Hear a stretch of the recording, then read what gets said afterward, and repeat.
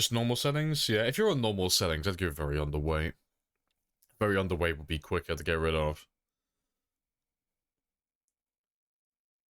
You think your food's easy to find, but wasn't sure. Yeah, like if you're on normal loot, you'll find tons of food in every house.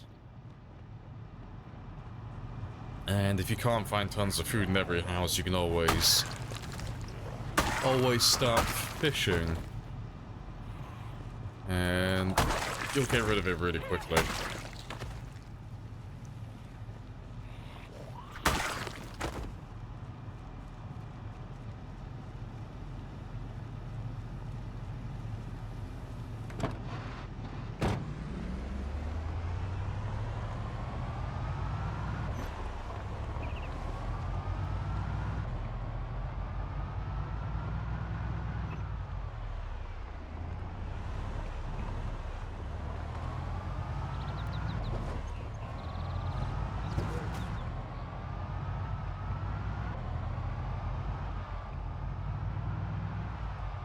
Yeah, tons of cars over here.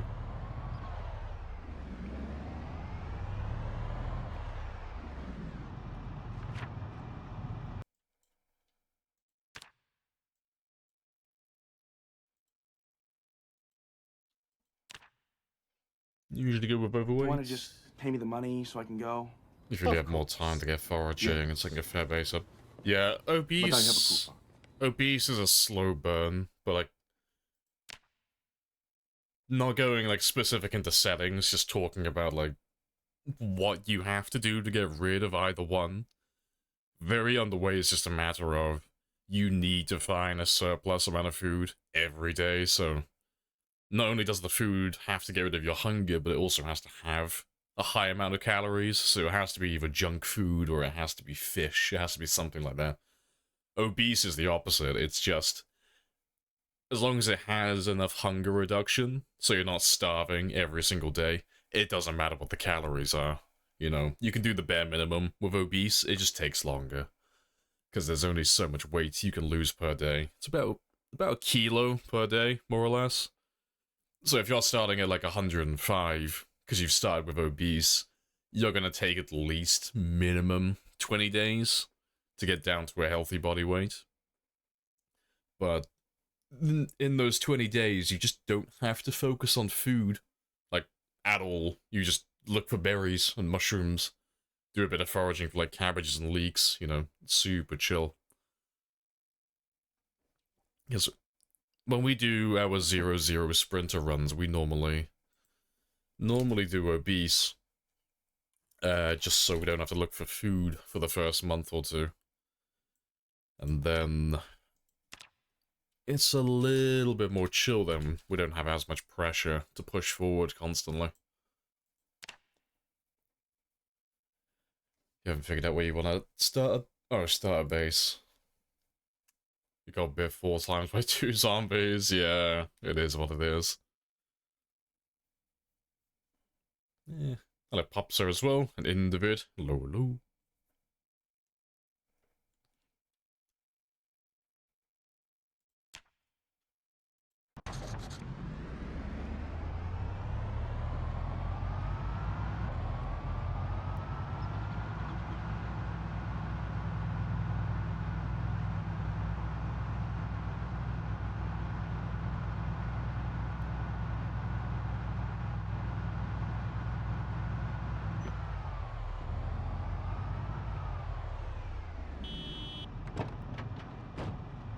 Right.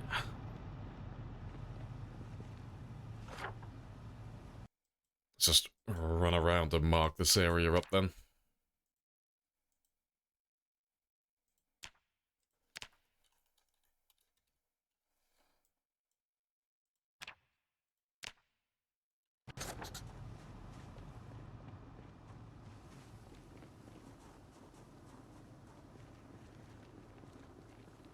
Oh, also, I need to change you back to normal.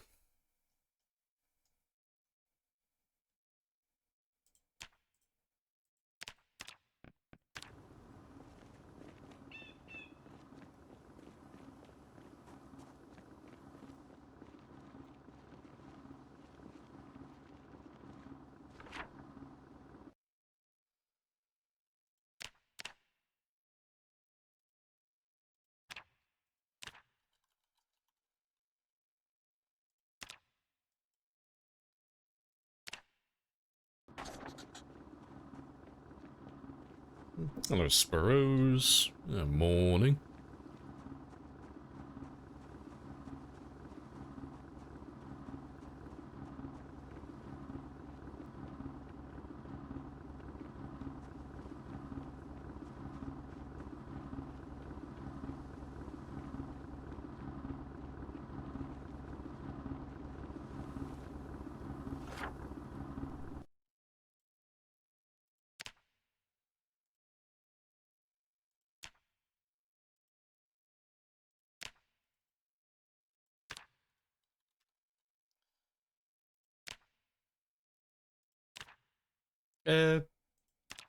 Yeah, it was too heavy, not standard.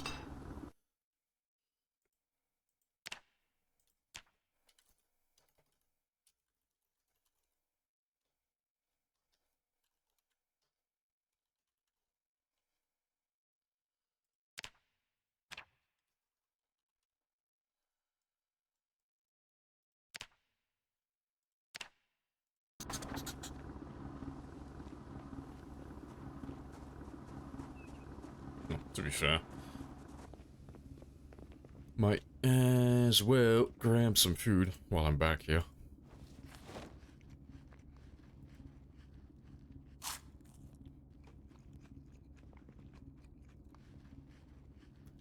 And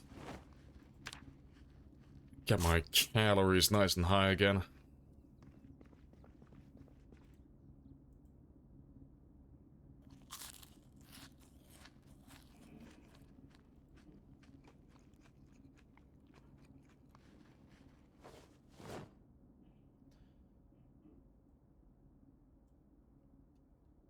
I'll save that one for later then.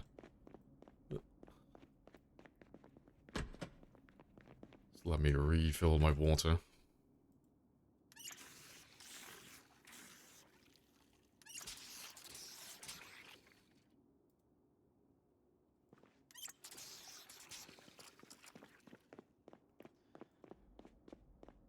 Yeah, chocolate cake today, mustard and ketchup. It's perfectly balanced. Yeah, Alvin has the best nutrition. You want to just pay me the money so I can go? Of course. Yes. But I have a coupon.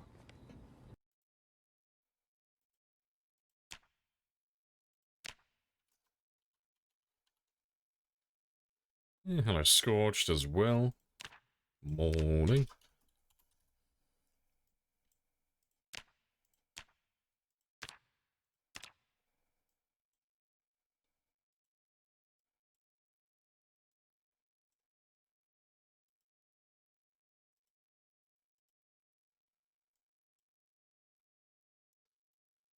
Alright, that's those done.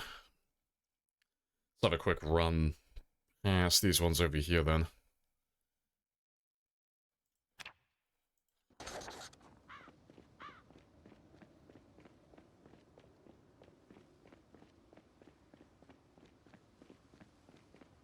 And let's see if the cars actually managed to drag anyone in. Or if he's still nice and quiet.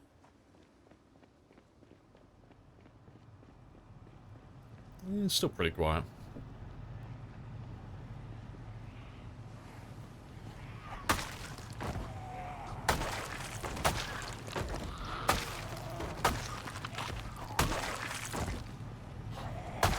Also, I need to refresh my game quickly. He's still on the Raider helicopter. Let me just refresh this quickly.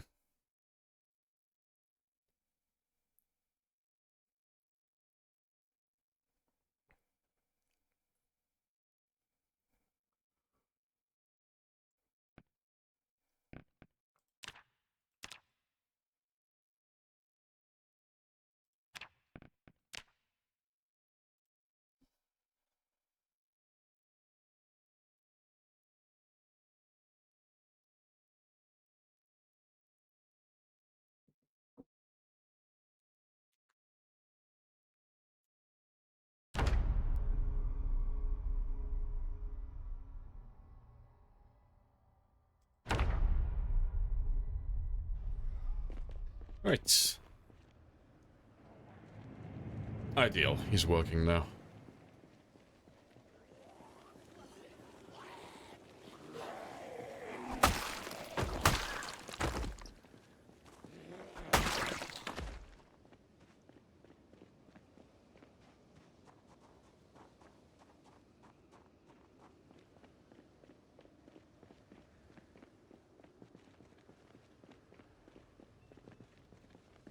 Right. I'm not gonna count all of those, just mark. Put a big old car there.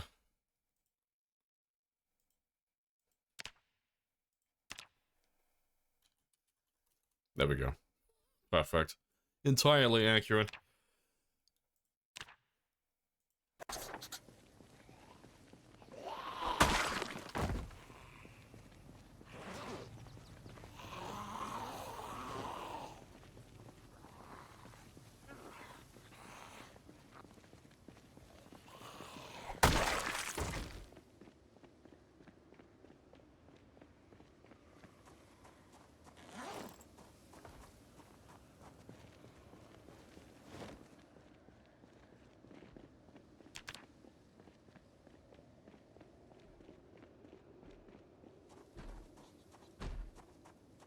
Alright.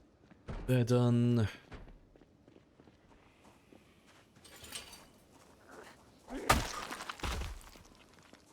That one's done there as well.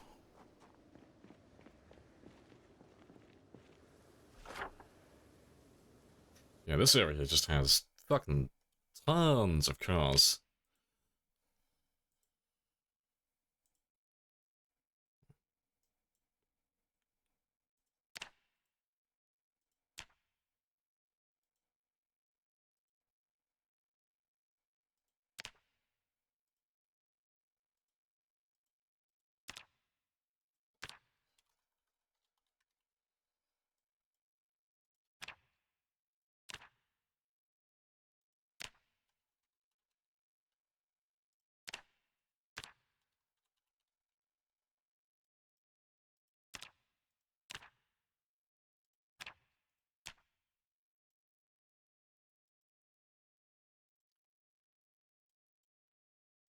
Right.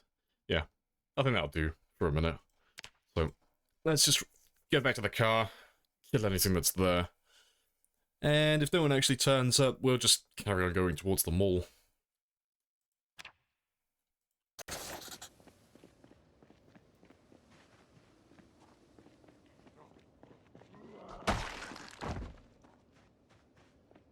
I'll grab that one though. Why not?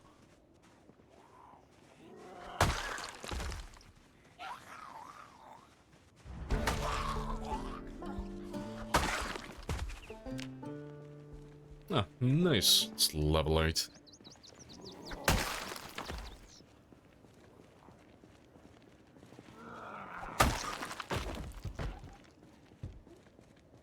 Hello, Liam. You just read some PZ lore. It's one of the bleakest depictions of zombies I've seen. Fair. Well, in my thousands and thousands of hours of playing, I don't think I've ever really delved that deep into the lore. It's not really my thing personally. It's like, where did the zombies come from? I don't know. I'm just gonna stab them. That's that's my mentality. Doesn't matter where they came from. I'm just gonna murder all of them.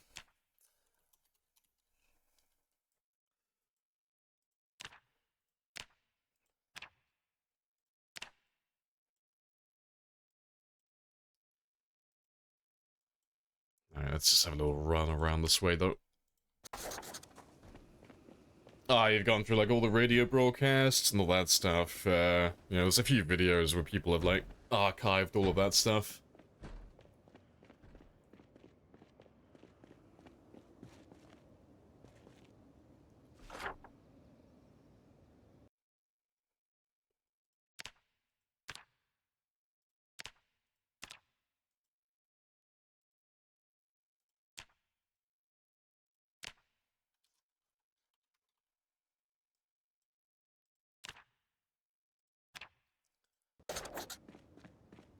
It's all good.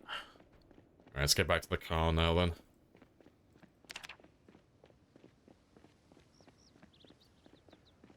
First an example of zombie description? Nah, I'll take a pass on that. I'm good. Lore doesn't really interest me that much, honestly. I'm not really a role player. I'm more of a humble tactician. But yeah, I'm not too interested in the lore personally.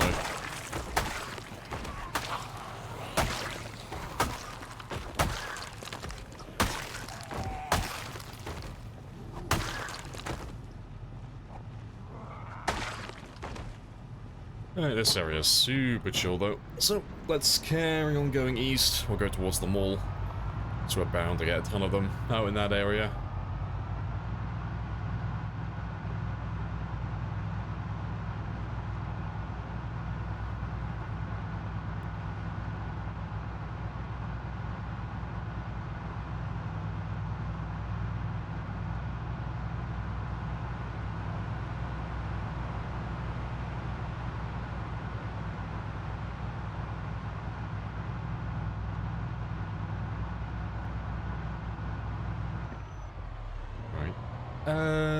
Let me park you over by the west exit.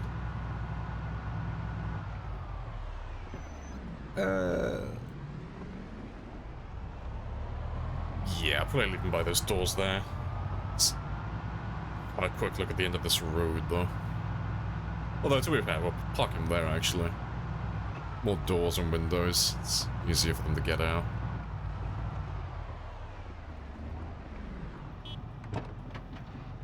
Let's make sure you've all spawned in. Right. Oh. And just very quickly.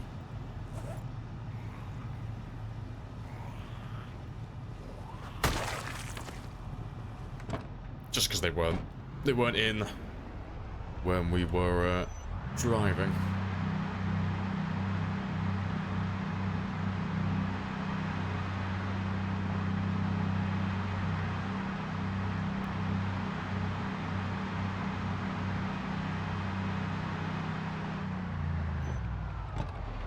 There we go. Just max up my RPM just so everything hears me.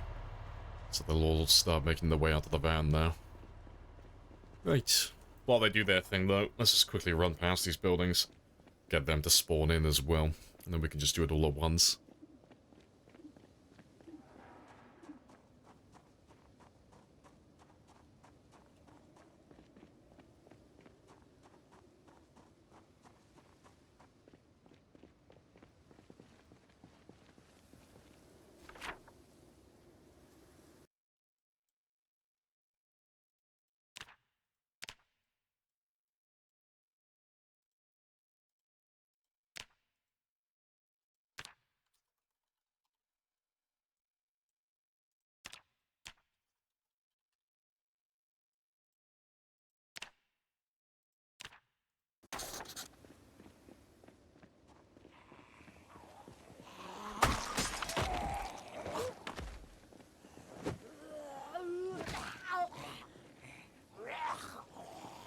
That was a bit weird.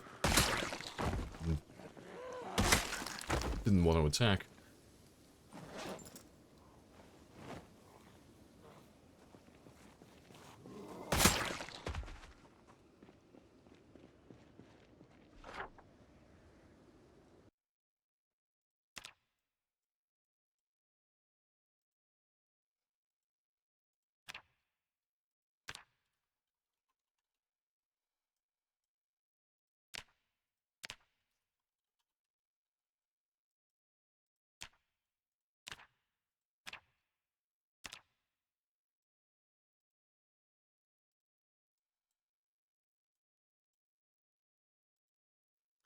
Right, ideal.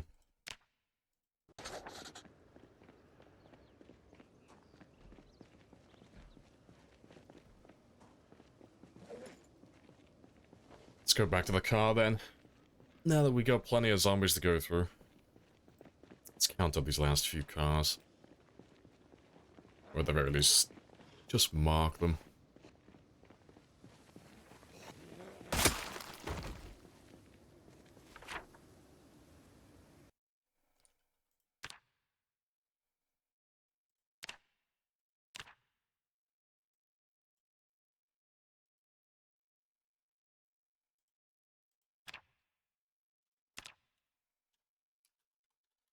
There we go.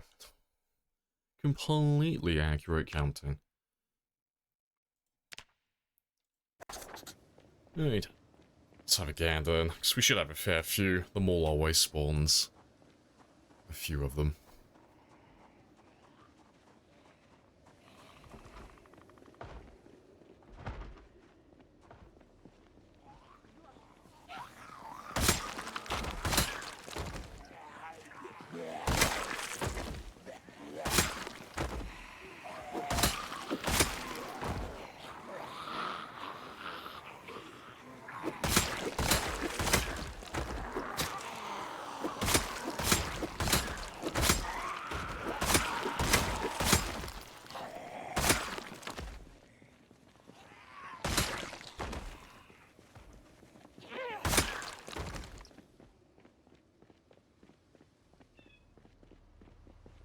Yeah, it's plenty. That's a few hours of killing.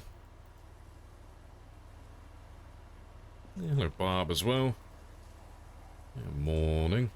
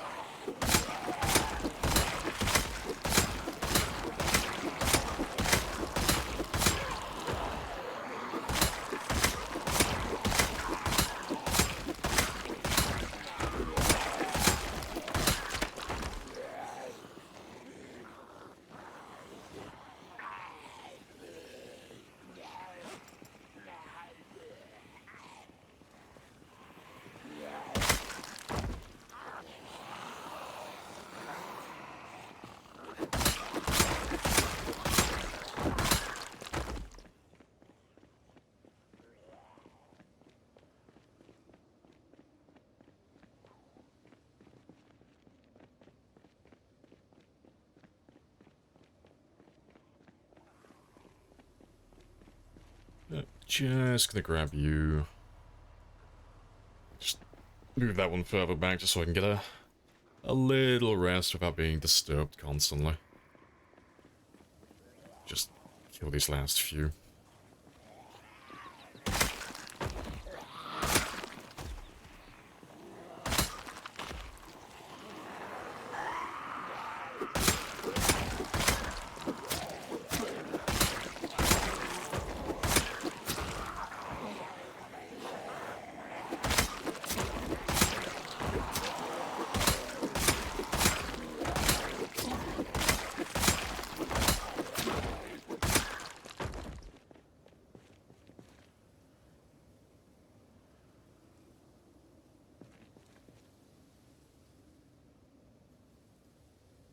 Alright, awesome. Yeah, just leave that one there for a minute.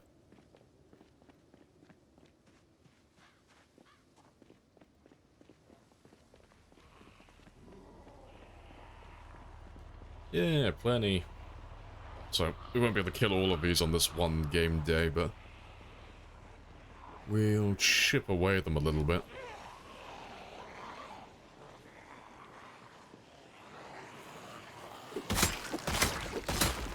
Appreciate the followers' well-being. Happy days.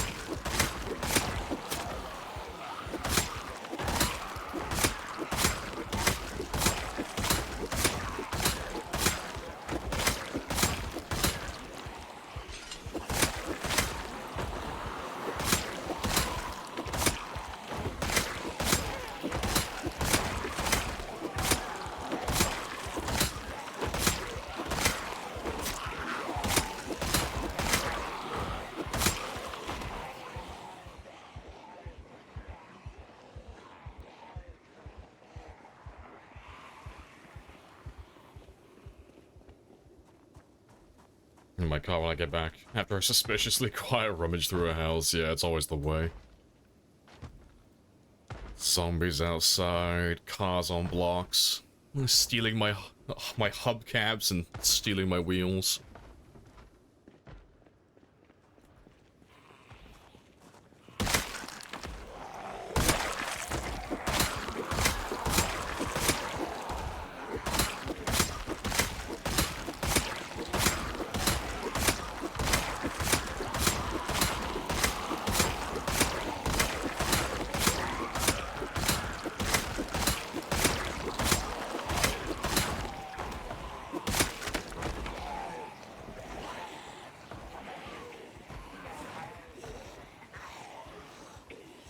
Zombies siphoning the gas as well.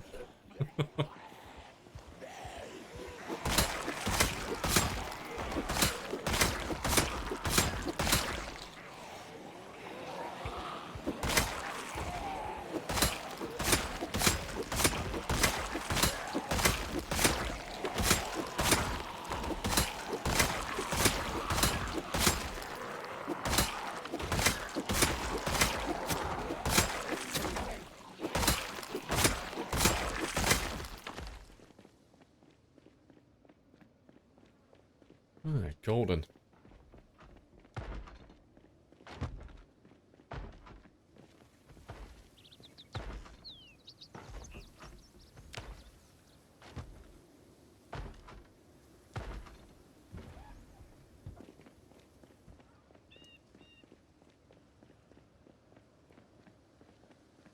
Looks like they're starting to settle down now, so we should have most of them out of the mall at this point.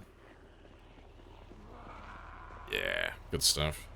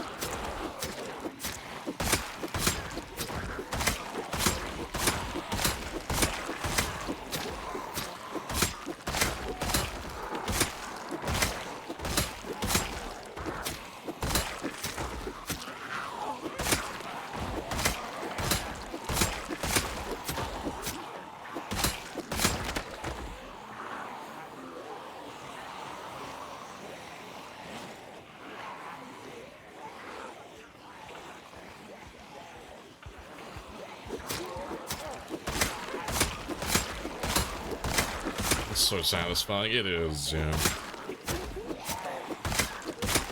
It's like cutting down wheat in a field.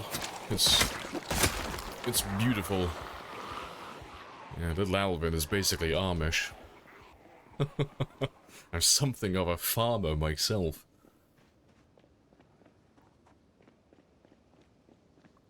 Yeah, it's always satisfying clearing areas. Once we've finished this last area, we've done everything then on the west and the north side, so it's just a matter of clearing the remaining zombies in the center, which is pretty much just all residential. And there aren't that many apartment buildings left now either. There's a couple of large buildings left, but for the most part, it's just small, really small, two-story residential houses. So, we won't be getting that many more zombies in Louisville beyond this. It's done today? No, nowhere near. Like, we're getting close to finish, but it's like relative to how many zombies the town will have. I've still got to spawn all of these guys down in this area, but like compared to the other side, like this will amount to basically nothing. But it is going to be a little time consuming. But yeah, once we've cleared this last area up over here, that's the worst of it then. Like all the buildings that spawn hundreds and some of the buildings that spawn a few thousand, they're all done. They're all finished. And then all of these ones down over here, all these 2-story and 1-story buildings, they'll be lucky to spawn maybe 5 or 10, like, per house. They won't really amount to anything, really. So, like, the rest of the town around here, we're just gonna chip away at it. You know, I'll just do it, like, a little bit every now and then. I'm not gonna go full out with it. But, we can focus on the zombies on the edge of the map then. We can make a ton of noise and drag all the guys down over here up to the checkpoint and create a funnel. Make a nice way to get them all in one area so we can just efficiently kill them all then. And harvest some oats, brother. Yes, help us reach the desired girth. Take us to the shed of no return. Do I use firearms? We use guns, but we never run any mods. For any spicy weapons, we just run vanilla guns. So it's something that we do like once in a blue moon. Well, I was about to grab some guns now, actually. So I don't have that many spears left, but I still have tons of zombies to kill. So I think I'm just gonna make a very quick detour inside the mall and just grab what ammo they have from the gun store, because I don't think they'll have that much, but they should have a little bit of ammo for me. Well, let's just go have a little gander. Most of the zombies inside the mall should be out by now.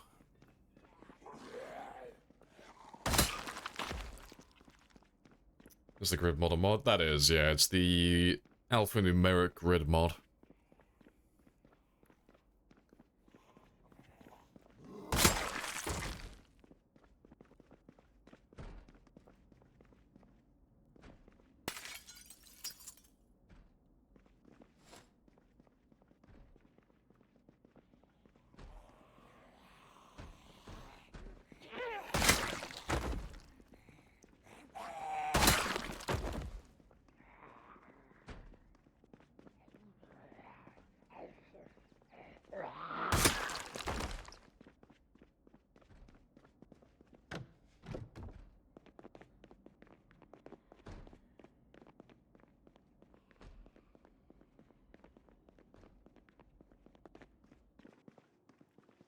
Just see if you have many shotgun shells.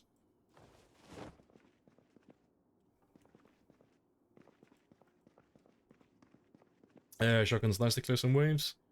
Yeah, guns are fun. Guns are good fun, but they are always second fiddle to melee weapons. It's not because the guns are bad at killing, it's just a matter of munitions. You know, I can make thousands of spears, or I can find, you know, hundreds of axes, but I can't manufacture ammo, so no matter how good you make guns in the game, you're always very limited on how much ammo there is. It's only really when you start playing with things like Brita's gun mod and things of that sort that you have enough guns to just do a full gun run and just use guns constantly. But in a vanilla game, there's only so much ammo, really, for you to use.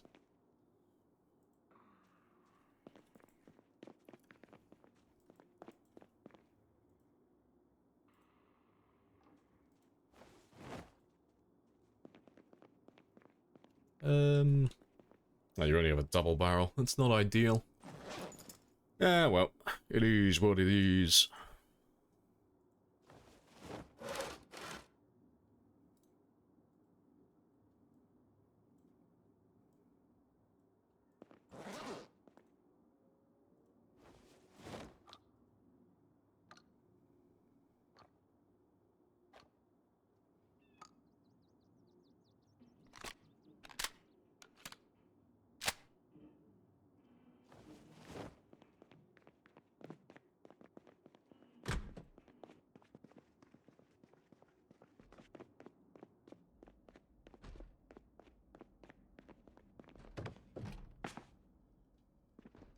Right, so we're gonna do a little bit of shooting, just to get my car back.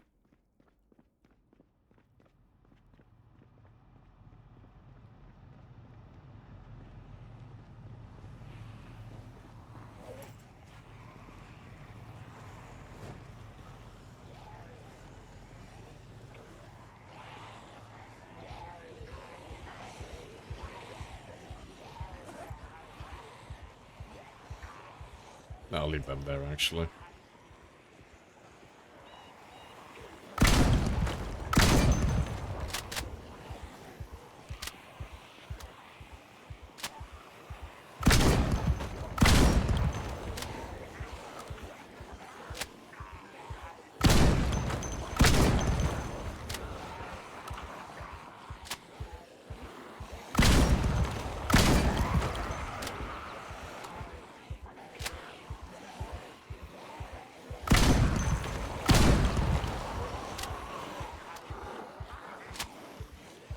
An all new level of ammo need. Yeah, it's really... when it comes to, like, guns and how good they are and all that stuff, the rule of thumb is the harder you make the game, the less applicable guns are to whatever it is you're doing. Like, the higher you increase the population, and the more you decrease the loot, the less you'll find yourself using guns, really. But the easier the game is, and the more the fewer zombies you have, and the more loot you have, you'll find yourself using guns on a more regular basis then. You could easily, like, if you spawned in Rosewood and you were playing on, like, a really modest population, you could easily just run to, like, the prison armory, grab the ammo they have there, and just wipe out the entire town. You'd have tons of ammo and not that many zombies to go through, but... yeah, everything's relative.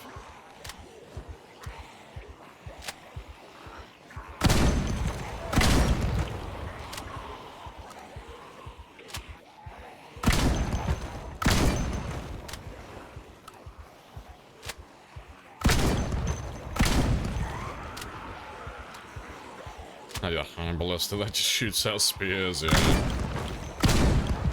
I need to go to a dock and find myself a harpoon.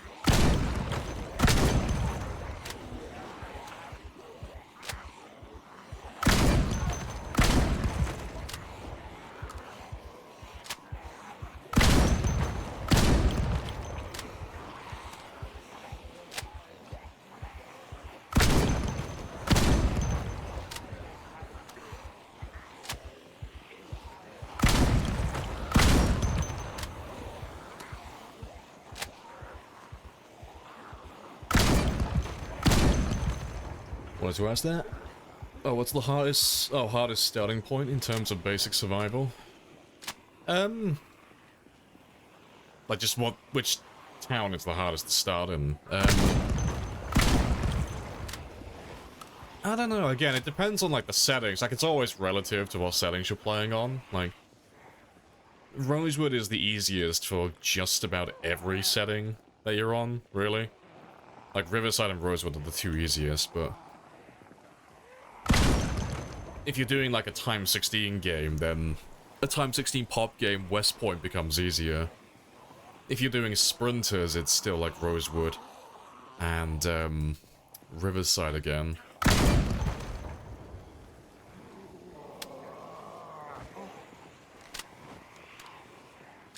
I don't know. Like, they all have your basic needs, really.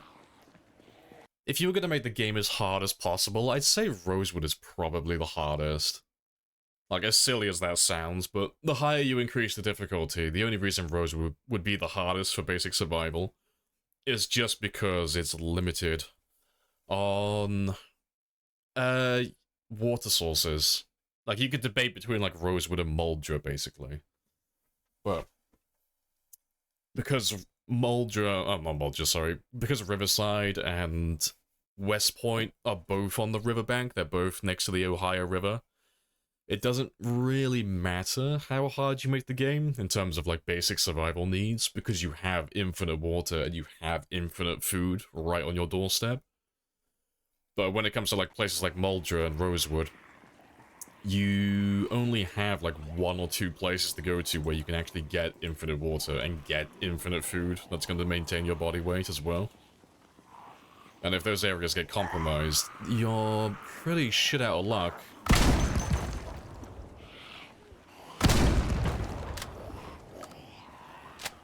Yeah, you can get to the mansions from West Point. Yeah, there's, like, quite a few areas close to West Point that you can run off to. How does time 16 pay West Point easier? Yeah, it's just a matter of leaving. It's like, if you're doing a time 16 game in, like, Rosewood, for example, you're gonna spawn either there, or over here. So, no matter where you spawn in Rosewood, you're gonna be, like, in the middle of town, because it's so small. But you're gonna have to run. Well, on a time 16 game, ideally you would probably run out to this area, because they don't have any zombies out in this area, and then you can chip away at the town again.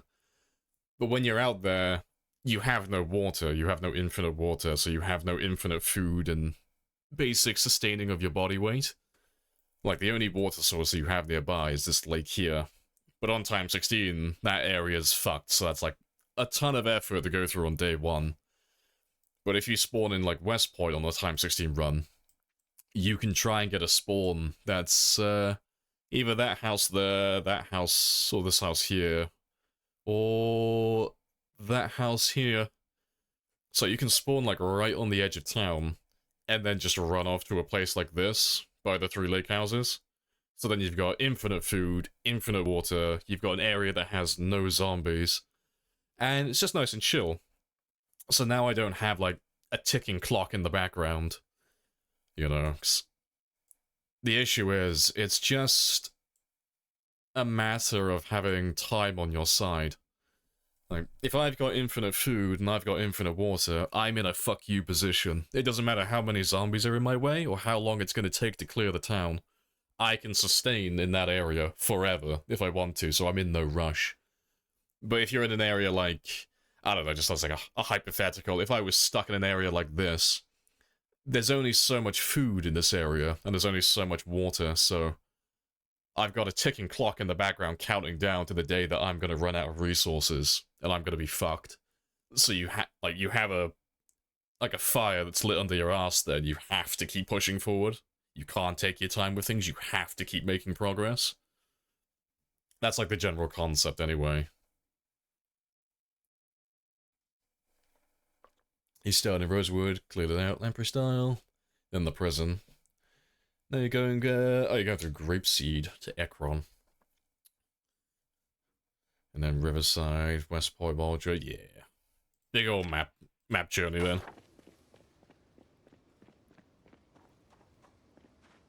Alright. Let's go grab my car again, though. We will ride into battle, and this will be our horse.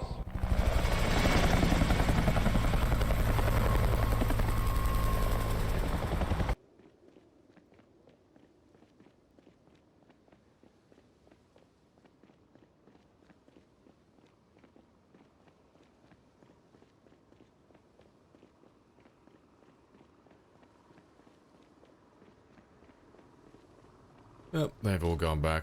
That's fine. Let me find a survivor vehicle then. I mean, we're right next to the mall, so we'll find one. But I'll grab a survivor vehicle and then we'll head back so I can go grab some more weapons. So I don't have enough spears. Or, well, we could probably do it all with the shotgun shells, to be fair.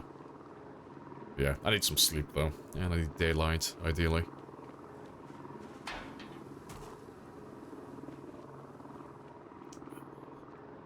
Let's just have a very quick browse around and find ourselves a car that has a working battery. And some gas.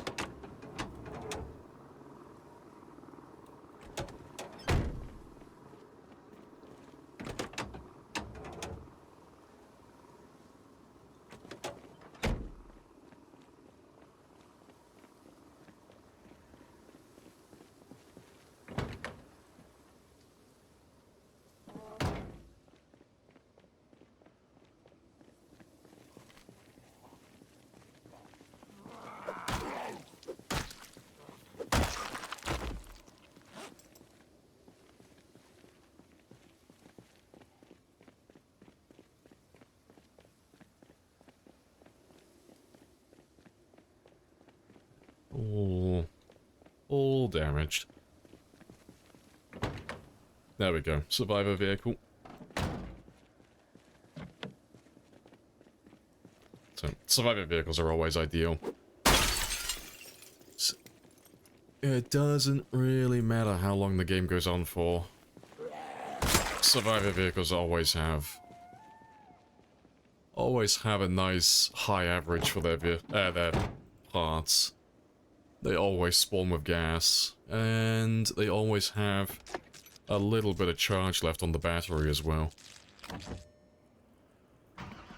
So they're just vehicles that are ready to go without any work, basically. Well, they're not hard to find. You just have to look for a car that looks like it's in mint condition. Something that has no scratch on the paint. No scratches, no fucked up hoods, no damage to the glass.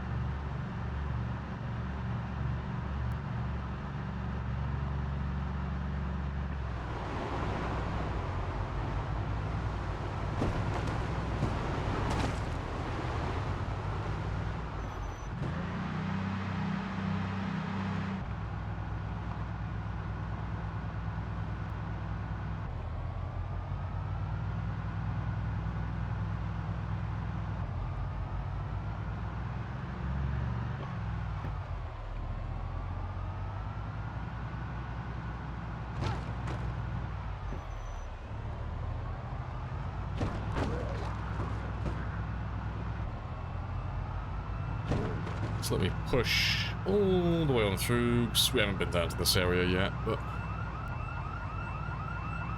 I want to cycle back around to a road that I've already been down, just so I know that I won't have any zombies in my way.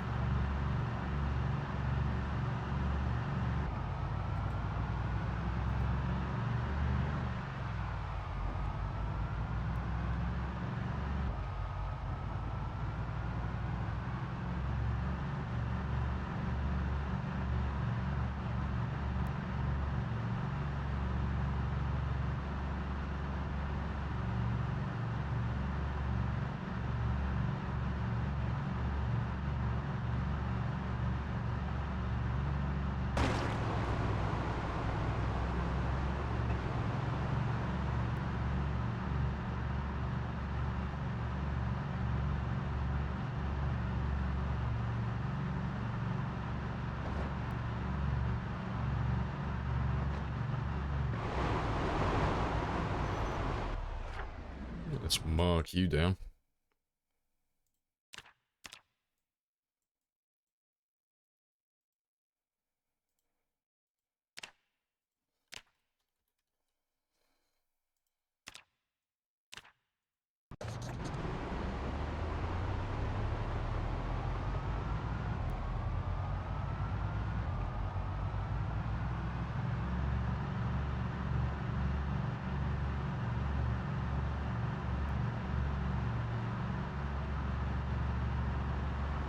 Hey, awesome.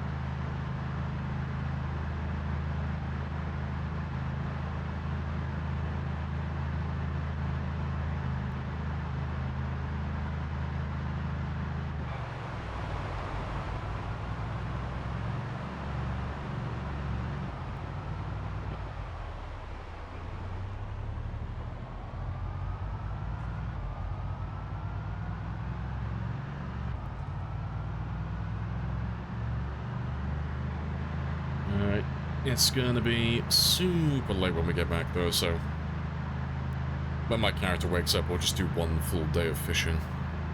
Just so I can get him back on a normal schedule again.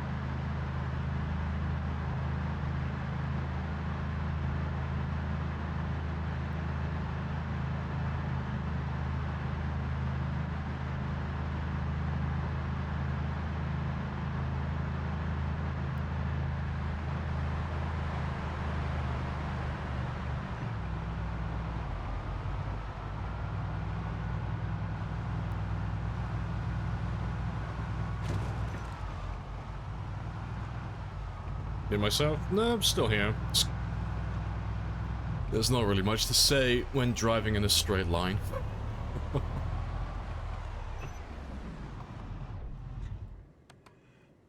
Alright, let's leave him there.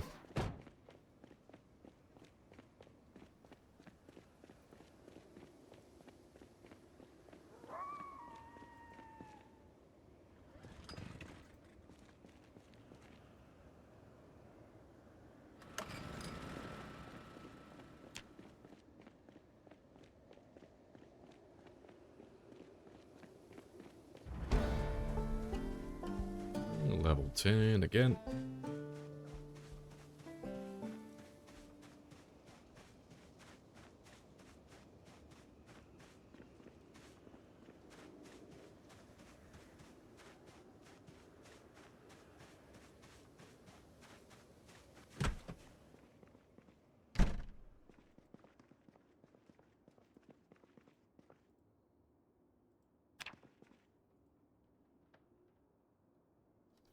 Sleep for as long as he wants.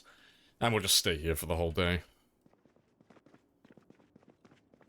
So, I'll spend the entire day just doing fishing, and then I can get him reset in the evening. And then, when we head back into the center of town tomorrow, I'll have a full day then.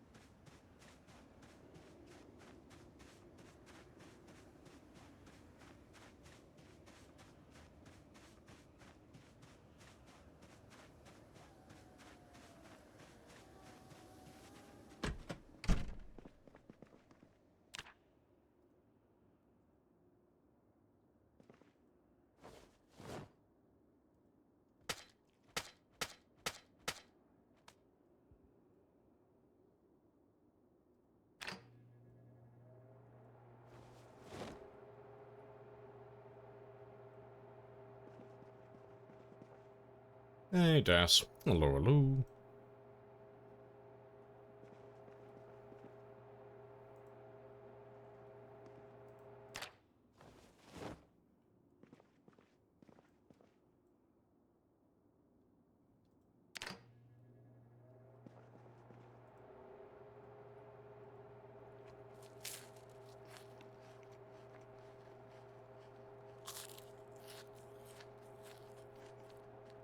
What Pop just run on? Yeah, just normal Apocalypse. It's just a really, really chill run. But yeah, Pop is just 1.5 without respawns. So there'll be about 400,000 in total, give or take.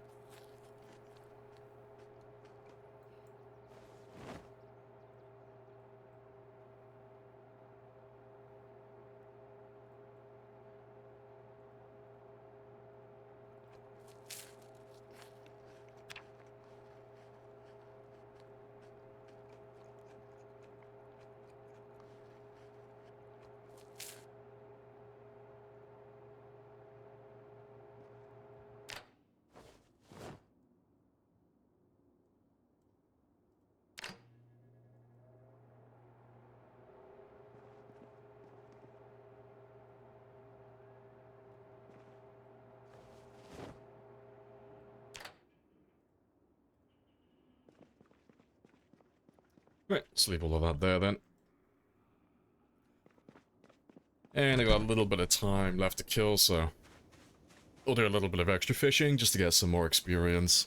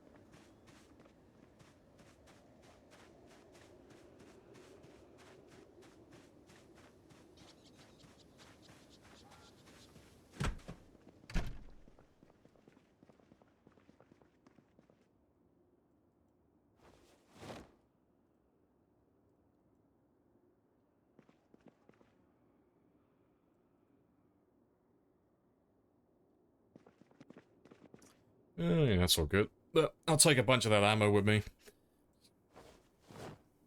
Might as well do some shooting tomorrow.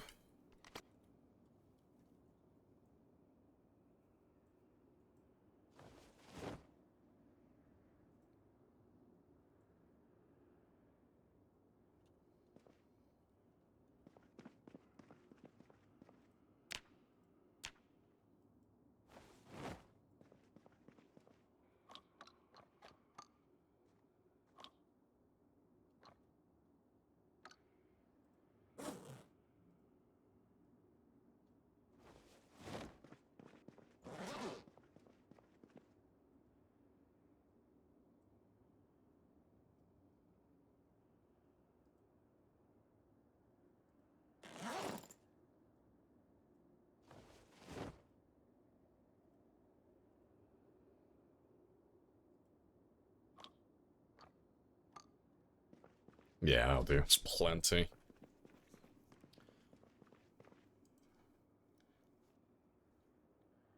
You don't think you've been here for shooting? Oh, feathers. Yeah. Shooting's always good fun, but the ammo never lasts for a tremendous amount of time. It always burns up quite quickly. But we should be able to get through a fair few of them. It won't take that long either.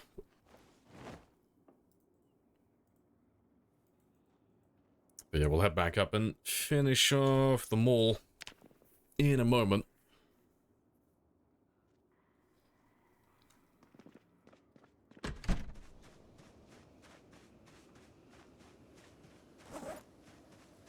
Yeah, we got plenty of shells as well. We should be able to do several hundred zombies easily.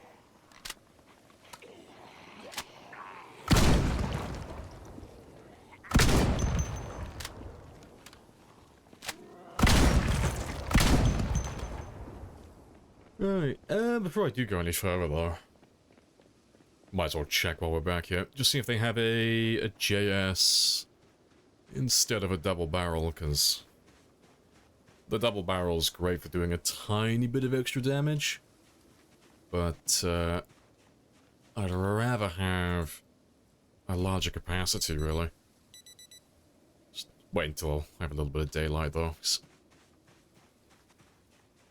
I'm not a huge fan of rummaging around in the dark. Yeah, there we go.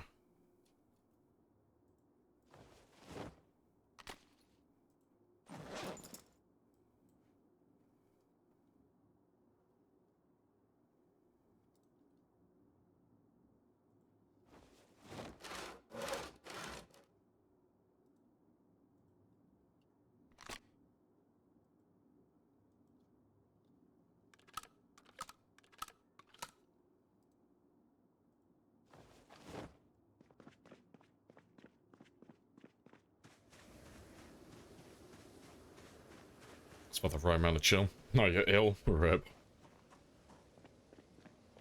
Patient Zero is in my chat currently.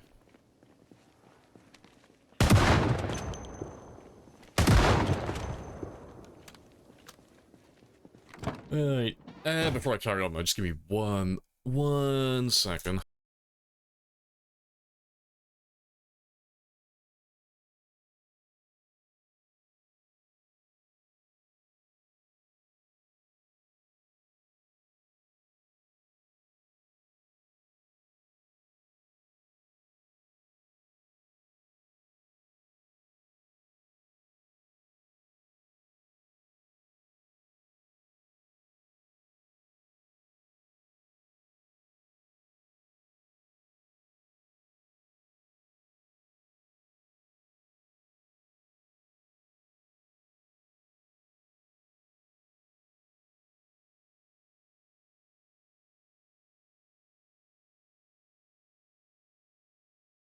And I'm back. Golden.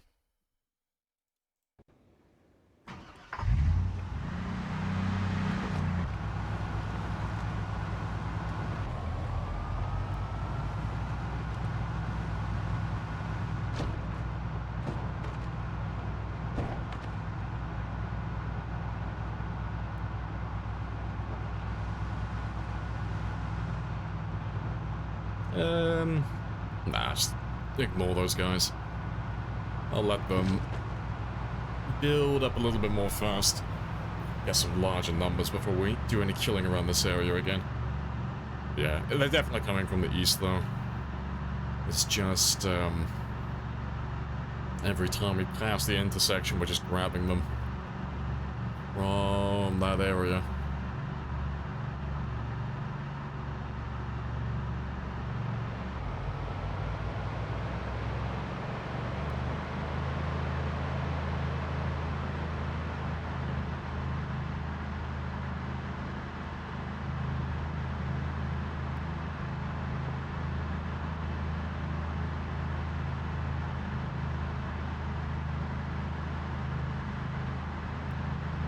Every time we pass this area here, we're just letting the guys on the fence down over there, just letting them go a little bit further west, and then they're heading south afterwards.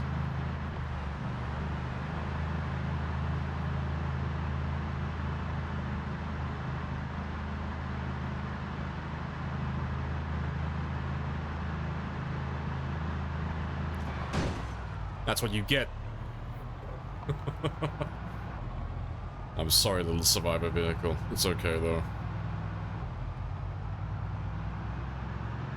I really should turn those cars out of the way at some point. It's can't be bothered. It's broken arms and legs. No, you'd be fine hitting vehicles like that. Like, if you ever, like, it sounds really dumb, but if you ever are actually gonna crash your car, make sure you crash into another car as opposed to anything else. So, if you're driving at, say, 40 miles per hour, and you crash into a tree, you are going to sustain significantly more damage to yourself than if you just bump into another car at the same speed. So, like, crashing into car wrecks like that in the middle of the road, It's usually fine, unless you're doing like 60, 70 miles per hour. But, yeah, hitting static objects like trees and walls and stuff like that, that deals a significant amount of damage. To make Alvin show us the difference, yeah, about to crash Alvin into a brick wall at 60 miles per hour.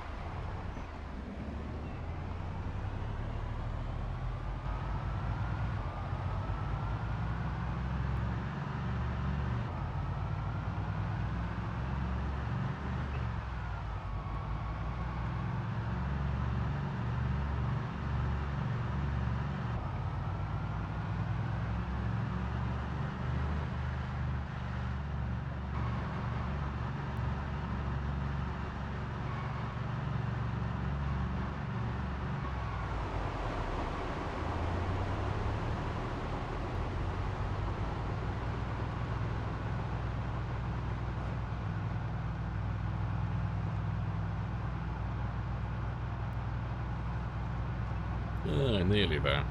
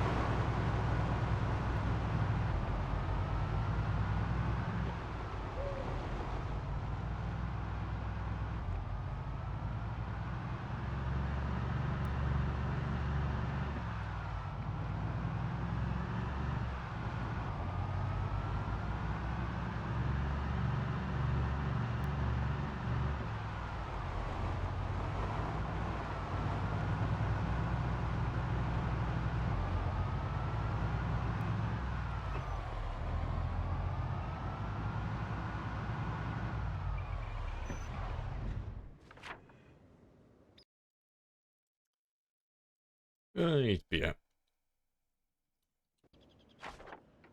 Let's leave him there. So if I need to... If I can't get my car back today, we can always come back for him. Let's run over to where the main vehicle is. And just let all these guys group up again. We got so much ammo, we should be able to get through all this really quickly. Shouldn't take very long at all.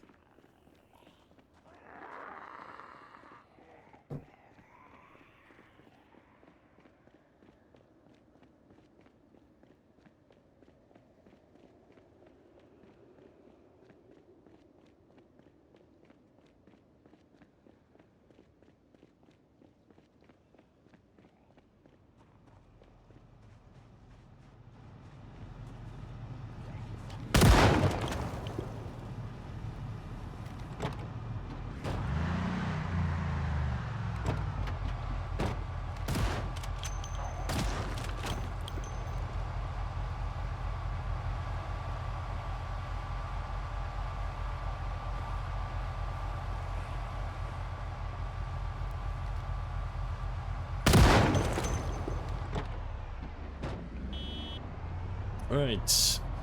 But yeah, all the zombies that were chasing us yesterday, they should be just a little bit south. They shouldn't be that far away, though. So let me just pull down to this T-junction here, just so I make a little bit of noise. And we'll just chill around here for a minute. So they shouldn't have gotten too far away.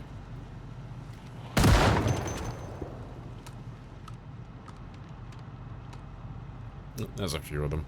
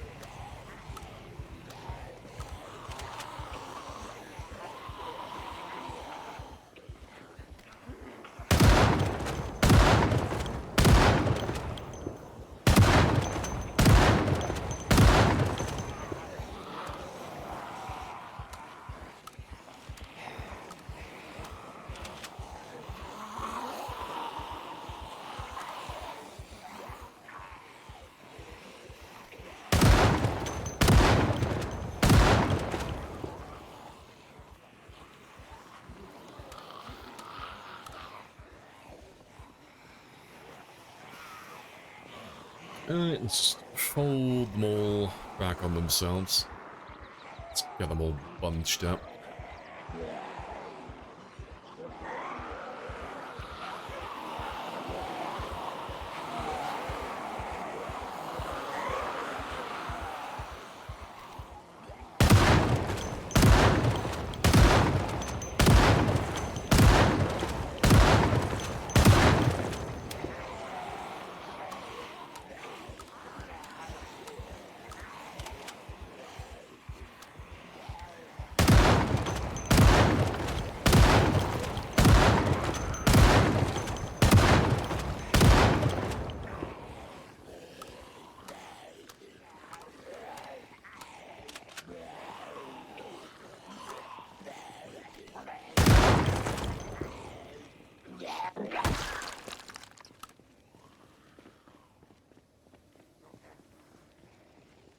Oh, here, killed more than 100,000? Still vulnerable to panic? Yeah, he is a mortal man after all.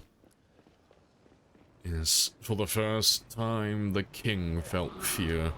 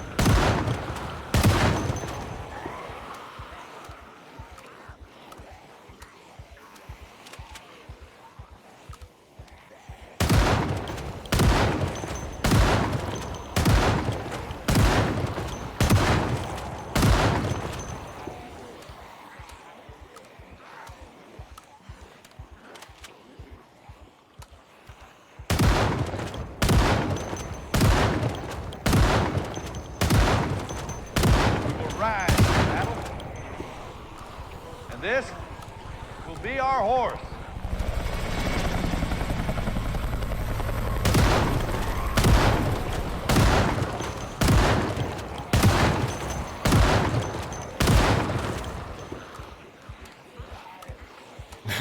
Up to 8:45, perfect. It's a good job fixing that.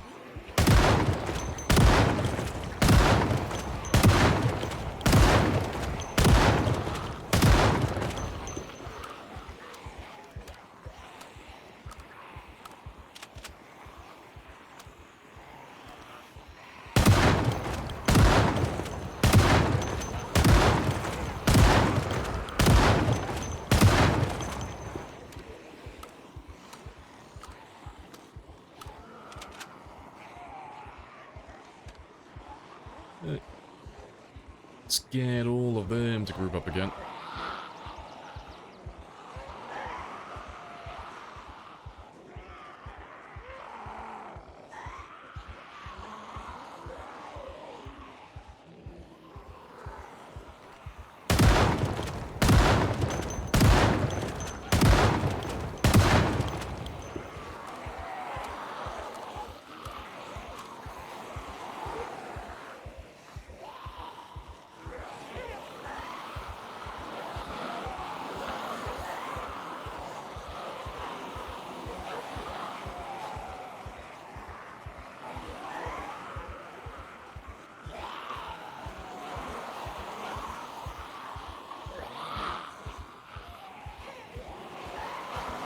There will do.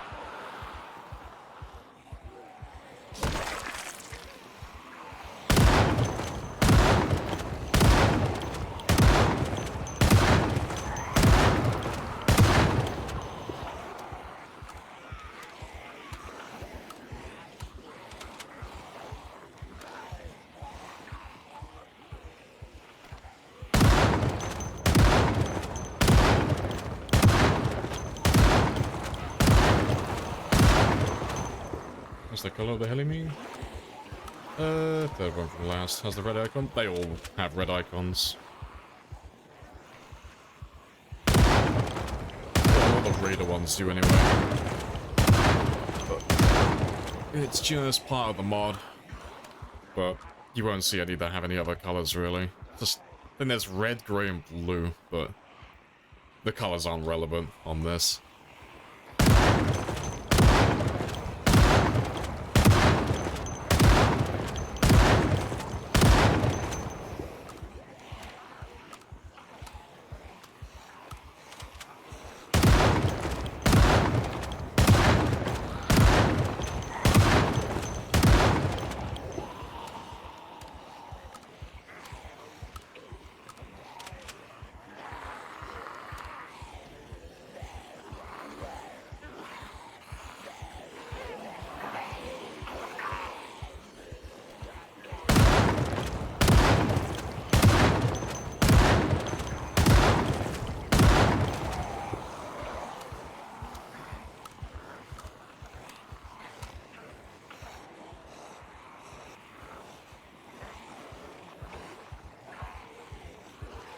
Guess red one is the original mod. It's hostile. Kind of, like...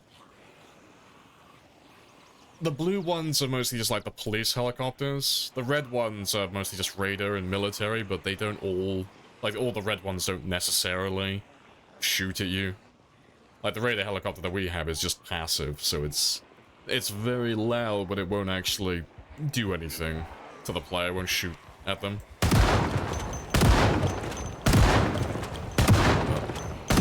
I'm sure the workshop page for the mod gives a full description of what everything means, but this is part of the expanded helicopter mod.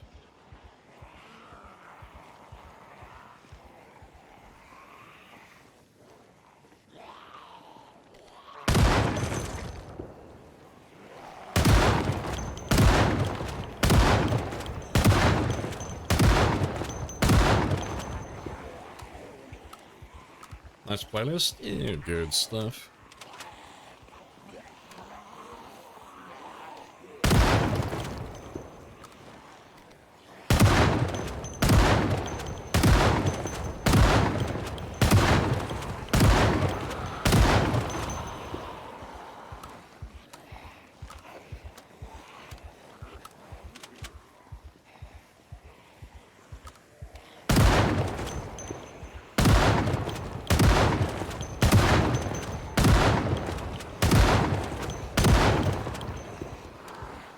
The real Lamprey never uses guns, yeah.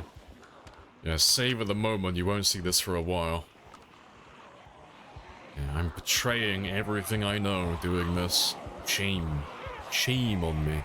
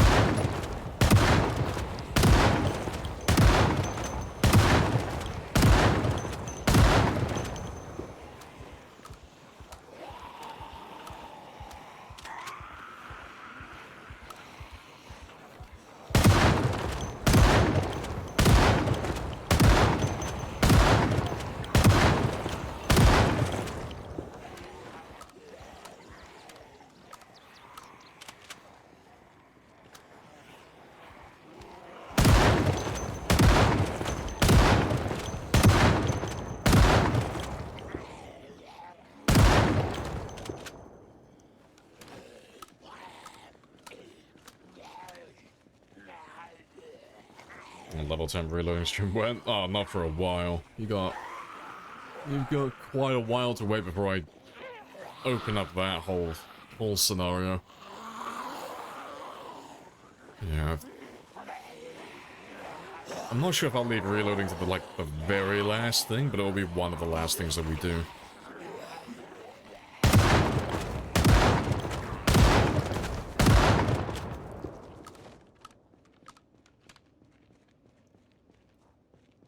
Golden. Let's make our way back towards the mall then. So we should have most of them now.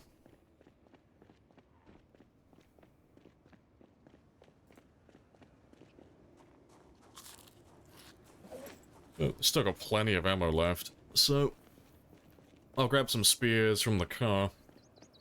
But we'll see if we can find another big group of zombies.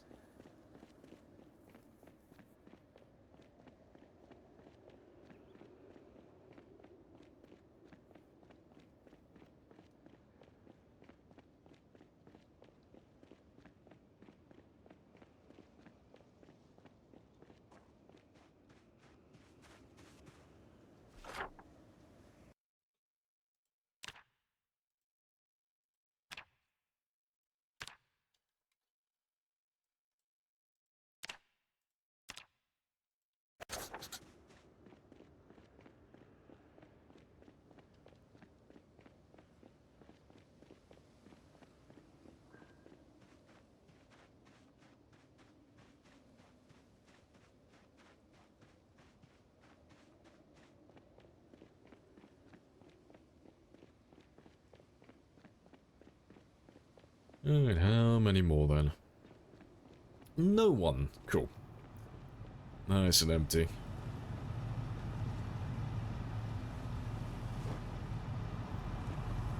Alright, let's have a quick drive to the east side of the mall, because there's normally quite a few of them that get stuck in that area.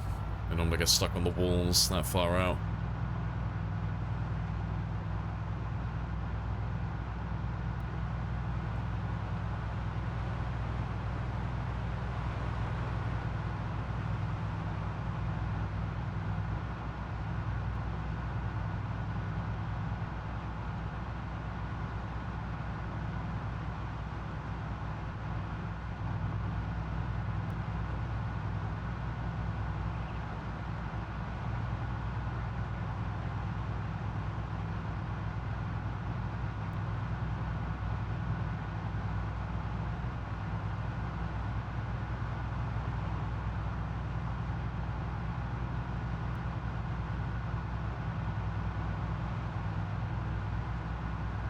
There they were. Appreciate the follow as well. Swifted. Pay me the money so I can go. Of course. Oh my god, we finally found a Spitho. Come here, you child.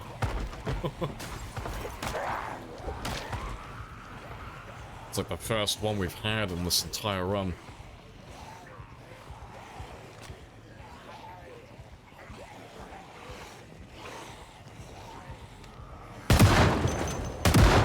Oh, there's two of them, back to back. Give me the Spiffos.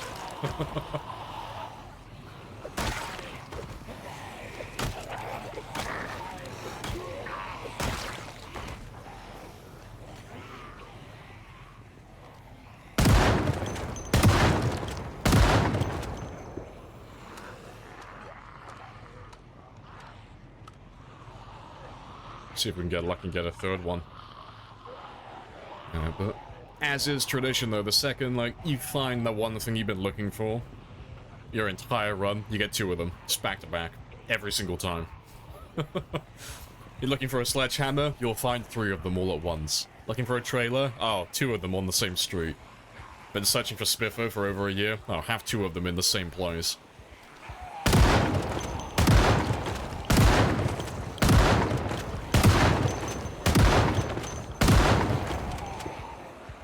What about Spiffo plush? Oh, we haven't actually gone looking for a Spiffo plush yet. But Spiffo plushies spawn in the same place. Constantly. Just gotta go over to somewhere like Riverside or another place like that that has a toy store. You'll find tons of them.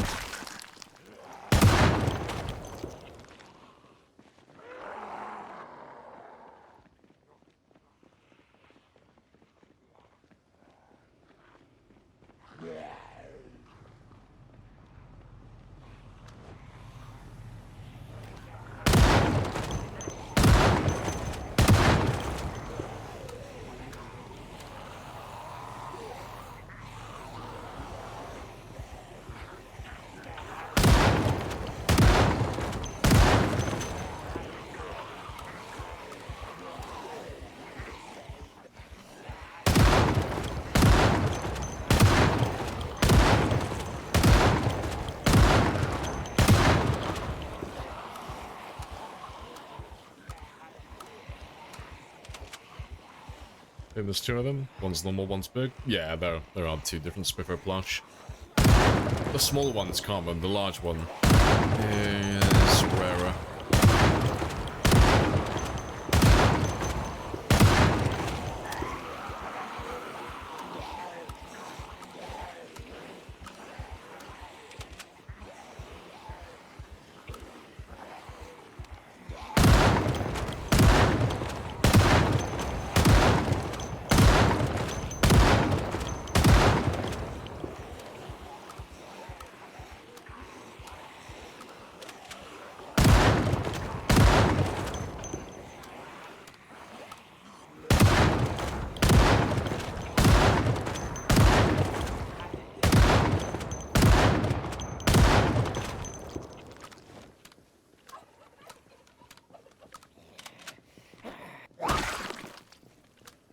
Alright, golden. I wonder if it's possible to find a non-special service car? Huh? You wonder if it's possible to find a non-special service car with its engine quality above 60. Oh, just a regular civvy car. Yeah, you can find tons of them, yeah.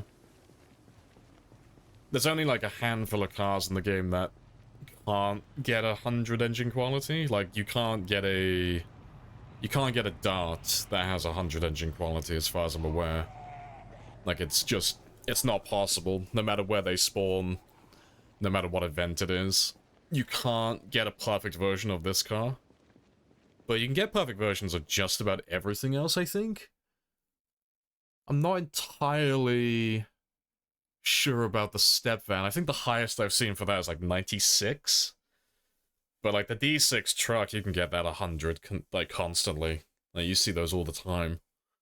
Quite a few of the other vehicles as well.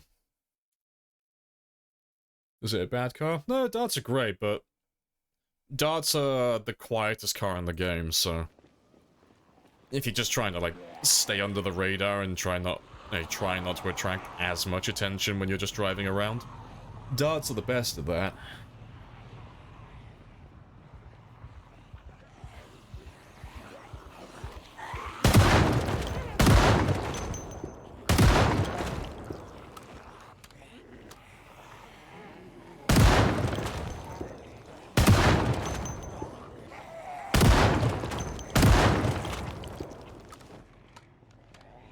Hello, Nightbox as well.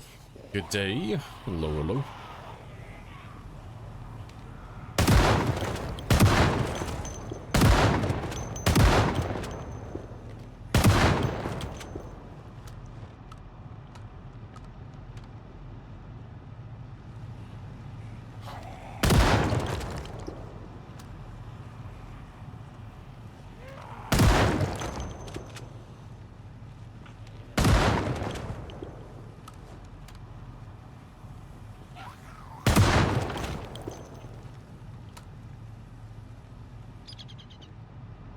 Yeah, golden.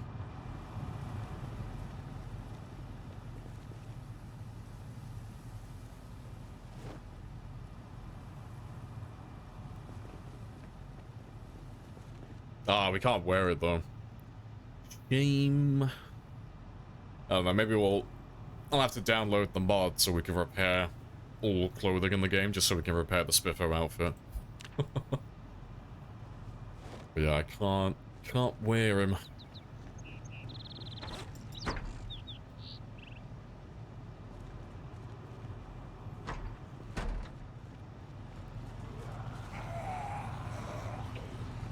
Yeah, chat, asking why darts are good. Lamprey shotgun in the entire neighborhood awake, yeah. Darts are not great standard vehicles across the board. It's really just the fact that they're quiet. That's like the only thing they got going for them. They have good handling and they're quiet, but they're not great for seats and they're not great for storage.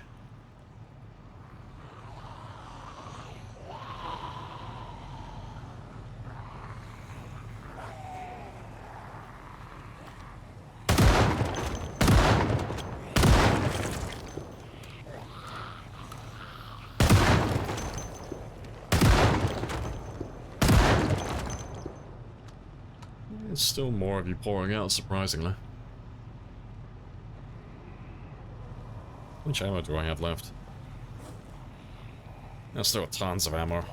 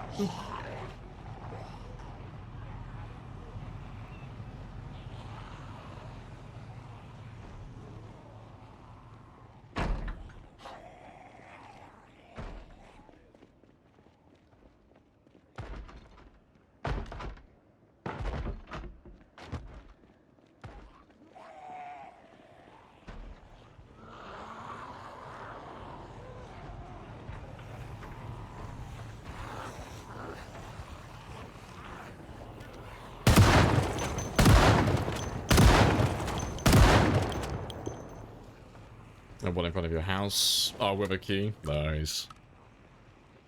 Yeah, darts are like... Well, like, standard vehicles are just like the short blunts of, like, the cars in the game. Like, standard vehicles aren't great at anything in particular. They're just, like, pleasantly average at everything. So, like, they're not amazing, but they're not bad either. They're just there.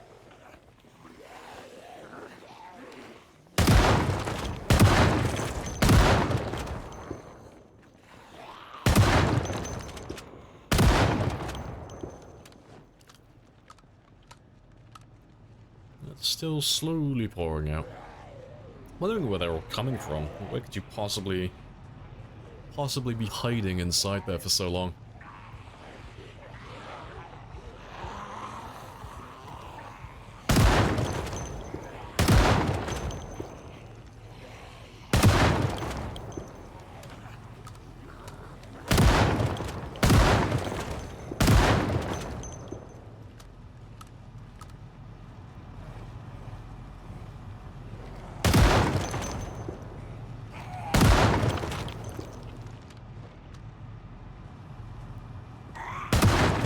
I think they're finally running out of zombies, though.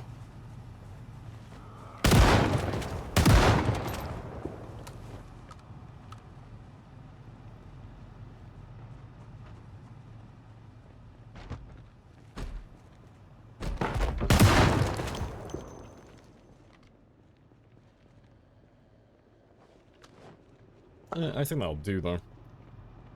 More or less.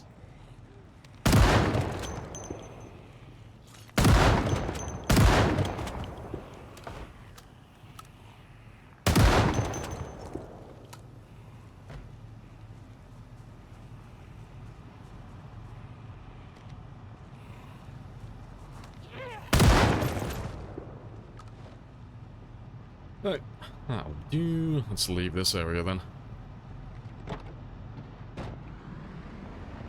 So we have to start on the last few apartment buildings after my character gets some sleep. So there's only a couple more to go through, but the only remaining buildings that I can think of that spawn, quite a few of them are this apartment building, that one there, we got the stadium, and trying to remember which other one it is. I think that's about it, really. Yeah, this one here as well. That should be about it, though. Yeah, because there's no, like, large apartment complexes, like, down here. You've just got, like, the regular ones, the small ones, but there's nothing tall down there. Yeah, good stuff. Alright, let's mark the mall off, though. That one's all done now. So we'll start making our way south then. So I'll find a hole to hide in. I'll sleep in one of the apartments, like back over here, where we've already cleared. I think we'll do the baseball stadium next, though. Yeah. I'll go and sleep here, and then we'll clear out these buildings around these 2 blocks, and I'll do the baseball stadium as well. Should get a few from that. But before I do that, I'm going to run off just for a second. I'm only going to be a minute or so, but I don't know what the cat's fascination is with the bathroom today, but he is just going ham on that fucking door. He wants something in there. Let me just go see what he's after.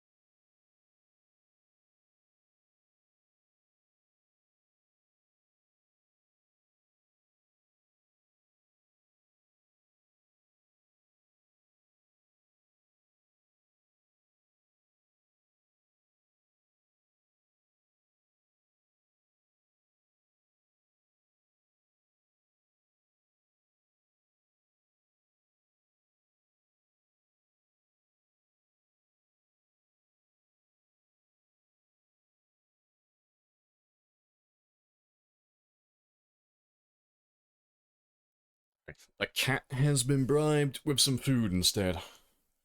Ideal. Right, but yeah, let's go find a hole to hide in. So we don't have to go all the way back to the checkpoint.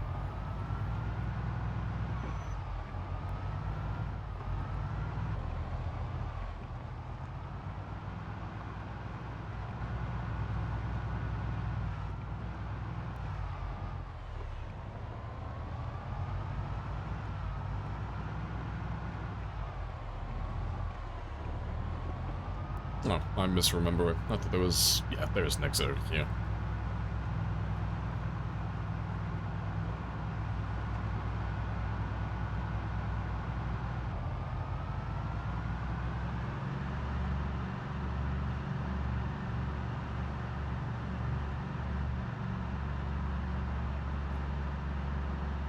when we come back over this way at some point, we'll have to get that gas station powered as well.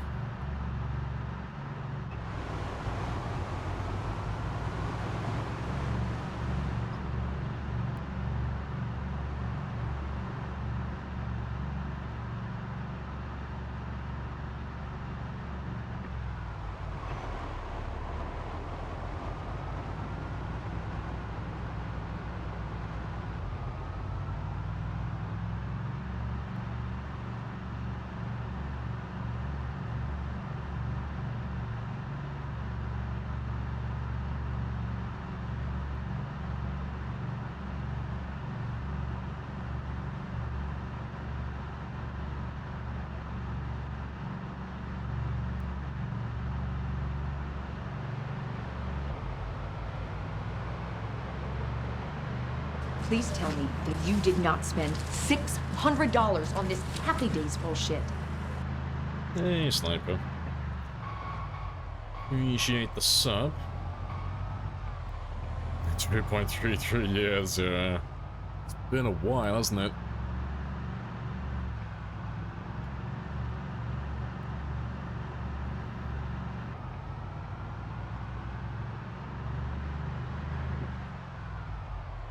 Right. Where am I going, though, exactly?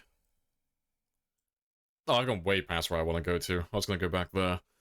Let me just do a little old U-turn, then.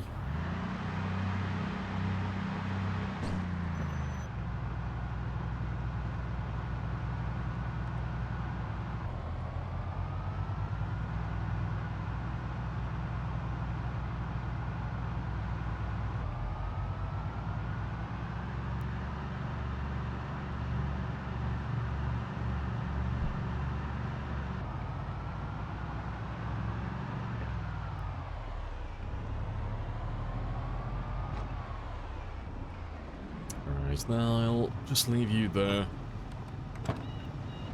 as a decoy.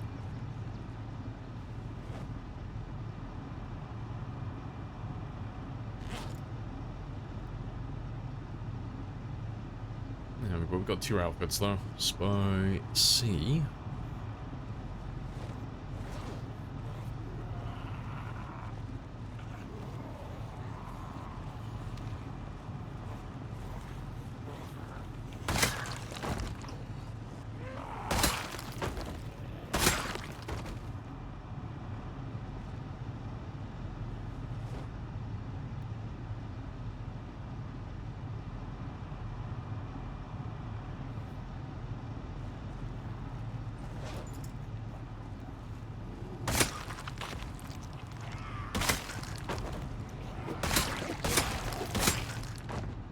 Alright, awesome. Let's just ditch all of those guys then. Let's run down here for a moment. Pretty sure we've slept in that one before. So, I'll just kill the guys that are following me. And then we'll have a look. I know we've slept in one of these apartments in the past.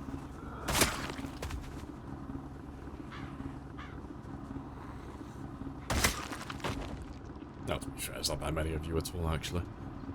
Let's get rid of all of you then.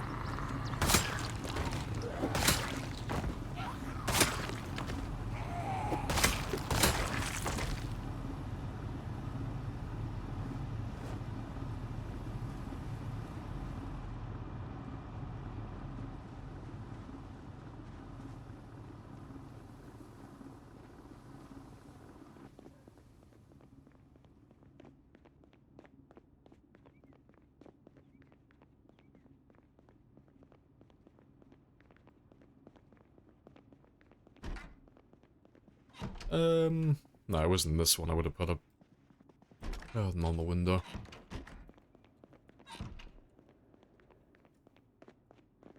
I don't know, maybe it was the one on the end then.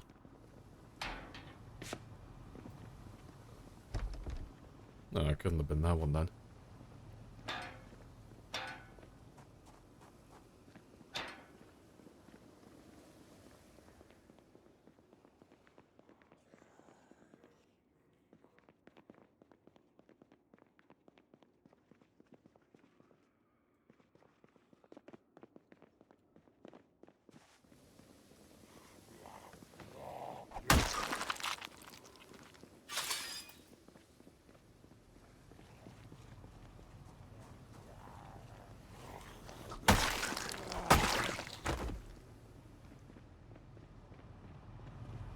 Yawn.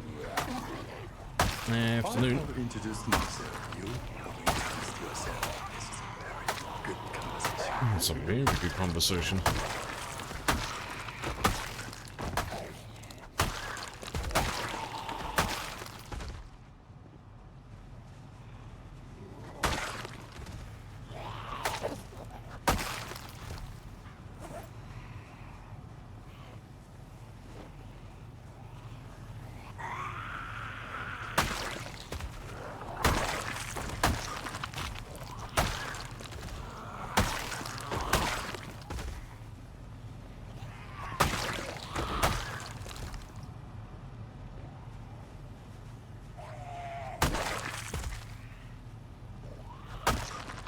That'll do.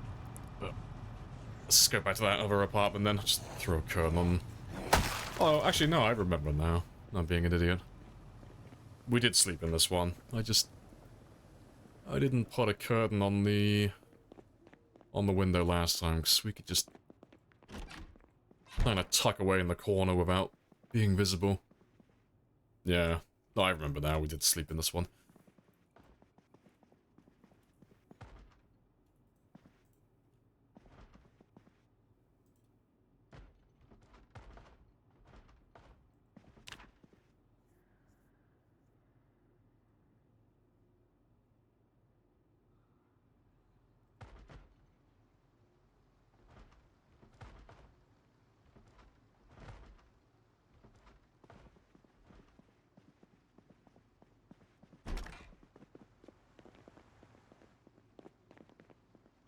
Alright, let's grab some food and then we'll go and start on that stadium.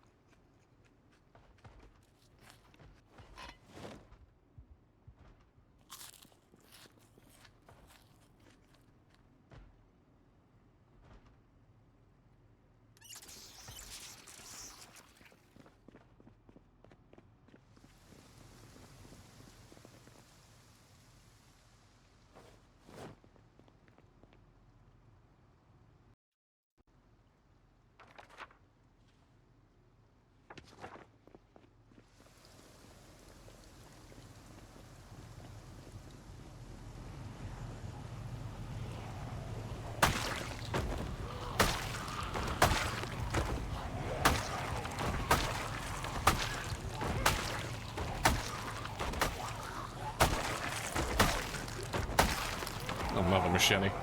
Nice. We're probably gonna get level 8 gun today then. Level 8 long blade, that is. So we're not that far off already.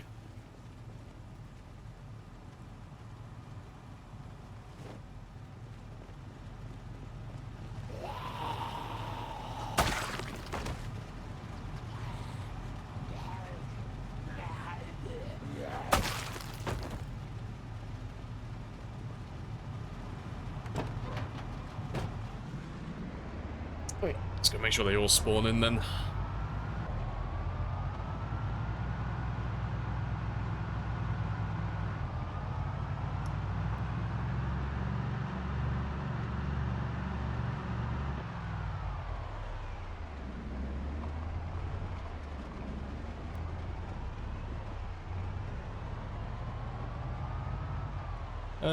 To be fair, the amount of times I've been to Louisville, I've never actually bothered checking where the main entrance for the stadium is. Right, before I do that though, just check you quickly as well. See if you've got any guerrilla magazines.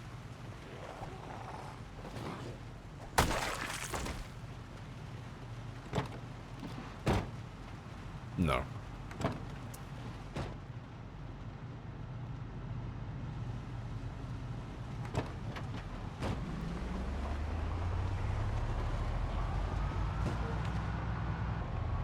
want to just pay me the money so I can go?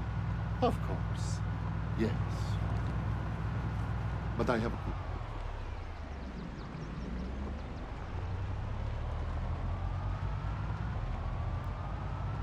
Hello, Sarah.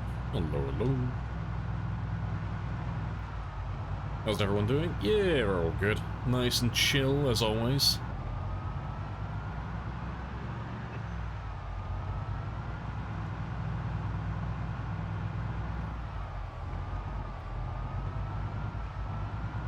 Oh, you're happy your prediction's still alive and kicking? Yeah, it's gonna come at midnight.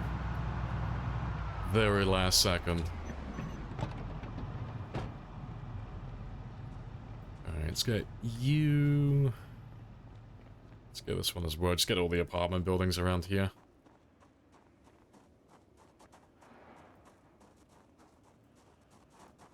So I'll just get everything on this little block. I want to do a few little circuits, a few little circles around the stadium. I don't know if I've just always been imagining it or not, but I've never really seen that many come out from the stadium. Like a ridiculous number, that is. Like relative to its size. It's always been quite chill.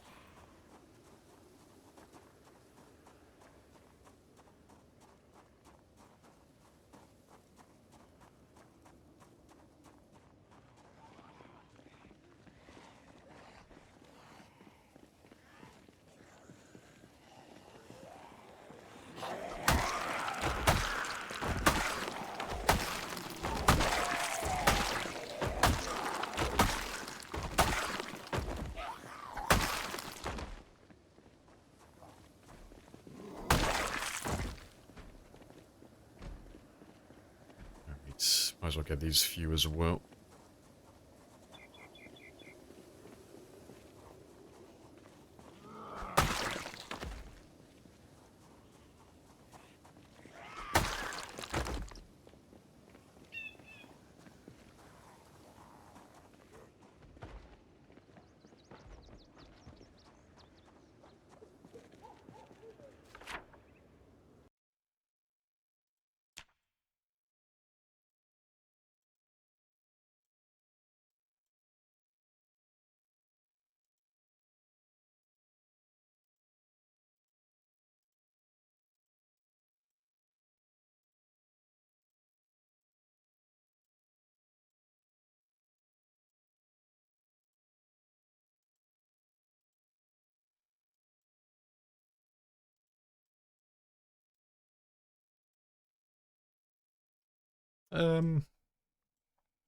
Yeah, to be fair, let me run past all of these ones down here as well. But I'll just mark them off now as well. Yeah, I'll quickly just run past all of that.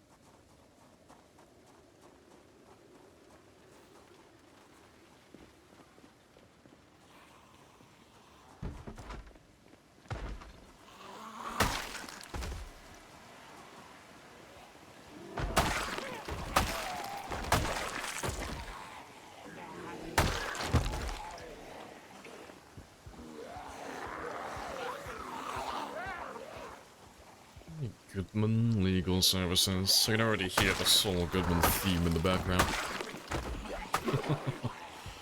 Right, last two buildings.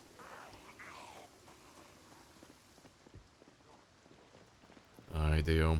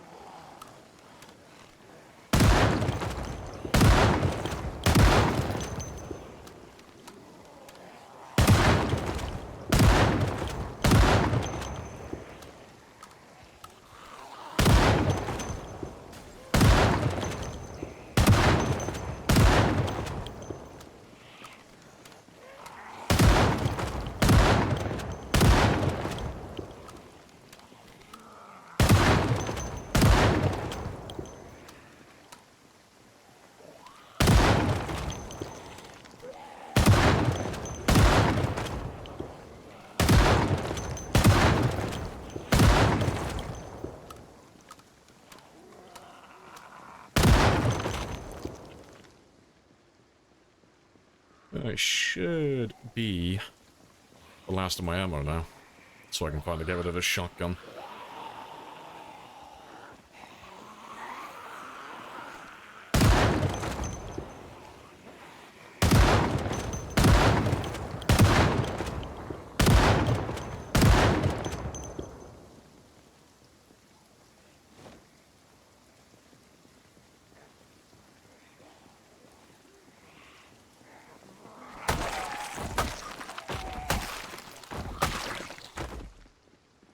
Right, while we are back here though, I'm just gonna have a quick look in the EP Tools store, just so I can grab any duct tape that he might have. And I can give these machetes a little repair. Later. And we can pop that level 8 then.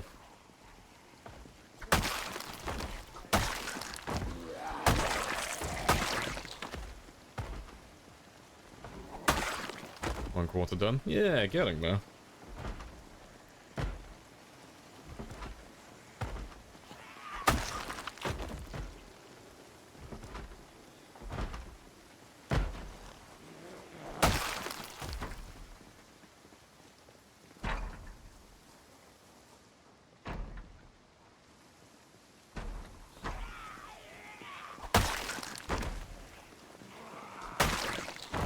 I don't ever think about how the zombies feel.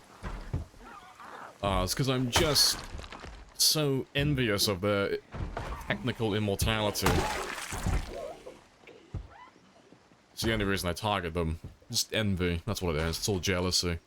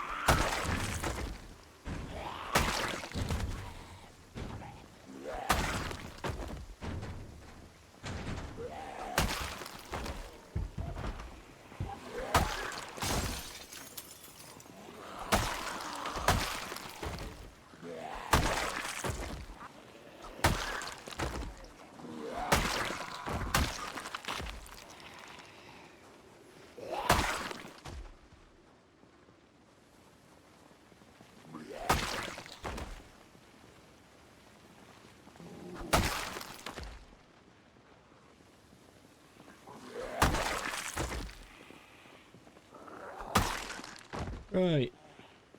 That will do for a minute. Let's have a quick look and see what you have then.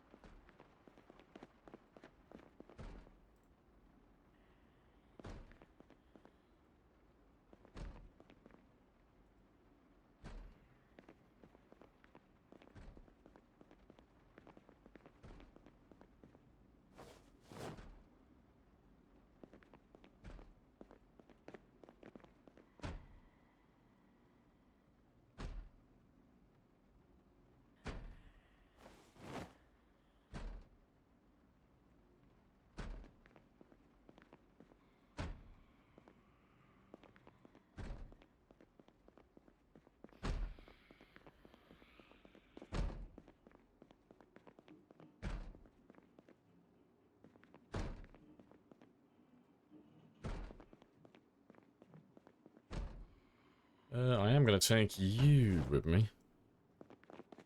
I need you for something later. Right, that'll do though.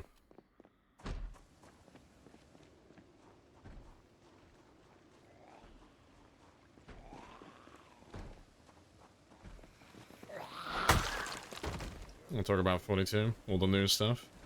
Oh, it depends what you want to know. There's tons to go through. We could talk for hours about 42. But depends what you're after.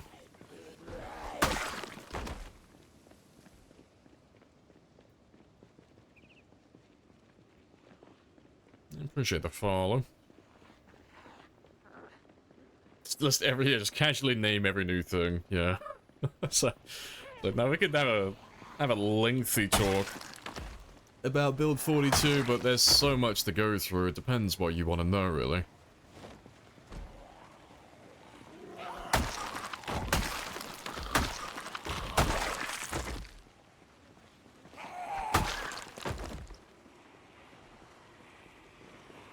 Alright.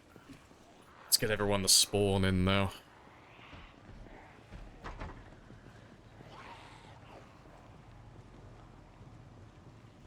Favorite thing? The performance updates. Just making the game run better. That's what I'm looking forward to the most. Of everything.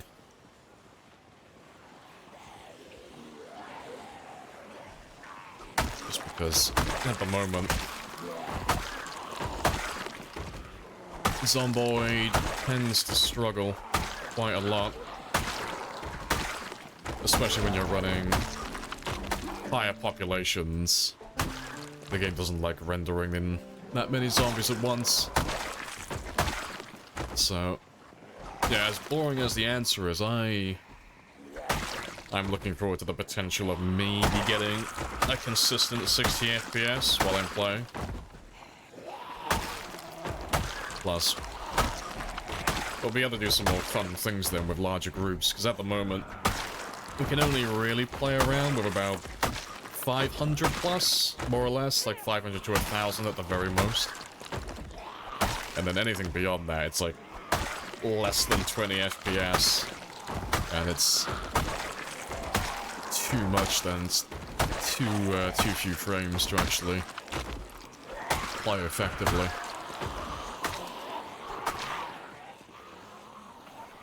Hey, golden. Let's have a quick rest. I appreciate the follows. Yeah, you want pet chickens, yeah. See, I like what they showed off in the last post. We can pet the animals. It's been confirmed. There was an animation to pet the sheep. That's all we need. Don't care about the new weapons. Don't care about the new vehicles or the new towns. We've been confirmed that we can pet animals. That's all I need. Instantly a good update now. Doesn't matter what else gets added.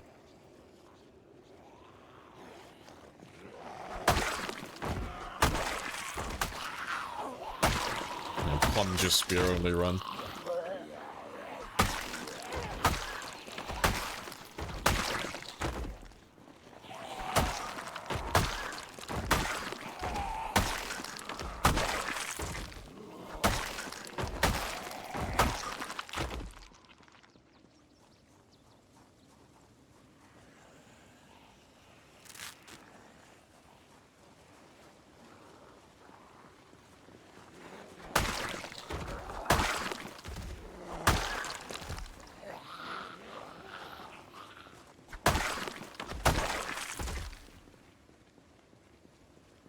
Golden, especially for multiplayer. I can't tell how many times you've died. Oh, because of desync. Yeah, hopefully the servers get optimized a little bit, but that'll be later on.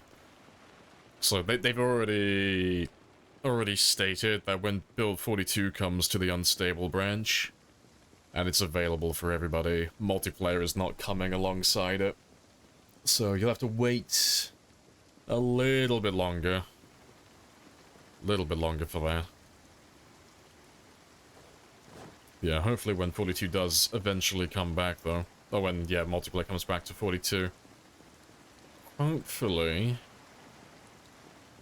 some of the desync might have been ironed out a little bit. Personally, I'm not gonna, like, hold my breath for miracles, but if they could get it to run even just a slight bit better, that'd be fantastic.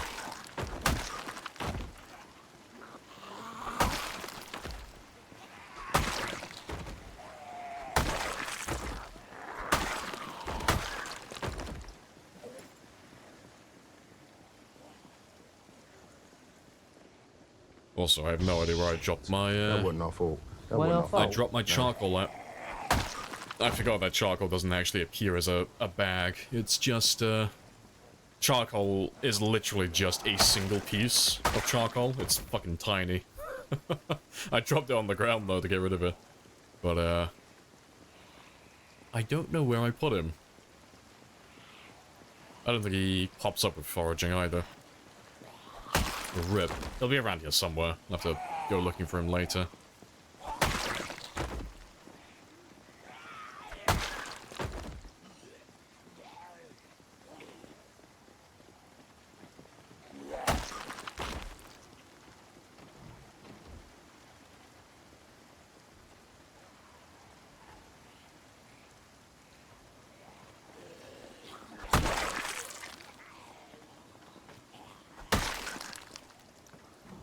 Remember reading that?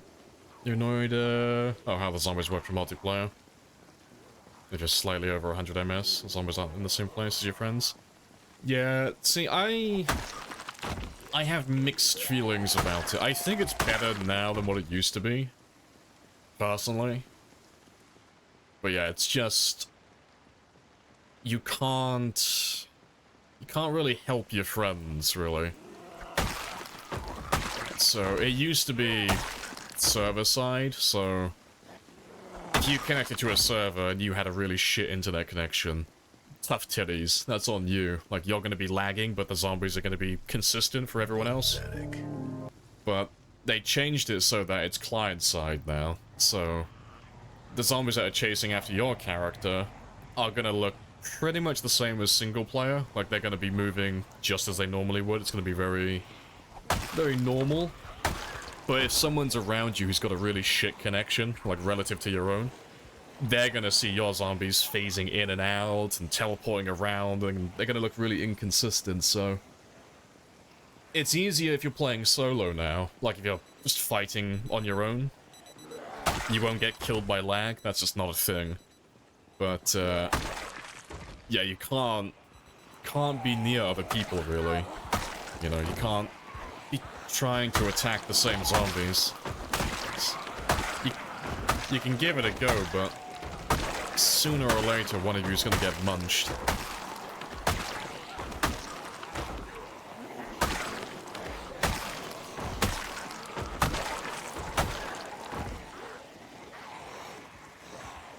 Yeah, guns are the safest way to help. Yeah, even then I wouldn't even do that personally.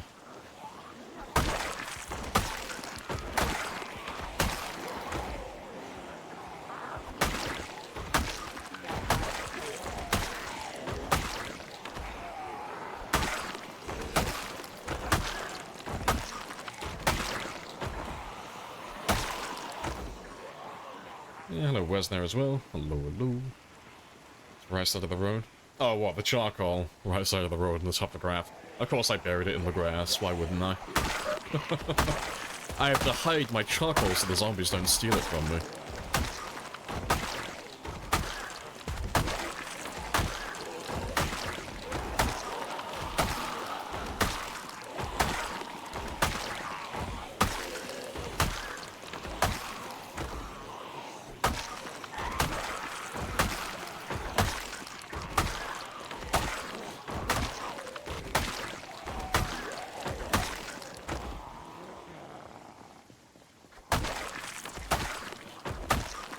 You've seen people not get completely surrounded, just walk out. Yeah, it's because you're not synced up with their zombies. Like, if you're playing a multiplayer and you're watching someone fight zombies, the best thing you can do is just stay out of their way, honestly. Like, don't try and shoot their zombies, don't try and fight their zombies, don't try and kite their zombies away, just let them do their own thing. 'Cause I used to get really annoyed with people, because I knew they would, like, they had good intentions and they were trying to help, but they would get, like, nearly getting me killed constantly because they kept trying to help. Because, like, especially if you're using spears as well. Because, like, if I had a zombie right next to me, well, like, I had a group of zombies in front of me, and I was attacking them, if I had someone behind me or off to the side, if they shoot the zombies, the second they shoot the zombie and they hit it, it syncs up with their character. But if on my screen, the zombie might be right in front of me. On their screen, the zombie might be further back. So the second they hit it, that zombie just goes whoosh and just zooms back on my screen. And it's like super disorientating. But it can fuck you up when you're using things like spears as well, because you just end up whiffing your hits. You start missing zombies. So I used to just tell people, just, I don't mind you fighting around me, just don't fuck with my zombies. You know? You can fight around and fight your own zombies, just don't touch the ones that are chasing me, please. Used to really annoy me with that. Yeah, hopefully they find a fix for that type of stuff. At the moment, it's just a matter of, like, you're basically just playing a solo, just in proximity. Like, you share resources, but you can't effectively help each other in combat at the moment.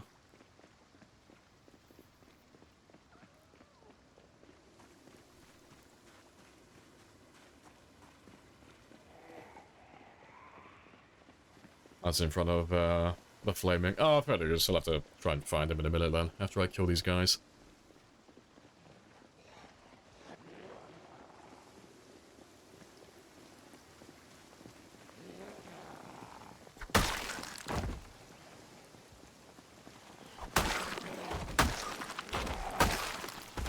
You had a friend try and run over a group, only to push you into it, insta-killed. Yeah, see, I don't trust people. They, like...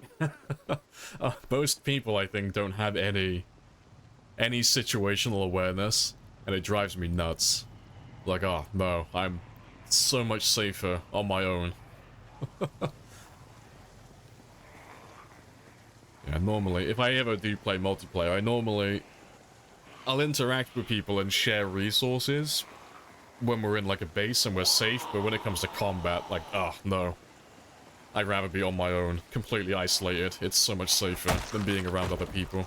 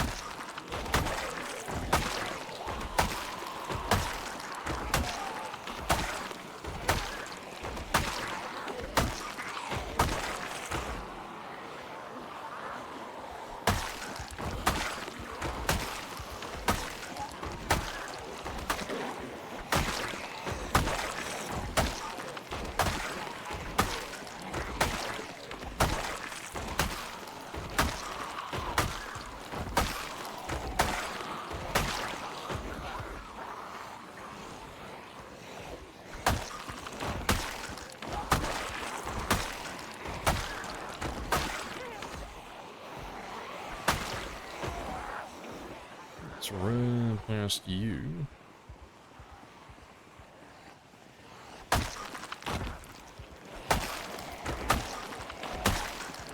At this point we have NPCs in multiplayer? Yeah, kind of. But it's all good fun though. You know they're not being malicious with it, it's just... Unless you know how the multiplayer works and how bad the desync is, they don't realize how much of a hindrance they're being sometimes. But it's all a learning experience.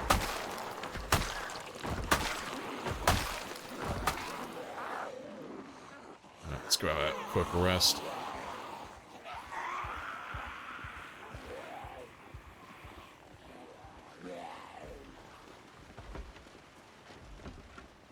I just think his name was Mr. Lamprey UK. Ah yes, I remember that. To be fair, in his defense, he didn't do it on purpose. Yeah, they fed me a poison mushroom, but it's because we had a bug at the time. I mean, you probably remember it. We had a bug where some players, like, if you picked up a mushroom and you had the herbalist, you could see if it was poisonous or if it was edible. But then if you gave it the mushroom to another person, they would see something completely different. Like, they might see a mushroom that's poisonous, but you see it as fresh. So yeah, they gave me a mushroom thinking it was fine, but yeah, it turns out it was a poisonous one, and I didn't have the herbalist at the time. Oh yeah, easy mistake, but yeah, that was a bug. That wasn't their fault.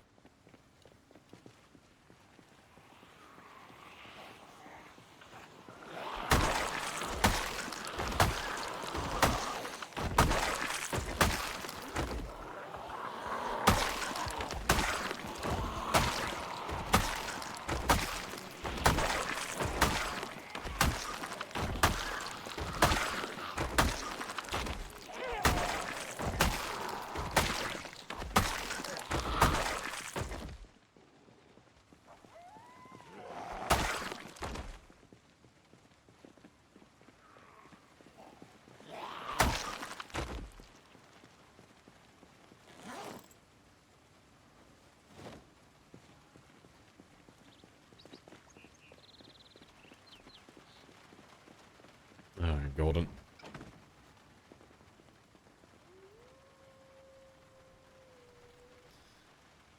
It's funny as shit having 40 zombies just dash right in front of you. Oh, because your friend wanted to help? Yeah.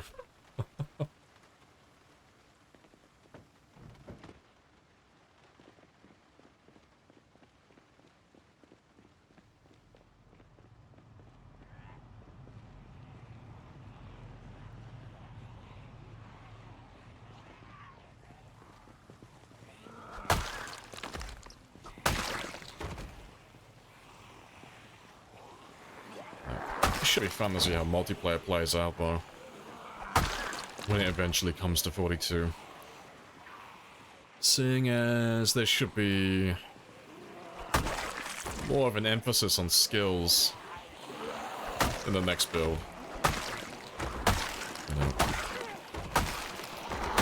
So, having people who've spec'd into specific things should make them more valuable at that specific role.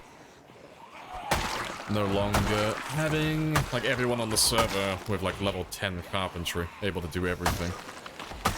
That's what I'm hoping for anyway.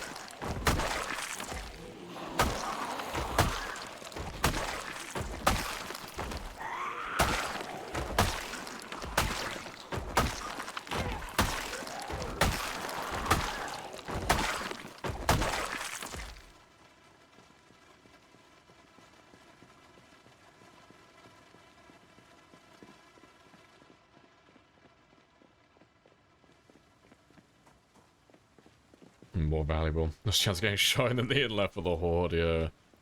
No, it's... The way they've spoken about it sounds fantastic, but I'm hoping they'll go, like, all in with it. At the moment, like, if I join a multiplayer server, and let's say I was playing it, like, religiously, I was just playing that server exclusively, and I had a decent character, I don't really have any reason to interact with other people. You know? Outside of just socializing for the sake of socializing, but... Like, if I want to hotwire a car, I can do it. If I want to build a base from scratch, I'll have the carpentry and the metalworking skills to do it, you know? If I need to fix a car up, I've got the mechanic skill. There's, like, no reason to interact with other people at the moment, because you can do everything yourself. There's no reason to, like, actually try and interact with other people on the server. But yeah, the way they've spoken about it, though, if people have more unique skill sets, there'll be more crossover then.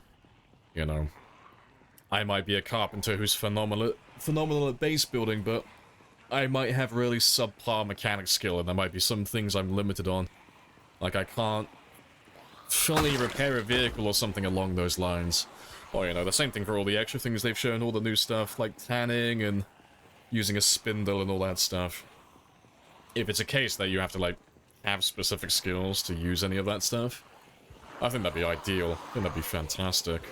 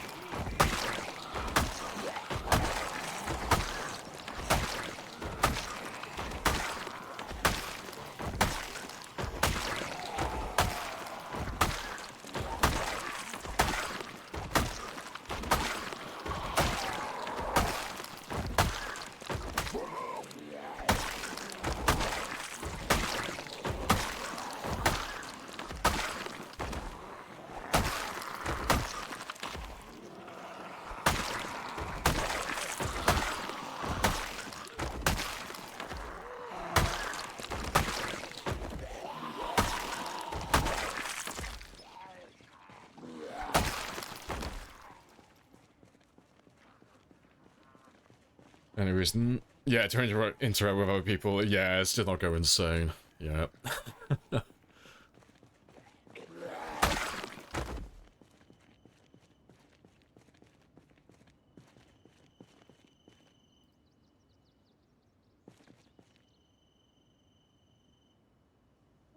I love how one machine is filthy as fuck. Yeah, yeah, it's just pristinely clean. Yeah, he's just there to spectate. Really need bullet crafting, like carpentry. Yeah, I wouldn't mind bullet crafting. I hope if they do go down that road and they do introduce manufacturing bullets from scratch, like completely from scratch, I hope it's really limited. Personally, like, I wouldn't want the game to turn into like 7 Days to Die. You know, like in the end game of 7 Days where it's just like, yep, I've either bought a shit ton of ammo from the traders or I can just manufacture thousands upon thousands of rounds, you know? Firearms are fantastic in Zomboid, but they're kept in check by having finite ammo. Like, there's only so much of it. But yeah, being able to mass produce it would be a bit of a downgrade, in my opinion. But being able to make, like, the odd box of ammo every now and then, I think that'd be fun. You know. Enough to do a little bit of shooting, but not enough to, like, clear out entire hordes.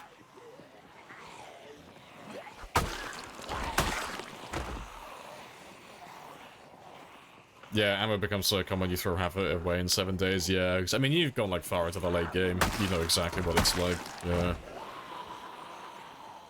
Yeah, hello, Allison. Yeah, it's a good day. It's nice and chill. It's another beautiful day in Louisville. Yeah, still chilling and killing. We finally found a Spiffo outfit today. We got two Spiffo zombies back to back. But I can't wear the outfit at the moment. They're both broken.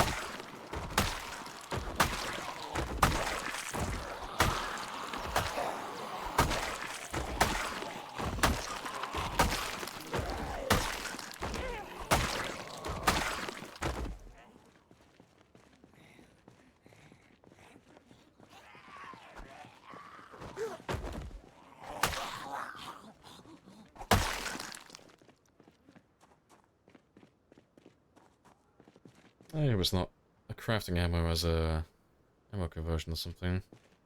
Yeah, I mean, that would make a little more sense.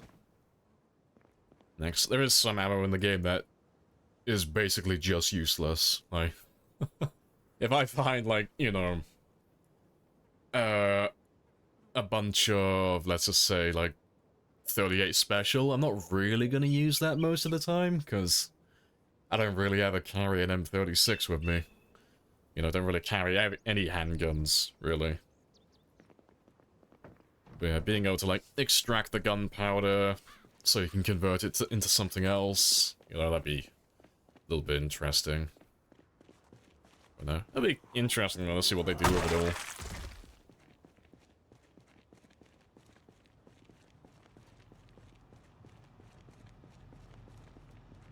Technically, there's infinite shotgun and handgun ammo. Yeah, but you get my point, though. There's not enough of it to actually make it so that you can just use guns 24/7. Like when we did the run where we did 954,000, we were collecting shotgun ammo on that constantly because we were trying to get to level 10 aiming. But I would spend a couple of weeks or a couple of months in game time killing zombies. And it would take me about half a year plus to gather like 20 boxes of shotgun shells. Just extracting all the ammo from their shotguns, and then that 20 boxes would last me about a day, maybe a day and a half of shooting, and that was it. It's like, I like that, because I could still get ammo, but not a ridiculous amount of it, you know?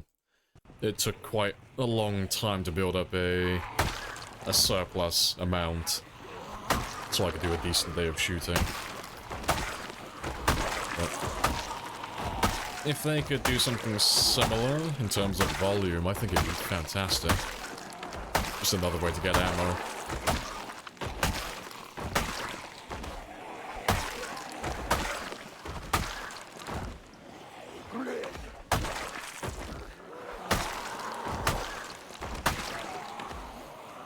You need to come up and work stuff? I think you got one more day, been busy this month. Fair, yeah, because I haven't seen you streaming too much, I don't think. Or at least at not normal times. Yeah, you have ammo. Yeah, ammo remains limited, yeah. Guns just make everything very trivial on Zomboid. It's very easy outside of sprinters.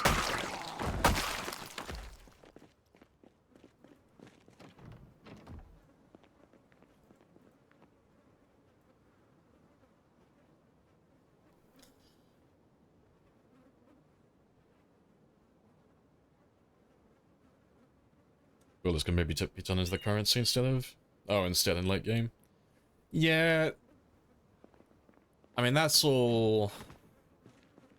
It's all dependent on the player base, really. Like, you don't see many servers that have it, but there are some servers that do adopt that kind of mentality, where if you're gonna barter and trade with someone, they'll sometimes be something that's universal that everyone trades, like ammo, but it depends, like, how useful said item is. You know, so like, I wouldn't trade in ammo personally. Like, if someone offered me ammo for any of my items, I would just turn them down immediately, because ammo has no real purpose, you know? It's like, you could make it act like a currency, but it's like, I don't need currency, I need things that are gonna keep me alive. I need food and water, I need actual weapons.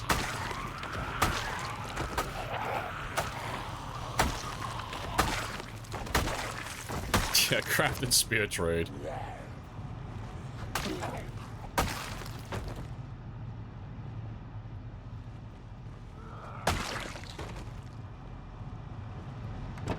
Next. The most popular one I've seen personally, I don't really see it that often, like on the few multiplayer servers I've been on. But if they're not running like a custom currency, it's normally gas. That's normally like the thing that people trade. Because it's one of those universal things you need in perpetuity. You need gasoline if you want to drive your car and you want to power your base and have lights on constantly. So it's normally the thing that people use as their currency if they are going to do it. They'll just trade gas with each other.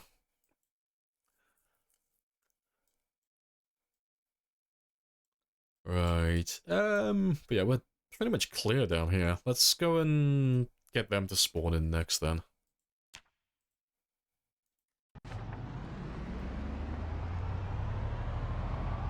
Yeah, it's like mostly like roleplay servers, yeah.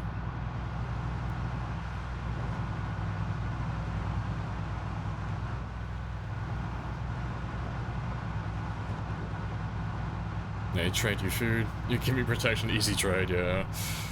But it's all gonna be interesting. Well, to be fair, I didn't even notice what the time is. Let's get some sleep and then we'll come back and do some more killing.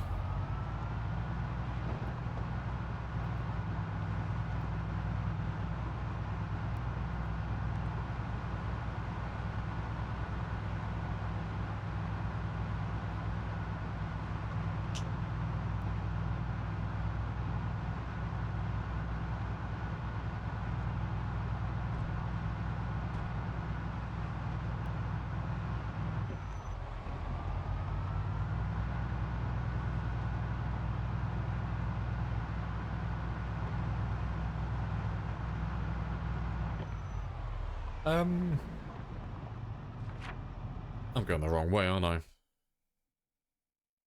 Yeah, I am. Nah, fuck it. Let me just circle around then.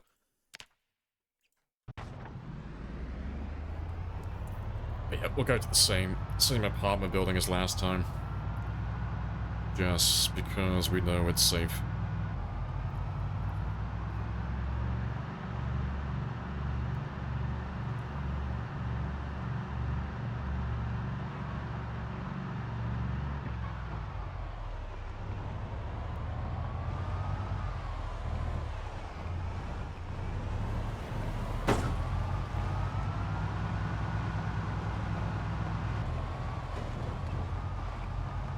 Want to get the map to the side like that? You just drag it. I mean, you have to have the mini-map enabled first, but you just grab it from the top and just drag it around. Same as all the other menus.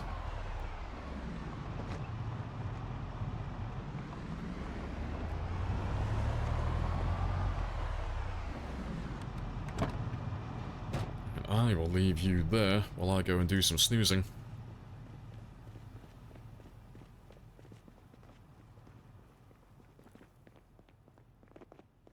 Yeah, fingers crossed they give us locks for those. Yeah.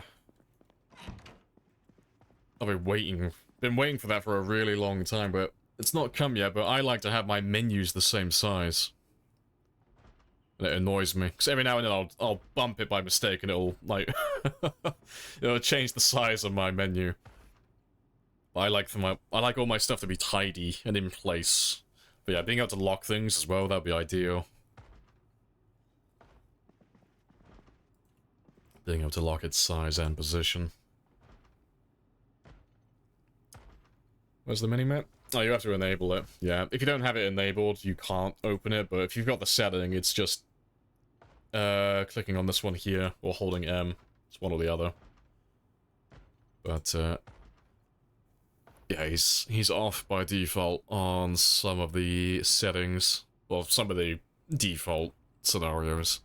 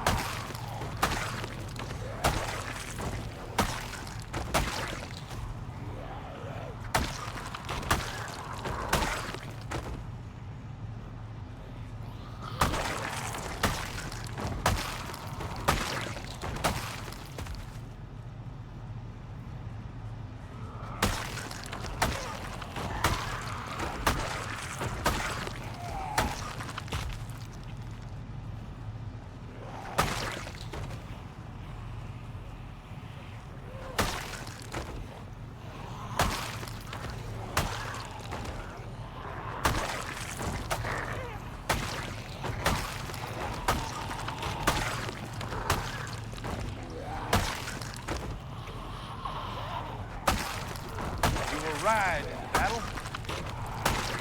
And this will be our horse.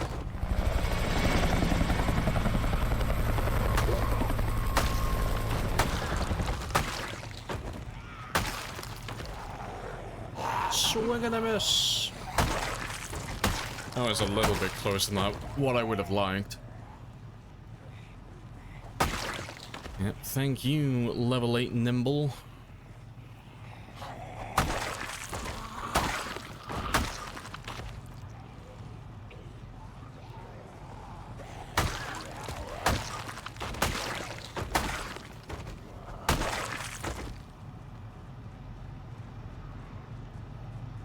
May I say the plan? We lockpick our menus when we move them by accident.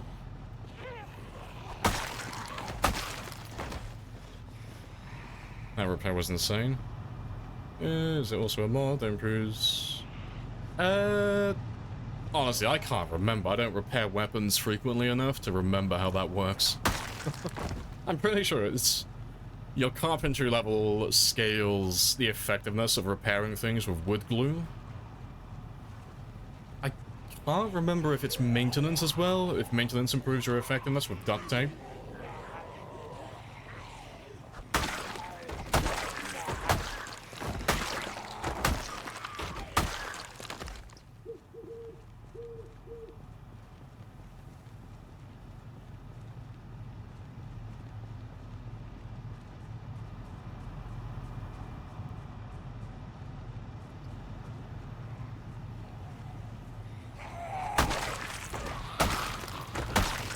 Couldn't you actually see the heli before?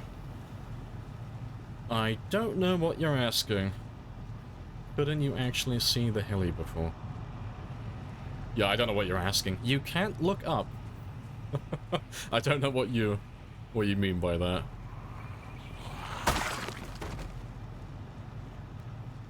Yeah, it's wood glue. Yeah, wood glue's for carpentry. It's relative to your carpentry skill, I should say. Yeah, don't recall if maintenance improves your duct tape though.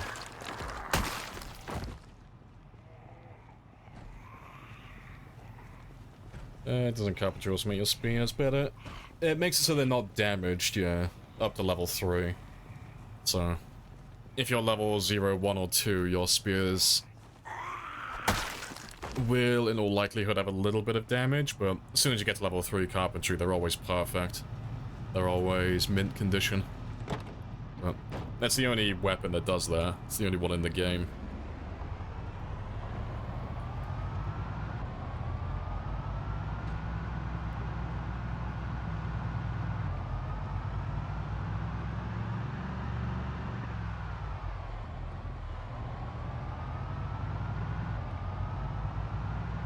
Right, let's park you by that T-junction.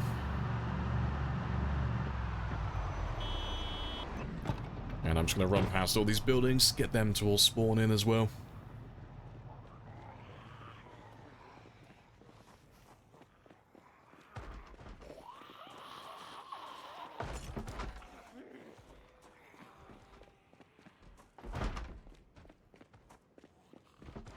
You see the mod that report our improves all repairs? Yeah, there's one that does that. I think there's a couple actually. Yeah, there are mods for that.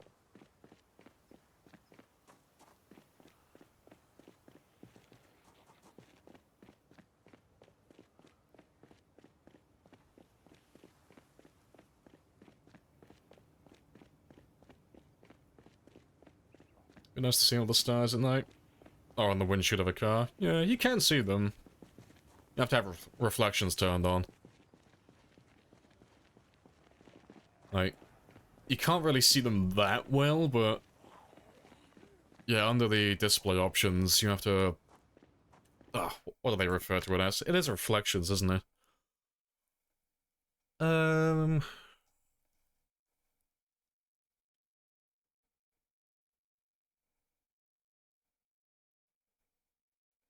Forget which one it comes under.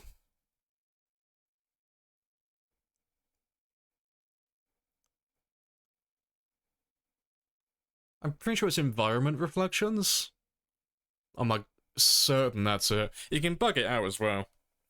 I'll have to remember how to do it. There is a way.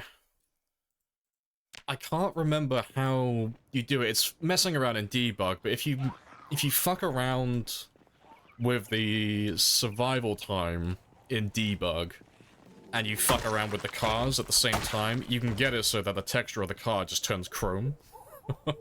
It's really fucking weird. I can't remember how to do it properly though, but you can get it so the cars just look pure chrome, and it looks super scuffed. It's hilarious. But you have to mess with your, like, world age. And there's something you gotta do with the car at the same time as well.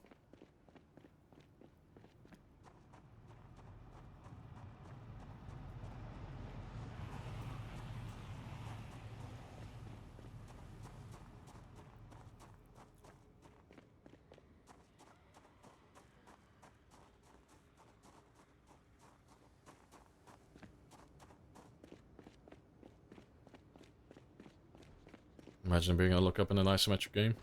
Just for your webcam, yeah. Oh, it'd be like, which... was it 64? The Mario game where you go into the room that's got mirrors on the wall, and then you just see that little Koopa just in a little cloud with a camera on a fishing rod. I can't remember what his name is. But yeah, you can see the camera for the player. Or looking in a mirror with Mario. Yeah, it is 64 I was thinking of, yeah.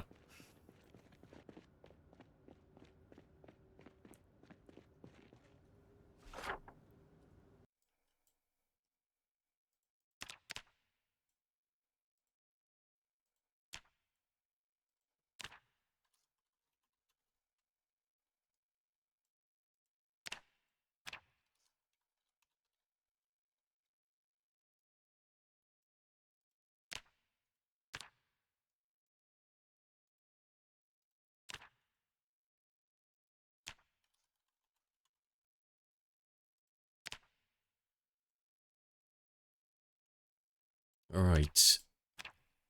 Let's just mark all of those.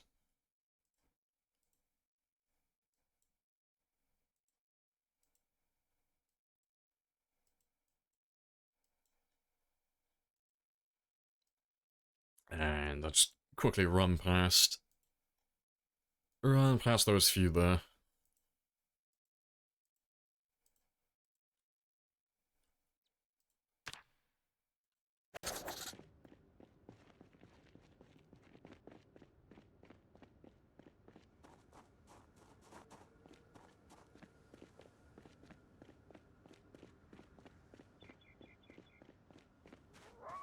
Mr. Flower Enjoyer with the Conquer game. Oh, fuck yeah.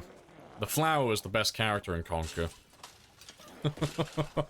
Those games were awesome, yeah.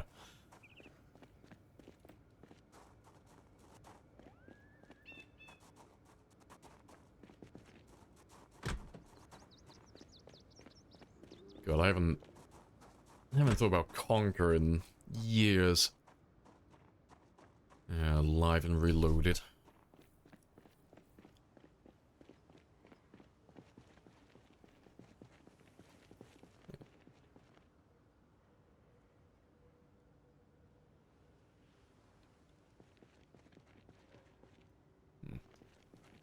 Thought they looked a little bit weird.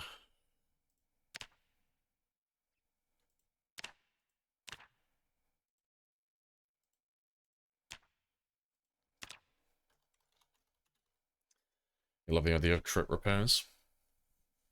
When your tool doesn't count it as a repair, so the efficiency of the next repair isn't affected. There.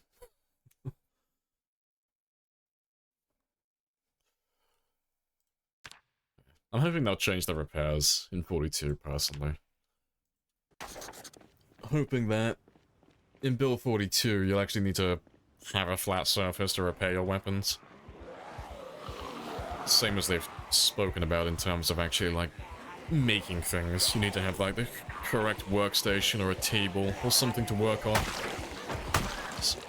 At the moment, if I've got all my machetes, I can just repair them out in the open within, like, a few seconds, and they're fine. Then we go straight back to killing again then, but it'd be nice if you had to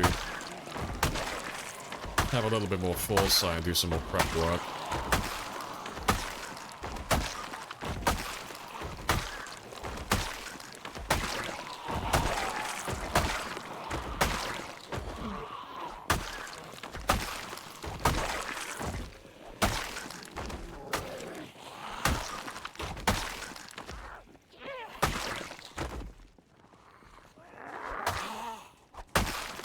Yep, katanas remain unrepairable. Oh, we were talking about that yesterday.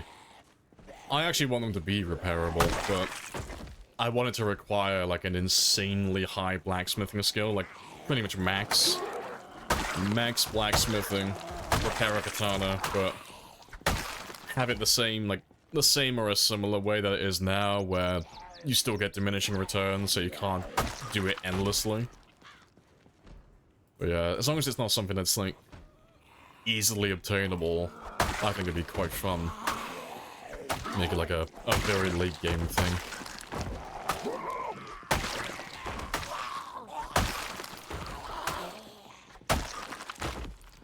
Hey, Pupa. Yeah, we're still winning. Just chilling and killing as always. It's all going smoothly.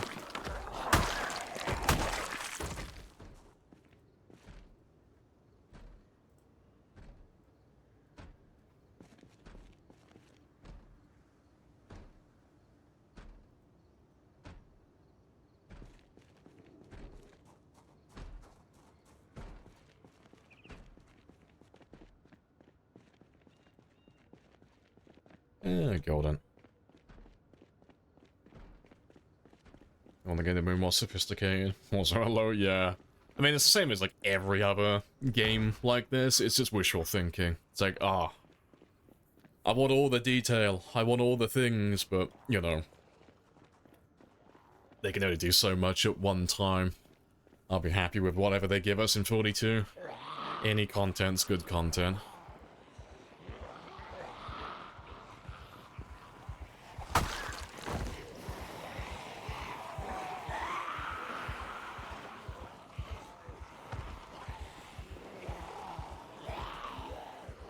it's as elite. Oh, elite weapons. One can find. Love to use it as long as possible.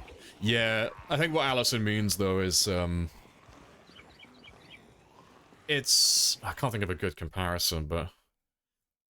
Just think of any game that has a good weapon that's similar to that. And now imagine if that weapon was easily accessible. It just wouldn't have the same oomph to it. Yeah, that became my region. I know exactly what you mean, because it's like, if katanas can be repaired, and they could be repaired easily, or they were just more common, no one would really give a shit about katanas. They wouldn't be special, because everyone's got a katana, everyone can get them, and they can all use them constantly. You know? The second you make something common and easily accessible, it's got no, like, pajazz to it. It's not really a cool weapon anymore, it's just there. Like, it'd still be one of the best weapons in the game, it just wouldn't have the same, like, feel-good feeling when you find one, you know?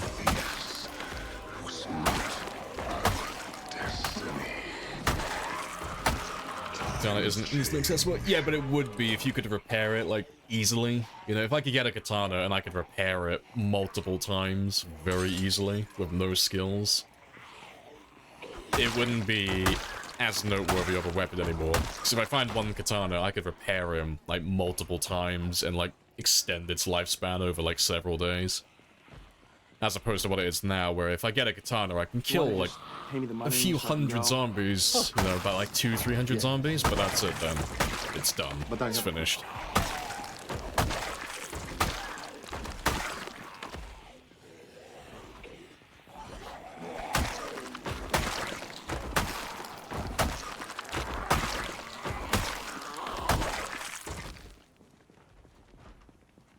Yeah, the only thing that keeps it down is the repair, yeah. Yeah, most of the vets have past 50. Yeah, because I've got... we're a year in now, and I've got, I think, 30 or 40 of them just sat in my base. Just doing nothing. But... yeah, if katanas could be repaired on a more frequent basis, or, you know, just be repaired, period, they wouldn't feel as special when you finally get one, really. Like, it'd still be, like I said, they'd still be fantastic, but... there's a reason why everyone gets excited when they find a katana. It's because they don't pop up that often, and when they do, they're very short-lived.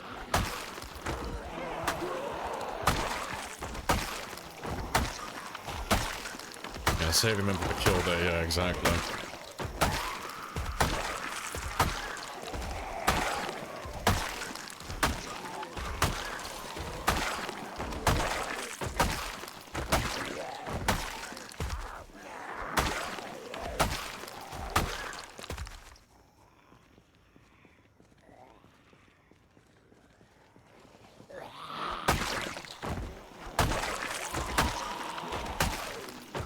We got a mob that uses sticks and stones as weapons. Just living that unga bunga lifestyle then. Got that massive brow, living that full Neanderthal lifestyle. That's the dream.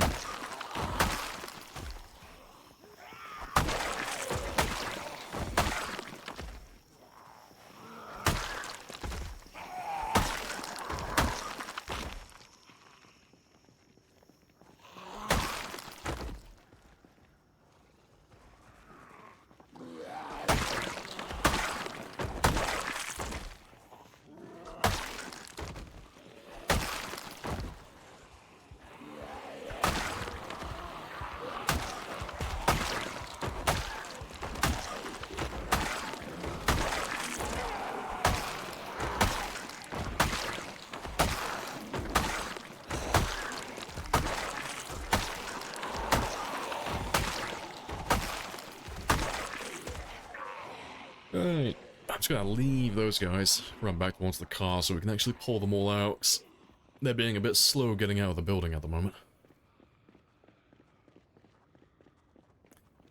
Keen on bows, yeah, looking forward to them. Yeah, they should be interesting. Yeah, 'cause I'm still dead curious if they're gonna be more utility rather than... it's gonna be more of a tool rather than being a weapon. That's what I'm curious about. 'Cause, like, you have tools in the game currently that you need to do certain actions, like wrenches and stuff, to repair vehicles, but they're just lackluster weapons when they go against zombies. I'm wondering if it's going to be the same case with the bows. You know, if you're going to be able to use bows for hunting, but they're just going to be kind of naff against zombies.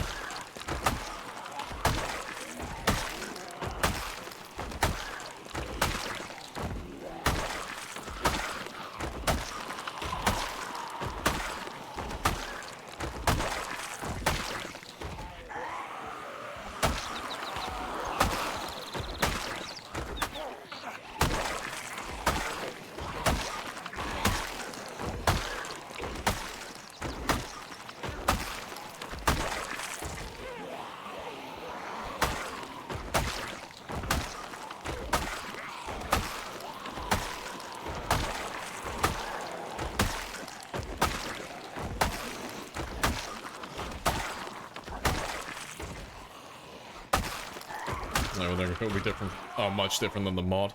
Yeah, it's hard to tell, because they do... Like, the devs do take, like, heavy inspiration from mods a lot of the time, like what they've done in the past, but... Who knows? They might have, like, a whole different plan in mind. Oh, there you go, just to, like, prove that point from earlier as well, there's another katana. Another katana joins the collection.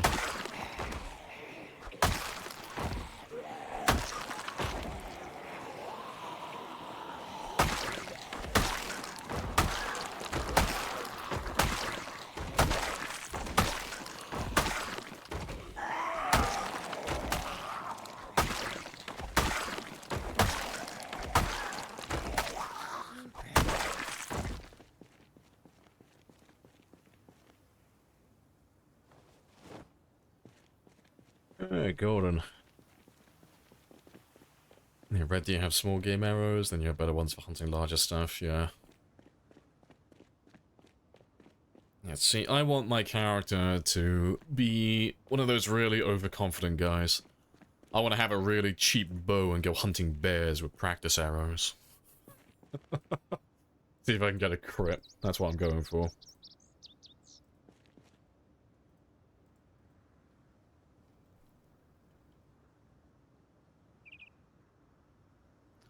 Yeah, bows against massive hordes would be too slow, yeah. We've spoken about it in the past, but I reckon bows will be pretty fun, I reckon, even if they're not, like, the best against zombies. I reckon they'll still be good fun, but it's the reload time, like the draw speed, that's gonna be, like, the main thing that holds them back, I think. You know, why shoot zombies with a bow when it takes, you know, 2 or 3 seconds per zombie to draw and shoot, when I could just use a melee weapon and cut through multiple of them in a single second. But should be interesting though, regardless.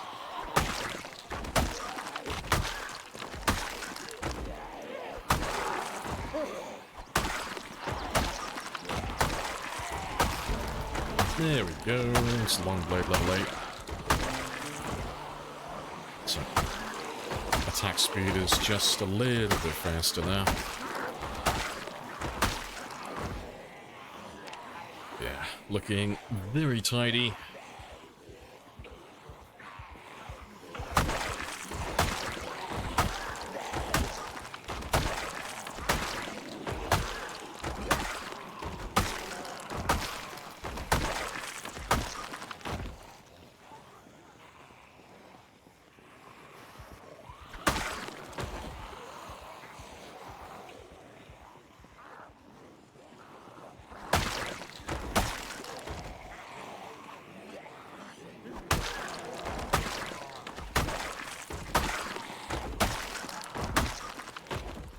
cars are just miniature spears that get launched. That's why they get a pass. Yeah. That's why we're not fully against the idea of using bows. It's like, yeah, it's technically a spear. We can make that work.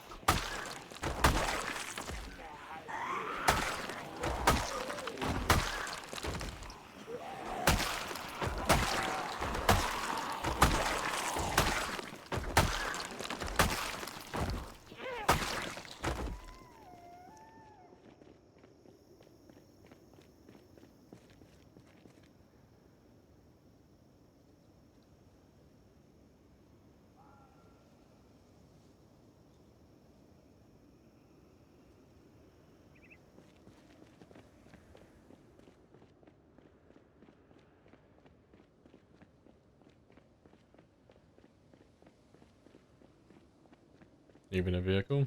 Yeah, cars are just industrial spears.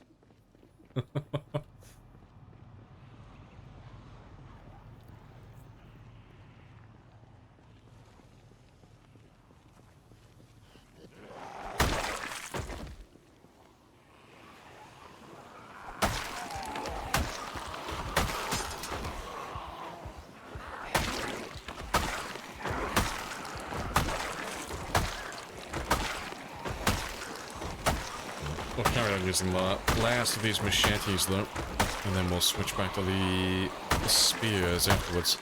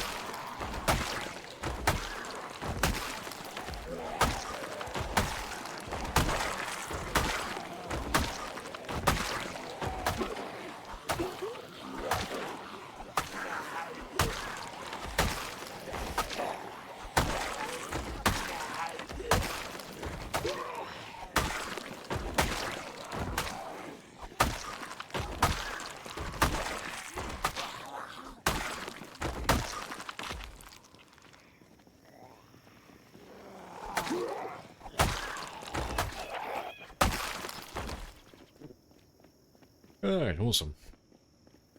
They should be running out soon. That looked like they were starting to thin out a little bit.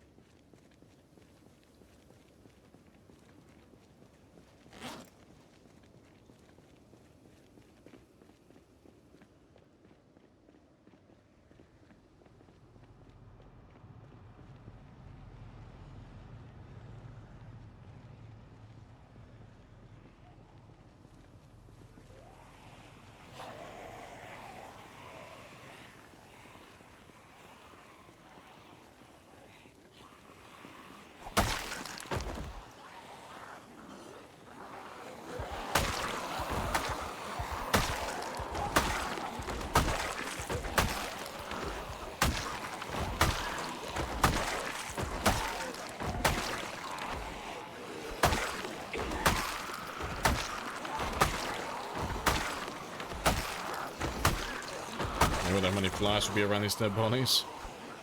Have you ever been to a large cattle farm before? That many. If you've ever been to a place that is just littered with cow shit everywhere, I imagine it'd be exactly like that.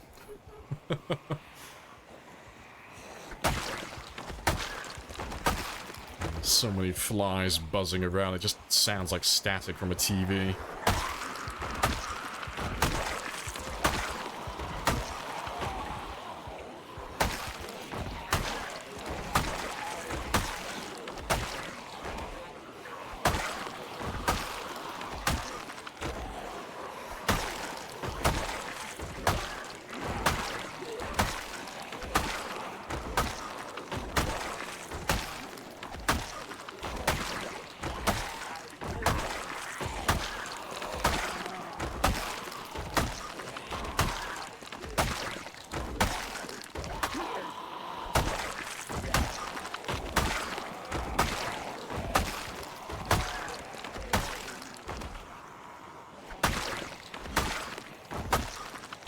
Oh, you worked in a small horse farm? Yeah.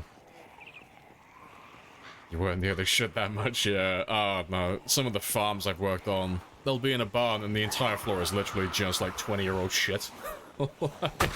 They just don't... They don't shovel it out, ever. They just let it sit there and then just get compressed by all the cows, but... Those barns are just filled with flies. It is grim.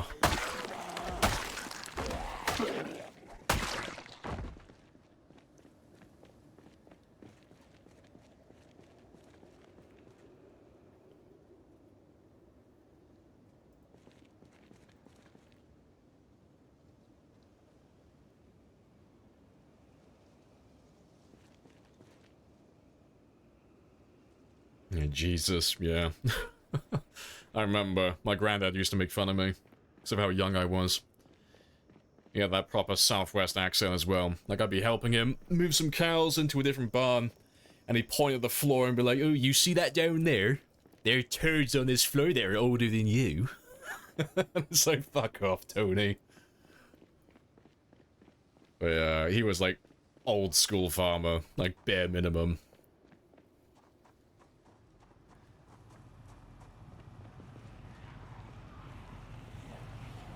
What's with the table? Oh, it's a piano stool. It's just more effective resting. Yeah, that's the chair. It sounds great. Oh, he was basically just me. He was just an older version of me. His personality apparently skipped a generation, because my dad is nothing like him. But he would always point out, "You're exactly like your granddad." I'm like, fucking right I am. My granddad was great. Barely ever said anything, but when he did speak, oh, he just came out with nothing but sarcastic bullshit constantly. He was great.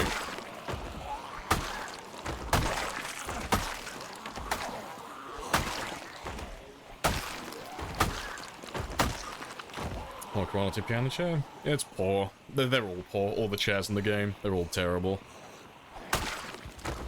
You can't use them for effective resting. That's the same for everything, like all the folding chairs and plastic chairs are all terrible for sleeping. But the quality of furniture doesn't affect resting. It's just going to affect what bonus or what debuff you receive when sleeping.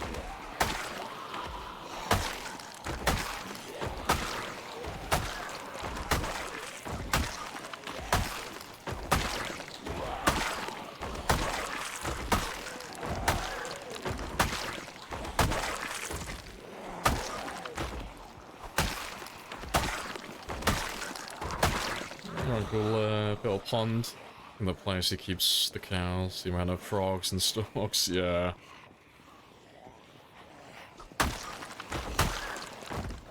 Plastic chair too as well? I mean, you could use the plastic chair, it'd be exactly the same for resting, but like Reanimated says, it's just heavier, so it would just take up more room in your inventory. It's 5, yeah, it's 5. Like, every chair in the game weighs 5 or 7.5. The only reason why we use the piano stool is because it is the exception to the rule. It only weighs 2, so it is ridiculously light compared to everything else, but it means that we get to carry a chair with us, so we can do effective resting wherever we are.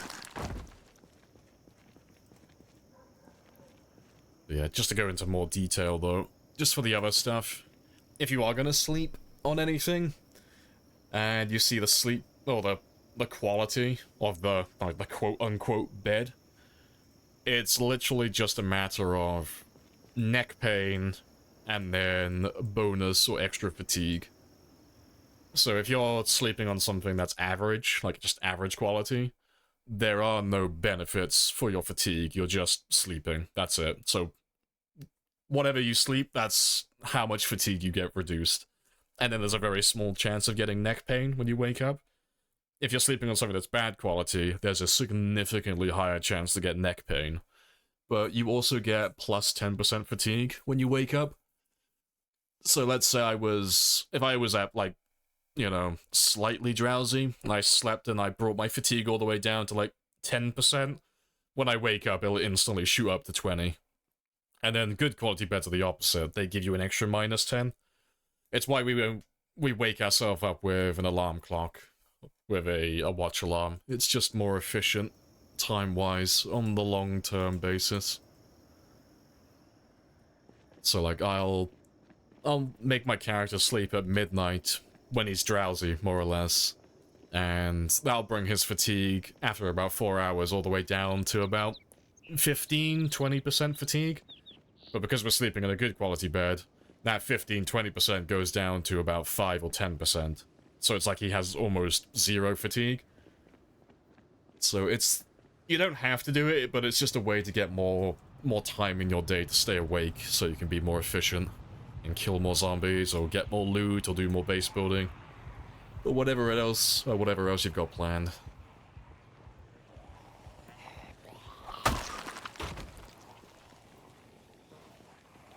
Yeah, it's the elite chair, yeah, basically. It is the chair to beat all chairs. But they haven't mentioned it, but it's probably gonna change in 42.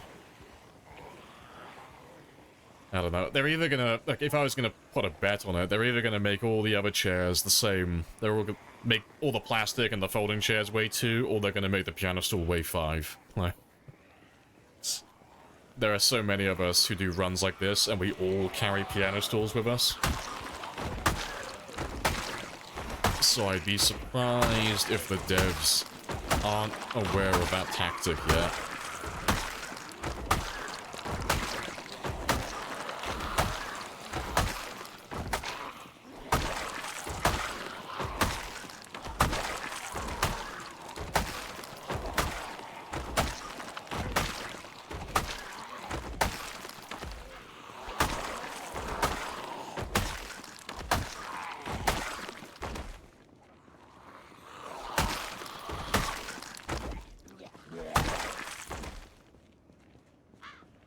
Yeah, and even if it does, we'll just put chairs down. Yeah, it's really just the difference between whether we're going to carry them in our inventory or if we're just going to put them down ahead of time. That's really just it. Yeah, I agree.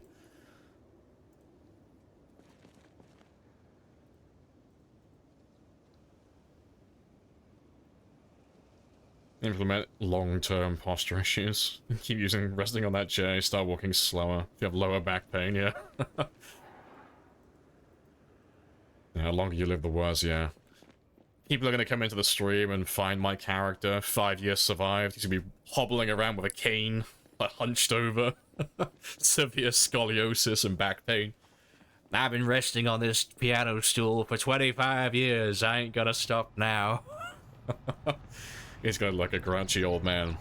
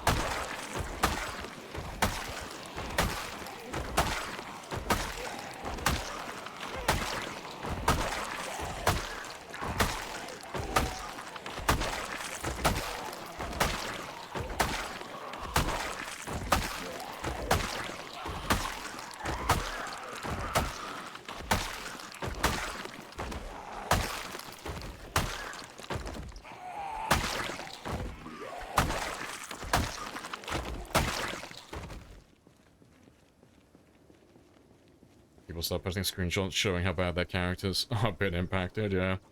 They should start implementing, like, secret traits as well.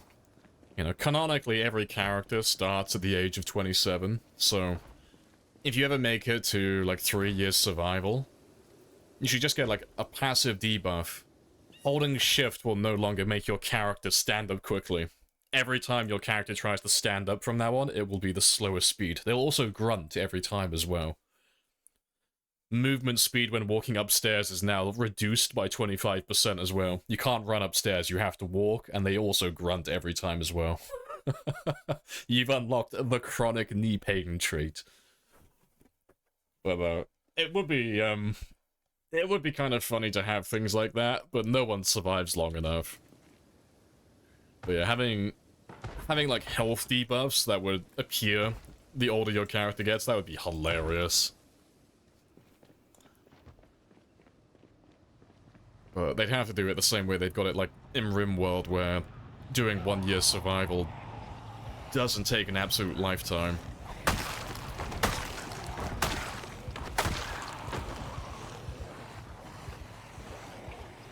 Too many carbs, you got insulin issues, yep. You've been sustaining yourself on chocolate for too long. Congratulations, you're now a type 2 diabetic.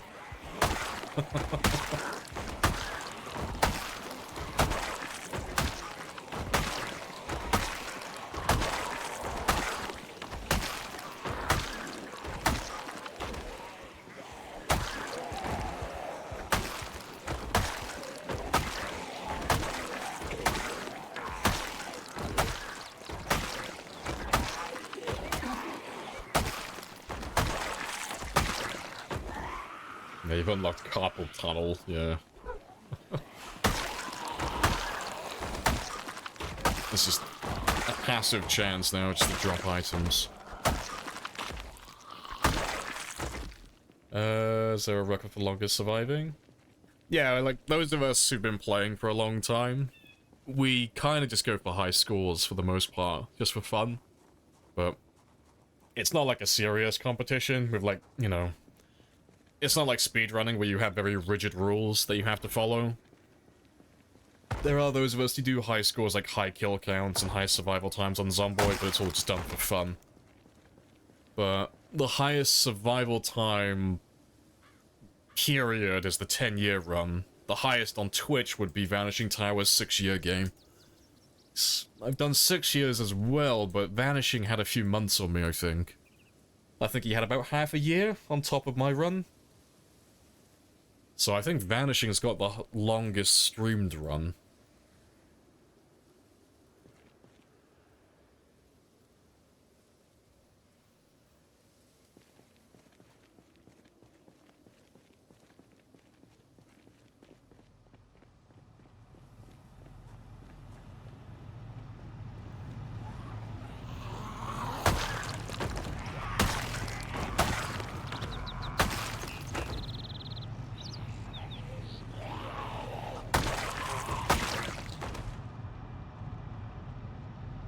I think we're done around here.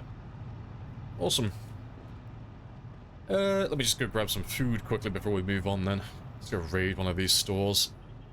Pretty sure I saw a cafe down here.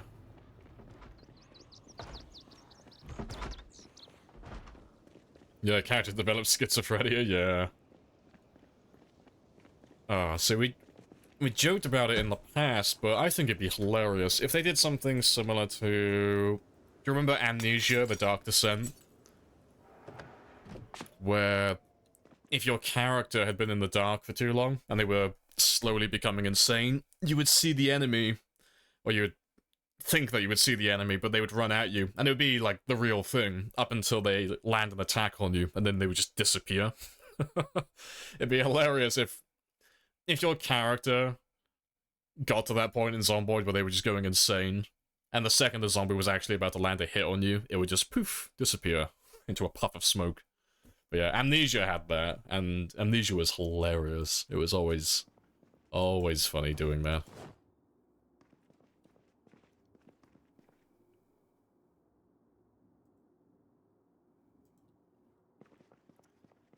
It's not a whole lot, but it'll keep my hunger away for a little bit.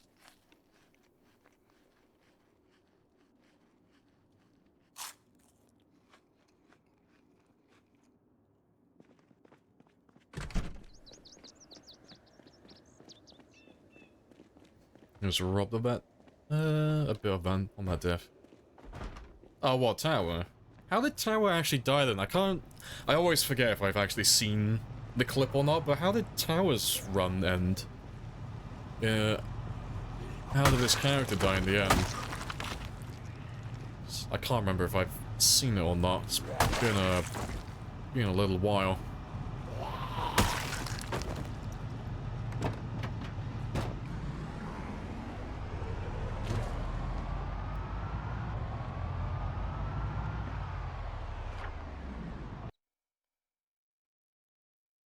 Yeah, keep coming from your blind spot as well, yeah. See, I don't know, have I talked about it with you before, Bonsai? But there were some of us who wanted to try and commission fuck, what are they called? The Weeping Angels, mod. So that when you were looking at the zombies, they can't move. But when you look away, they go back to being normal. But I think someone tried to make it into a mod, but they couldn't get it to work properly. But that would be hilarious. Especially if you're doing like a sprinter run as well. It'd be great. Right. Let's head back to the apartment, get some more sleep. I'll get some more food as well, and then when we wake up, we'll clear some more of these larger apartments down over here. We're almost done now, like getting the large apartment complexes finished, and then it's just the smaller buildings then. Almost finished.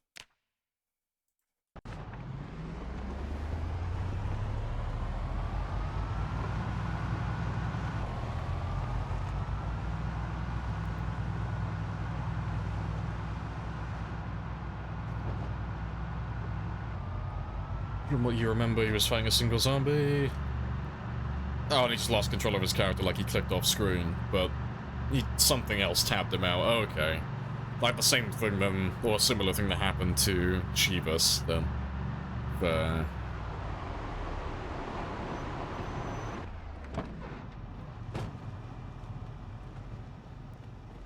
Sprint everyone. Yeah, like if they walk when you're looking at them. Yeah, and then they sprint when you're not. Yeah, that would be hilarious. I think the only thing you'd have to do for a mod like that, though, is just remove the peripheral for your character, I guess. I don't know. Actually, it might work. Just like, if they sprint up behind you the second they get within, like, your peripheral, if you had keen hearing, they would go back to being, like, walkers again. But no, it sounds like it'd be hilarious. Like, anything like that would be fantastic.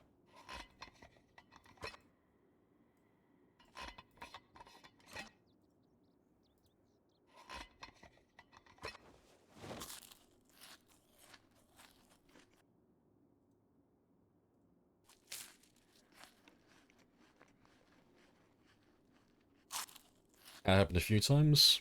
Only a small handful during combat. Yeah, like I've had it happen a couple of times, but it's always been, like on my end, it's always been a Windows update or something similar that's tapped me out, but I've been lucky with most of mine. Like I've been set in my base away from the zombies. I haven't been in the middle of combat. So I've been quite fortunate with most of my tab outs like that. And the only other tab outs I've ever done are skill issues, like I've actually tabbed myself out of the game by mistake, and it was completely my fault.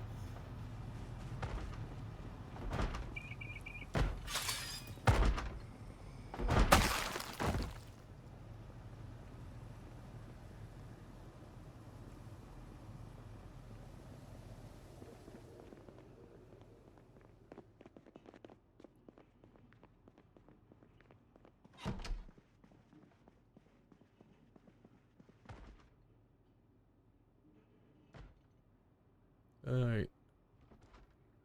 The heat map. Heat map on that with an alarm would be interesting to watch. Yeah, it would be. Yeah. You press the window key sometimes? Oh, by error. Oh, see, I ripped my Windows key out for that reason. I've done it once by mistake. It didn't get my character killed, but I have my forced ground attack bound to Alt, left Alt, on my keyboard, but because it's right next to the Windows key, I'm like, oh, no, fuck that. Like, so, I don't have a Windows key on my keyboard anymore. I got rid of it.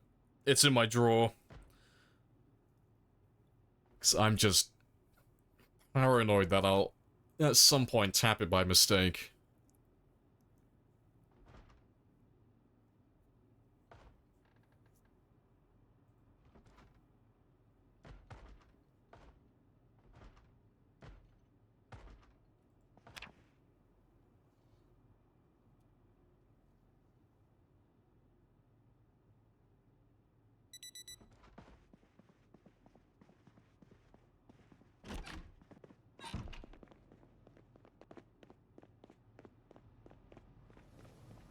And I just can't lose.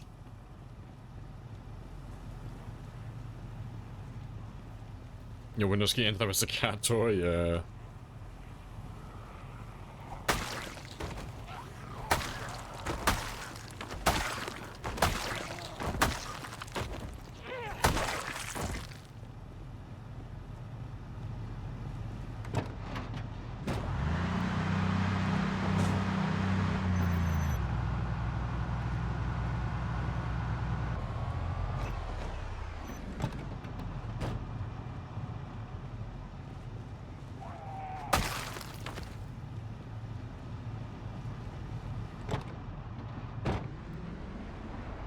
Let's go clear some more of those large apartments then. Yeah, Windows updates are evil for the game, yeah. I think I had one with GeForce as well. I think that been tapped out by GeForce in the past.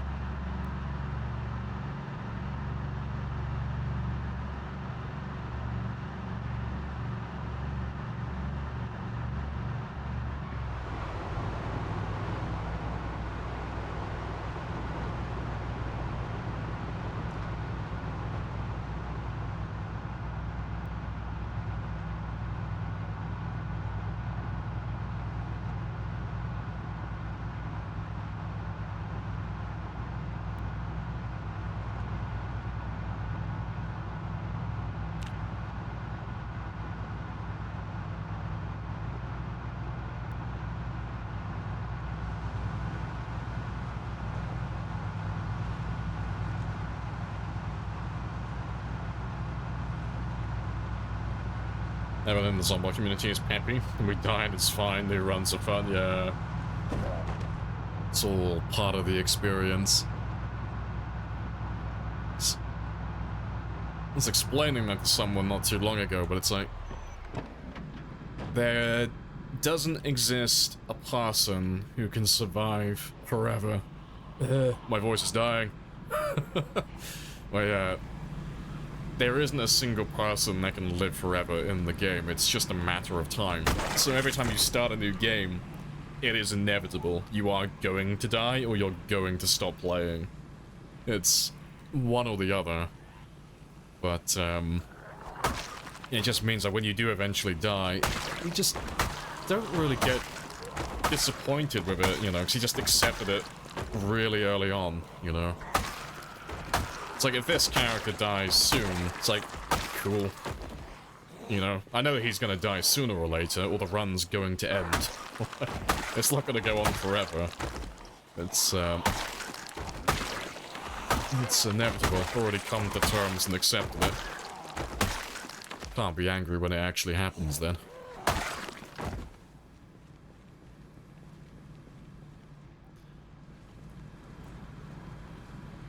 I can will my save file, yeah, to my children.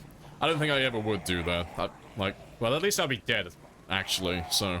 If I'm dead, I won't be able to see it, but if I gave my save file to my son, and my son got the character killed, I'd have to disown him. It's the only right thing to do. You killed Alvin, I have no son. The bloodline ends with me.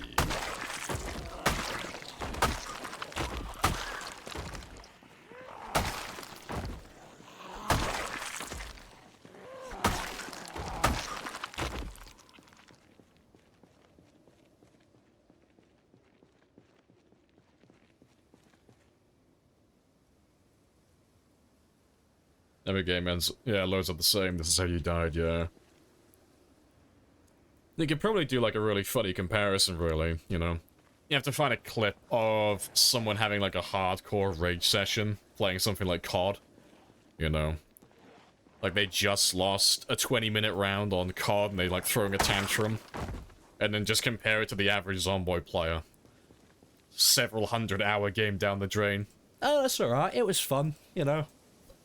You wanna play another one? Yeah, two very, very different types of gamers.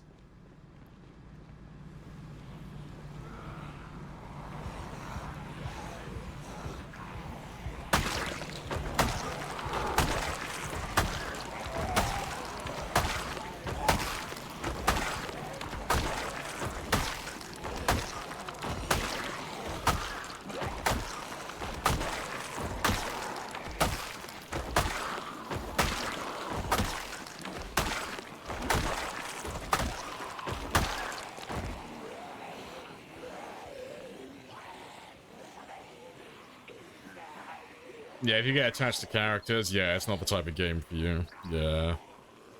Yeah, nor should you read anything by George R.R. Martin. Yeah.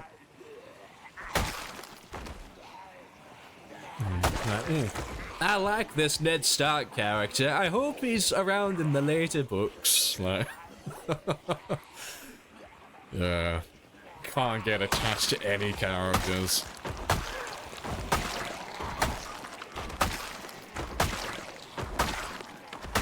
I think the only character I did enjoy watching, and I got attached to when I was watching Game of Thrones, was Arya Stark. That was the only one, because he said in an interview that Arya Stark was his wife's favorite character.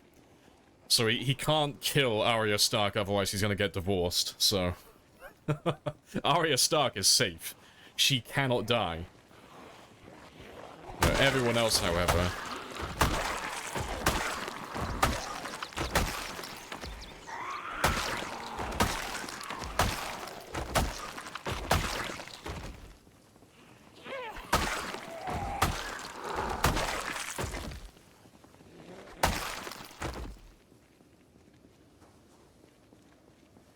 Yeah, 1,500 hours. I'm free. I'm finally free. Yeah, the curse is broken. Yeah, with the words you used, I'm sure. Yeah. I do find it funny, though. Saying, oh, I'm finally free. The game is finally over. What do? Immediately start a new run. Just immediately start a new Zomboid game.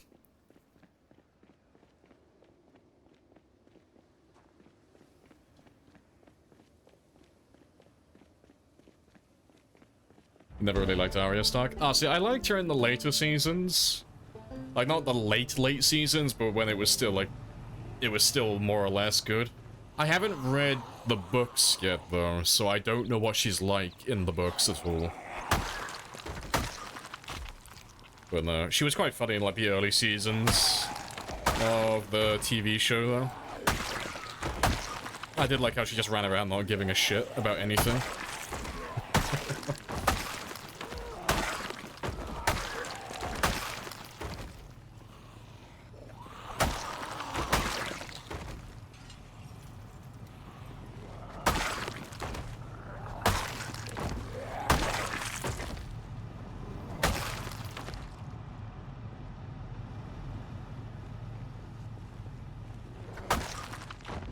That's all good.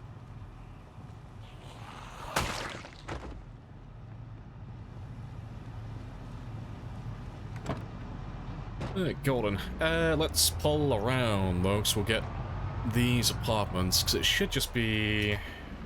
Just trying to think of where all the tall ones are. Yeah, it should be those... two? No, it should just be that one. That one there, you, and then... I'm sure there were a couple of other ones. I'm pretty sure that one's quite a large one. But yeah, I know this one, oh, I know that one at the very least, he always spawns quite a few, so we'll pull down to about this corner, more or less, and then we'll try and get these guys to spawn in.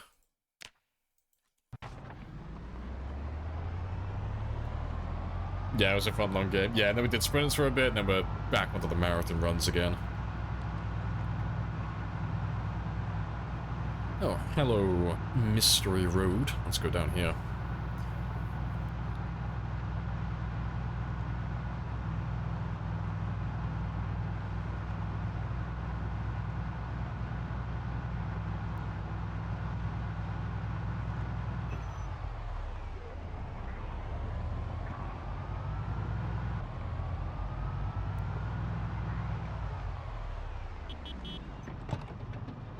I'm gonna park you there.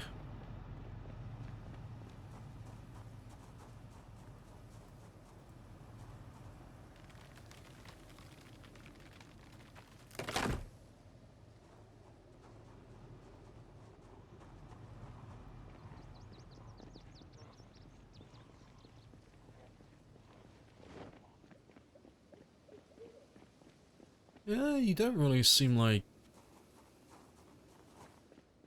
you've spawned anyone. We will ride into battle.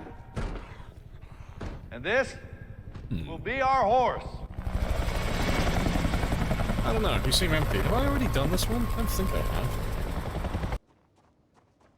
Might have already triggered him as we drove past and, like, before, but... Yeah, he seems very empty. Let me run past this one. Yeah, it looks done. Yeah, it's a bit weird. There are still, like, barricades on the doors, though, so... I don't know. It's normally more full than there. Yeah, they've all spawned in now, so... We should be in for at least a few of Pay me them. the money so I can go. Of course. Yes. Yeah, let me run around. But I have a coupon. We'll get them from the east side.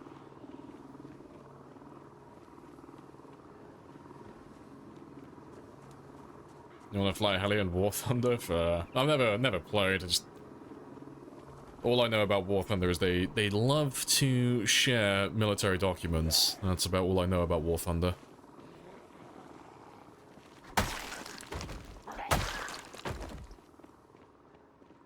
We might as well get them to spawn in this one as well while we're back here.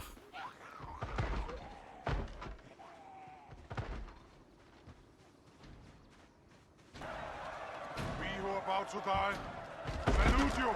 Magnificent. And let's get the last few buildings on this block, just so we can get it all ticked off. What's the coupon redeemed for? Helicopters. You can use a coupon, it spawns a helicopter in.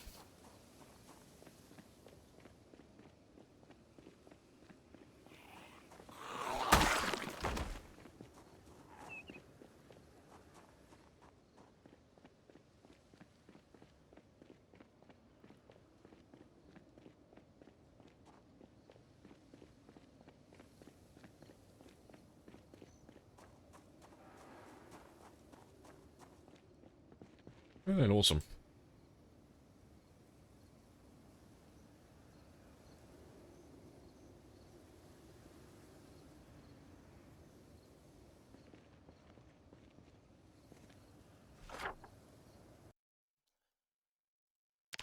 Let's just mark all of that off then.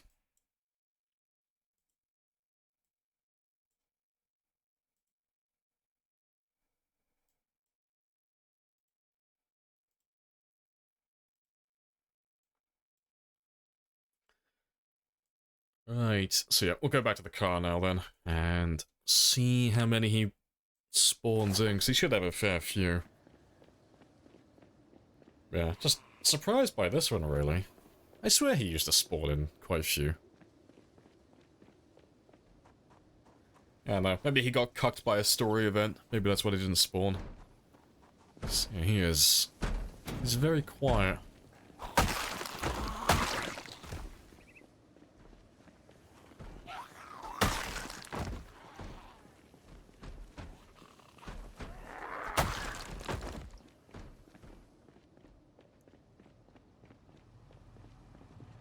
Not many so far.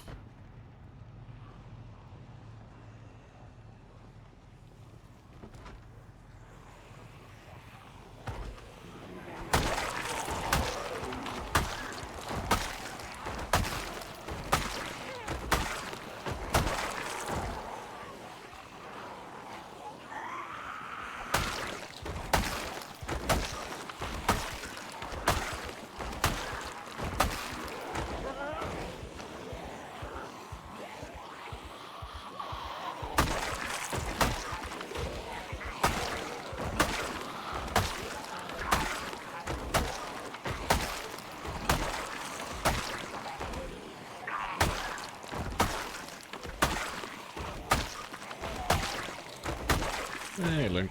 Yeah, good luck, have fun. Appreciate it.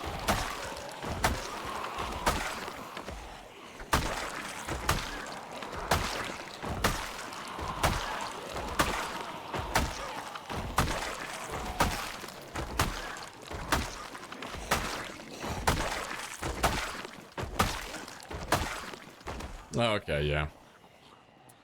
We have found some evidence. Ideal. There was a woman with a party hat.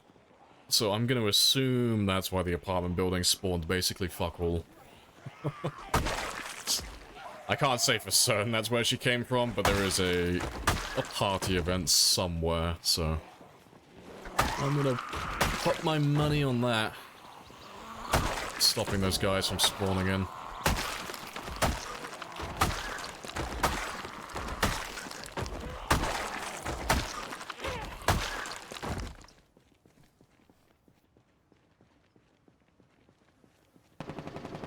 Happy birthday. The apartment building completely abandoned. Nobody wants to go.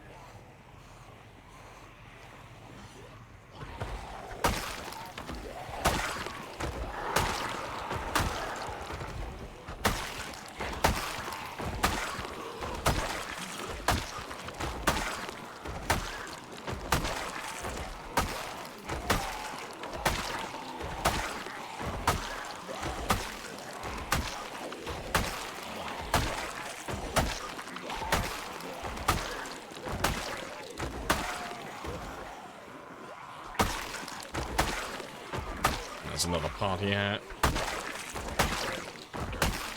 And another one.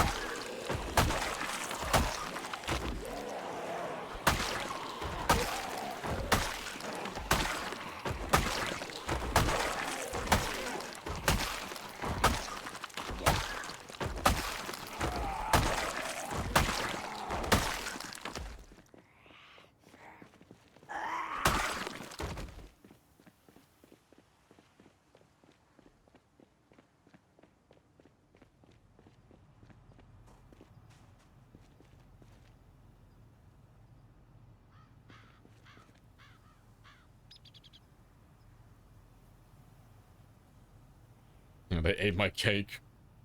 I won't forgive them, it's why he's killing everybody. He was invited, but they didn't save him any cake, so Alvin is pissed.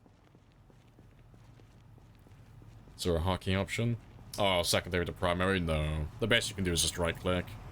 That's it, but... yeah, there's no way to seamlessly swap your primary, or your secondary to your primary while you're also aiming like this. But the benefit of doing it so that you have an item in your secondary is that you just completely skip the action time. So instead of having to equip it from, or take it from your bag to put it into your primary to then equip it, it just instantaneously puts it in your primary.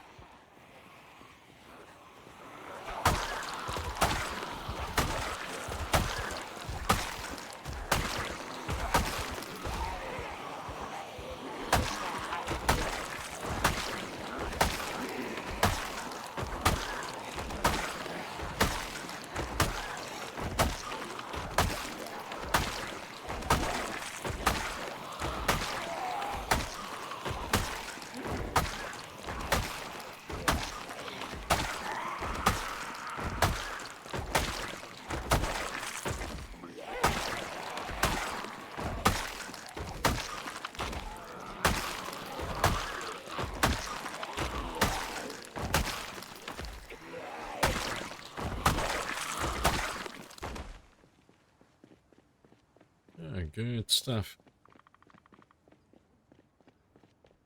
9 AM, you learned something new? And you only puked twice. Let's fucking go.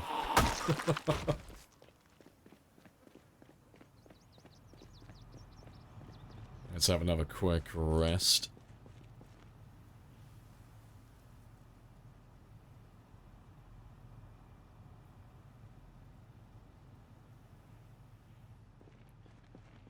Alright, but we're pretty much done here. There's not that many left.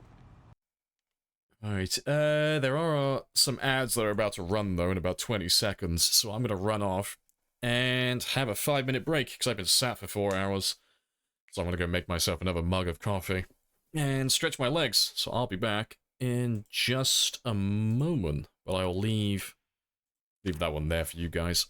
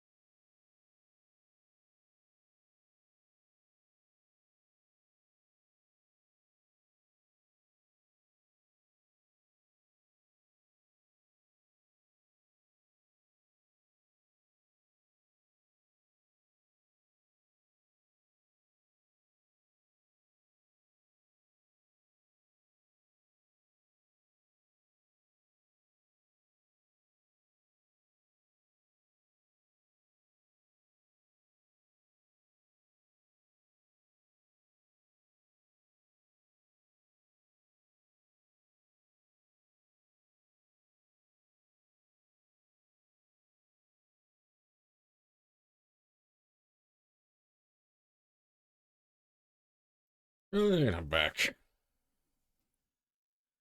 Yeah, I am back, yep, back getting my dirty bean water. I've made my bean soup for my mug. Happy days. Right. Let's finish off these guys over here then.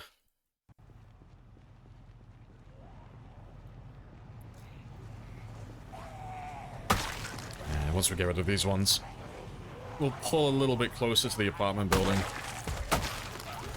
Make some more noise with the van. See if there's anyone lurking inside.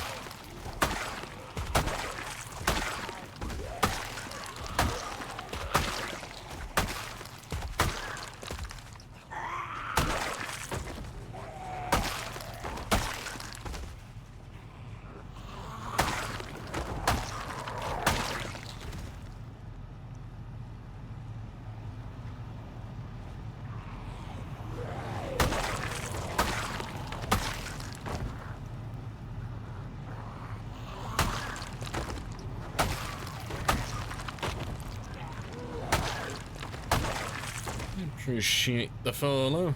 Oh, it's one of my big ambitions in life to get a full 8 hours of sleep.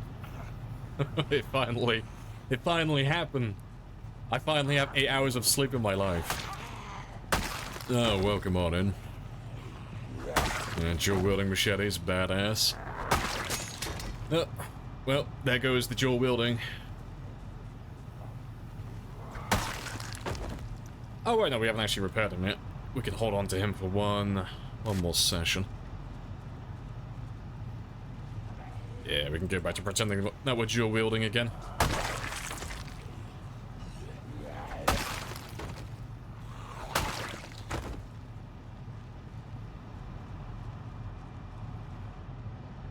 Right, but let's quickly just pull around the corner and see if there's anyone still lurking by that apartment.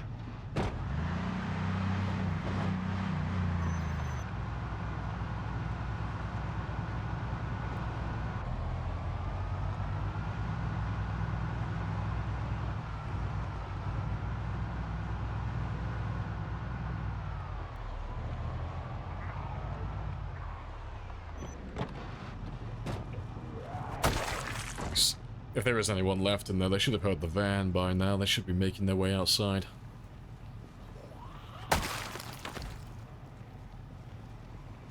Yeah, if I get 8 hours plus, just sleepy all day. If I sleep 7 hours, perfectly charged, yeah.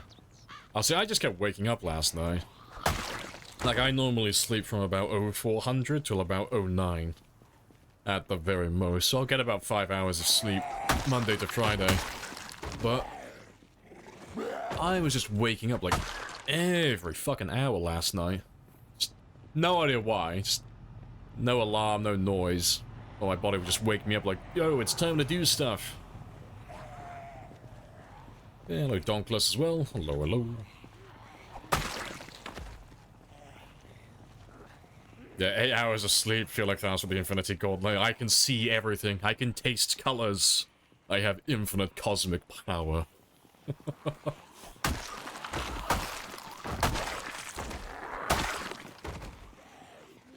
Yeah, meta events kept waking me up. There's some homeless man outside banging on my barricades. Keeps waking me up.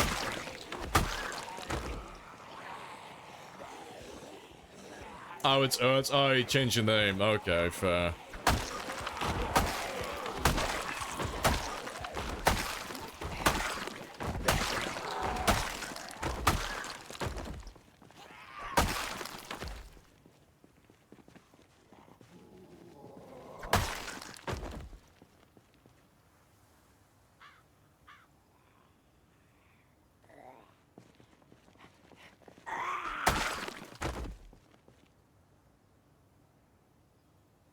Just for shits and giggles, yeah. For shiggles. Hey, there they all are. Yeah, still more of them pouring out as well. Fantastic.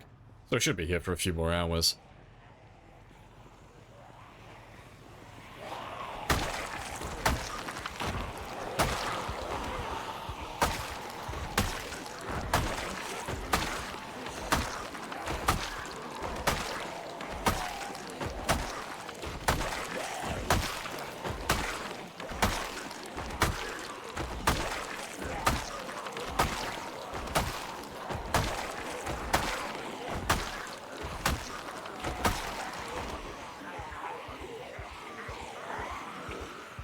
fair bit. Just 1 or 2. So I'm still capped at my 10. Yeah, it's always a group of 10 in my mind now. As soon as I run out of fingers to count with, that's the limit.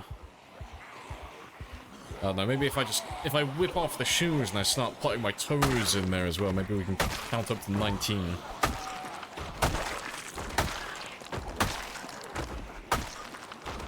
I will let you guess which toe is missing.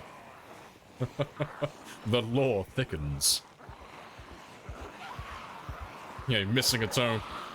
Yeah, you'll have to play the guessing game. Which toe could it possibly be?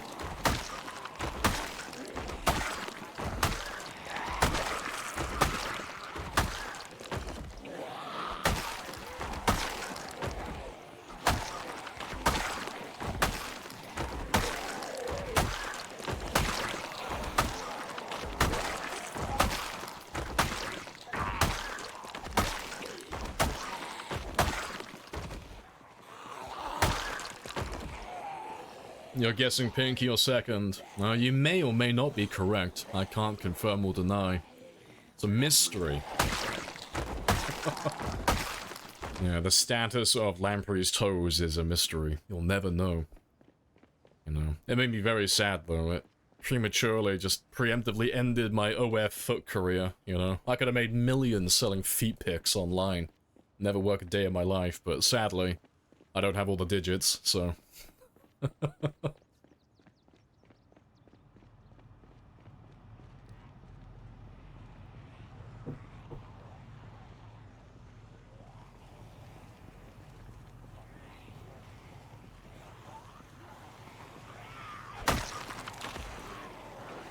Give us feet pictures. I'll make an OF, I'll sell all the pictures.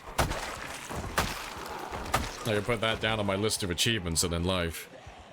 Successfully pay at least 1 month's worth of rent exclusively with feet pictures. That's a goal, okay?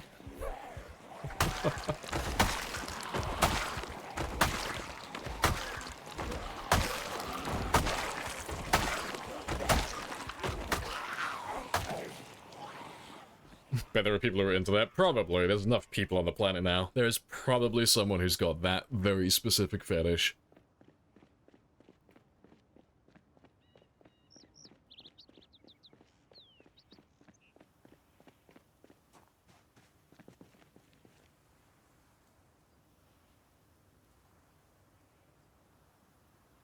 Yep, new site launched, only feet. I'll sign up immediately. I'm gonna sell my rough, manly, hairy feet. Maybe I'll sell the toes as, like, extras. You have to pay extra, like, per toe, okay? There's a limit. You can only buy up to, like, 9 extras, though.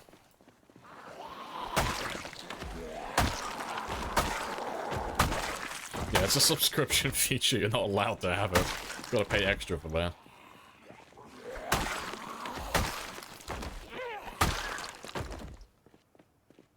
Yeah, and a goldfish as well. Hello, hello. Afternoon.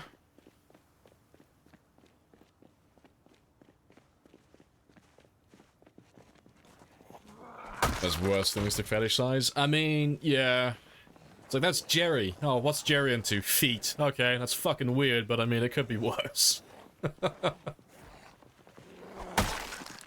Yeah, see, I can't wrap my head around it. I don't get it, but fuck it. Whatever floats your boat.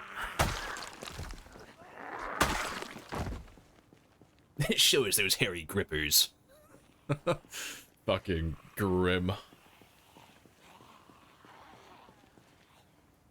Every month subscription gets you an extra toe. Yeah, it's a tiered package system. You gotta, like, stay subscribed for 9 months to unlock all the toes.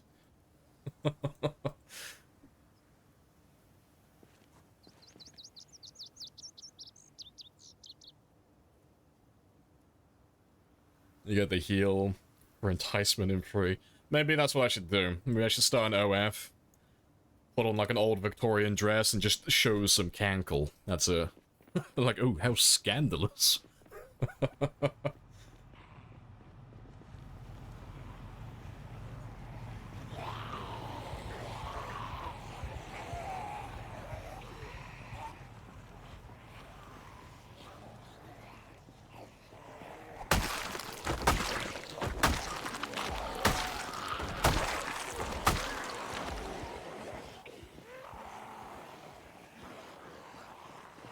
Yeah, zombies, they're not even silhouettes. They're not even trying. Shame. Shame on them.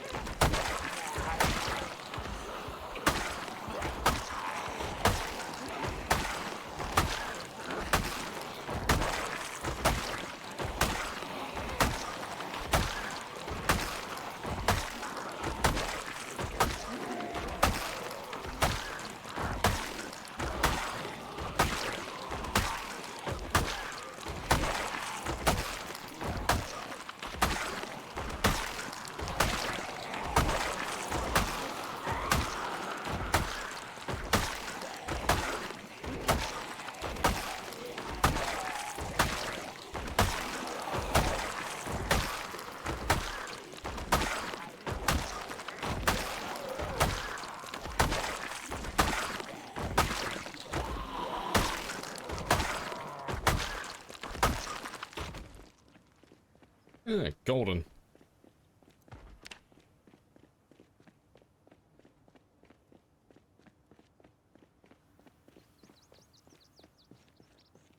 They should be nearly done now.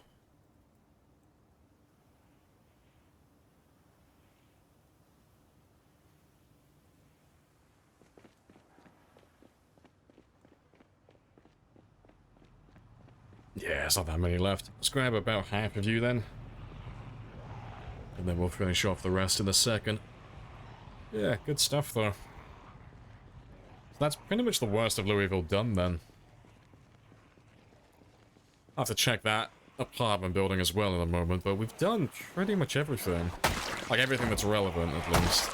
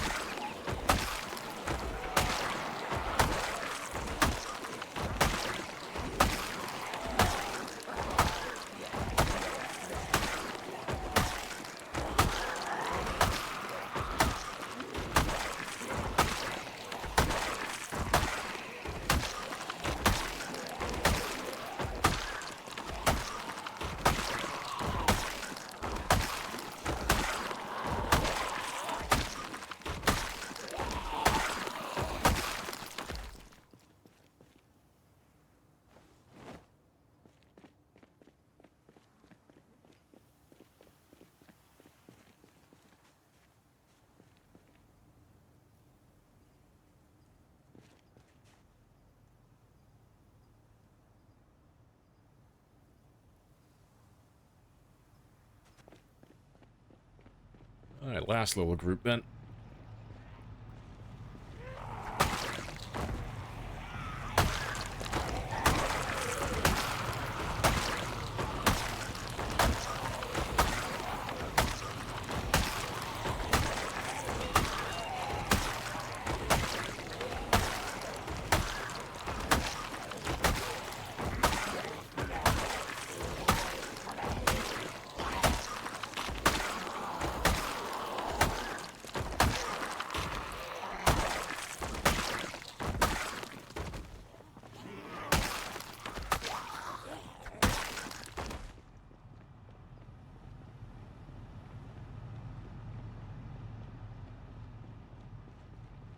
Yeah, nice and quiet.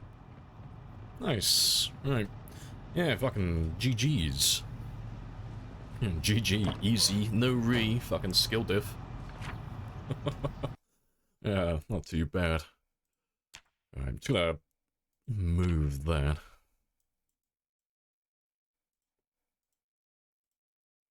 Just so I can throw that car symbol down. What about doing time 16 with pinpoint hearing? Would it be doable? Time 16 with pinpoint hearing is what we did on the 954,000 kill run. So, the run that has the most amount of kills, we ran those settings on that one, among other things. So, you can definitely do pinpoint hearing time 16, it's just... you have to know, like, at the very beginning of the game, you need to know where to go. And... the main thing is really just if you're running helicopters. So, if you're running helicopters on often for vanilla, or you're doing like some from a Twitch integration, what happens is you have to do a circuit. It's really tedious. So, in a normal game, you would just spawn on the west side of West Point, and then you would run off to the lake houses, do whatever exercise you need to do, and then start working your way back into West Point, and then just go all the way over east and just conquer the whole town. And, like, whether you've got integration turned on or not, you only really have zombies from this area come over to you, which is fine. That's manageable. If you're doing pinpoint hearing and time 16, and you've got helicopters on often, or you're running integration, you end up stuck out here, and the entire town goes over to you. So, it's really tedious. You have to, like, fall back further down the riverbank, and they'll just keep chasing you, and then you just end up going around in a bit of a circle while you're killing them. And, you know, so you just lead them all out to the farmlands out here, and then make your way back into town, and then they just chase you back in there again. But you just constantly stay on the move if you're doing it from day one. It's a bit of a pain. But yeah, it's definitely doable, though. It's not unmanageable.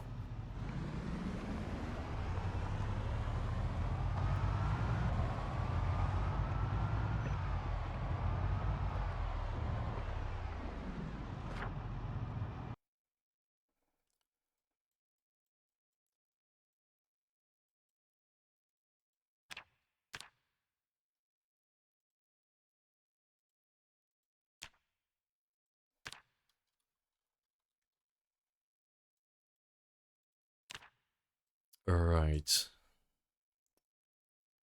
I think I'm just gonna do this little neighborhood here quickly. That won't take very long. Just run past all of those. Let me park the car. Wait, I'll leave the car there, actually. I'll come back for him in a moment. Yeah, just run past all of these very quickly.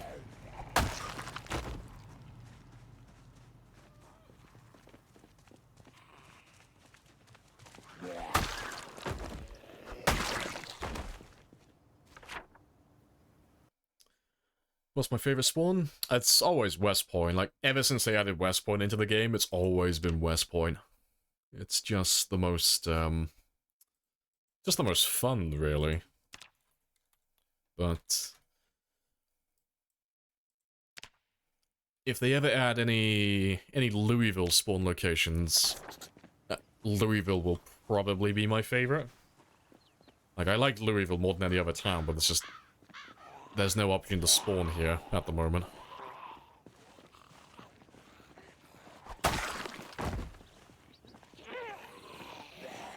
The zombies stay... I'll stay in their cells. Oh, when they hear a helicopter. No, so... Migration keeps them limited to their specific cell. But anything outside of that, they don't care. So... if they can see the player, if they can hear the player, or they can hear any meta events, like any sound whatsoever, they'll just chase it regardless. So like if we took like this cell here as an example, every zombie inside that cell can only ever walk to another area inside that cell. They can't leave this box. They're stuck there forever. But if they can hear anything, or they see any players outside, they'll just chase after them. So, like, if I had a helicopter from, like, the southwest, they'll start making their way down into, like, these neighborhoods. And they'll just carry on chasing after that sound for as long as they can hear it. But it's the same for gunshots and cars and the player shouting. It's all the same.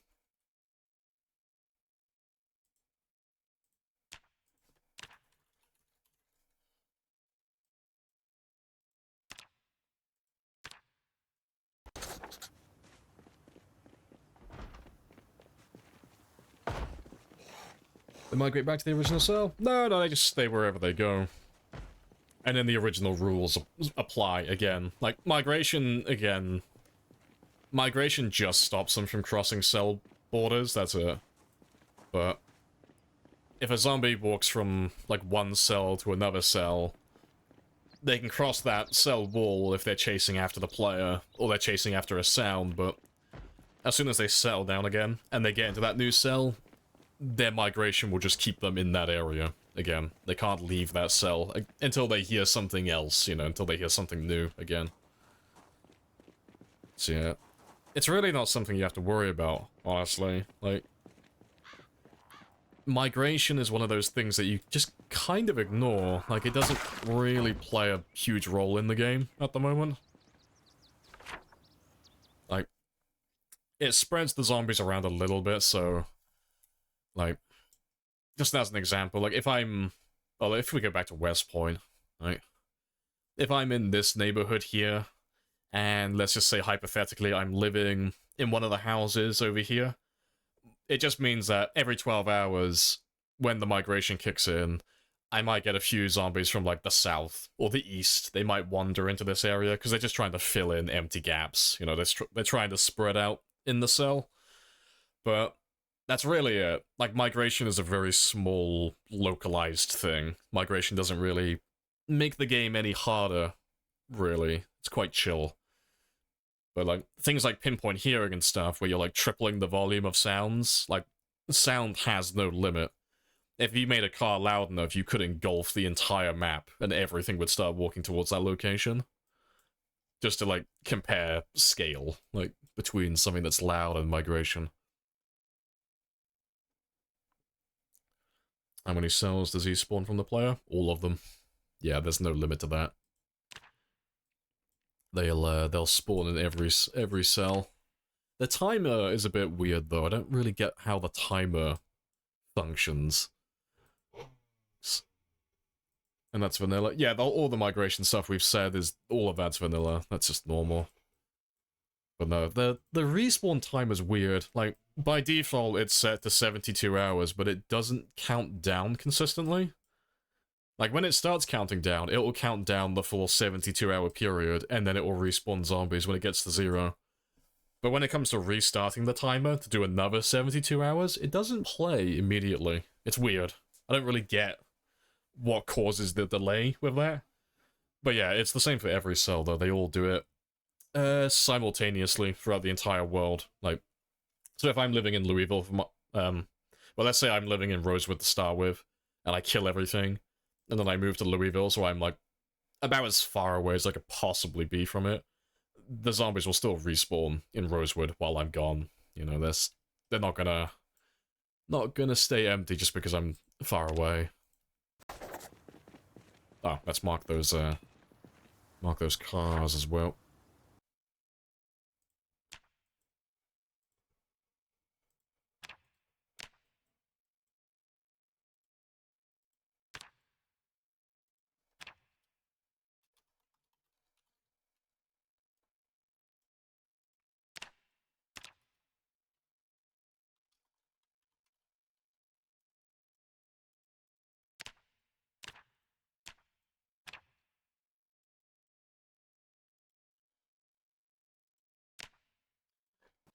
Let's go get those houses. Yeah, you can see what I mean, though. Like, what I've been saying in the past when it comes to clearing these residential neighborhoods. We'll get through it really quickly. Like, clearing the rest of Louisville now won't really take that long.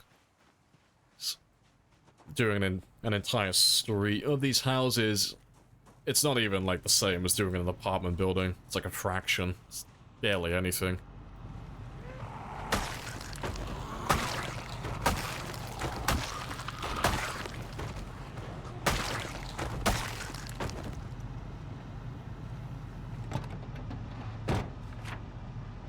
Hello, Brony, as well. Hello, hello.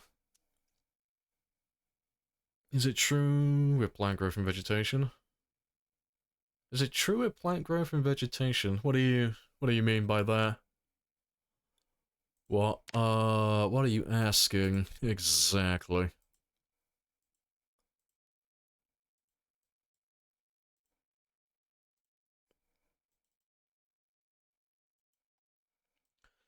Right, let's do these houses over here next, and then we'll get those ones down south as well.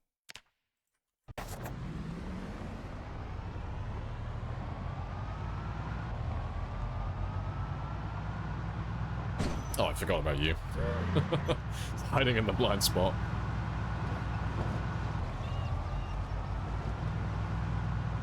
Yeah, I'll try and be a little bit more thorough killing the guys around here, 'cause there'll be so few of them.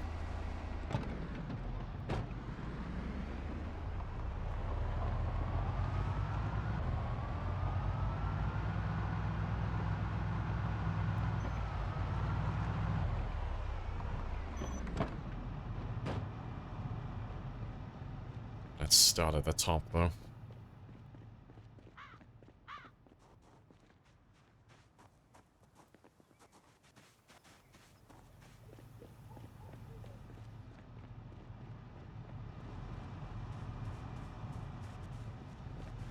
Like if you spawn in Rosewood and stay a year, oh, there'll be a lot of overgrown roads and grass, side of the roads and stuff. That is a bit funny. As far as I can remember, the way that the growth works is it has to be out of the rendered area. As far as I can remember. Might need to test that one again, actually, but... like, where I am currently, if this was like day one, as an example, everything within 100 tiles of my character, so about out to here, give or take, everything within like this little box here, none of the grass is going to grow, none of the bushes are going to grow, none of the trees are going to grow. It's all going to stay static, it's not going to change. Everything outside of that little tiny box, so the rest of the world, everything can grow outside. I might be a little bit off on that one. It's been ages since I've looked up there, but yeah, it has to be out of the rendered area last time I checked.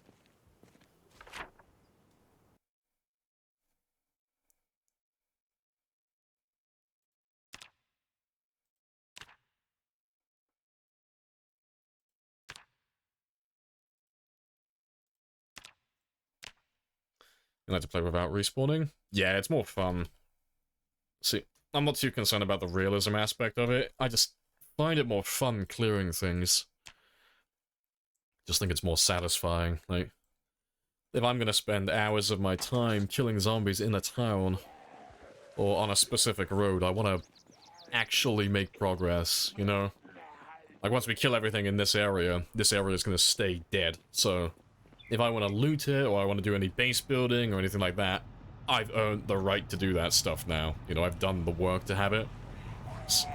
It's a little discouraging when you spend hours of your time clearing an area, and you get sidetracked by something, like you gotta go do some fishing to maintain your body weight, or you just end up distracted by another project, and you're gone for a few days. But in those few days that you're gone, everything that you've killed is respawned. It's like, oh fuck, I just lost all of my progress.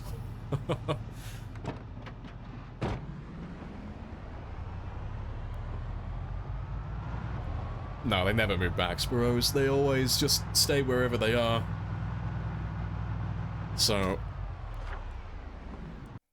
like, if I've got zombies that have gone from, like, this cell here, and they've moved into this cell for whatever reason, like whether it's been a helicopter event, or they've been chasing the player, or they can hear my car, doesn't matter what it is.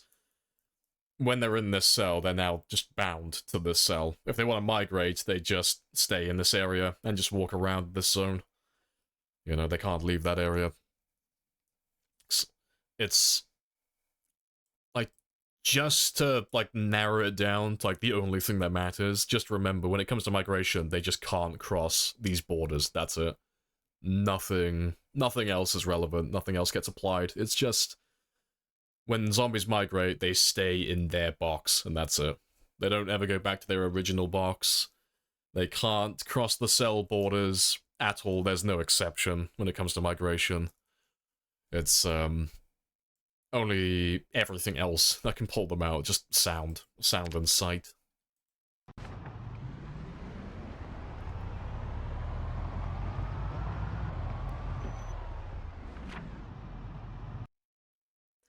Yeah, appreciate the follow as well.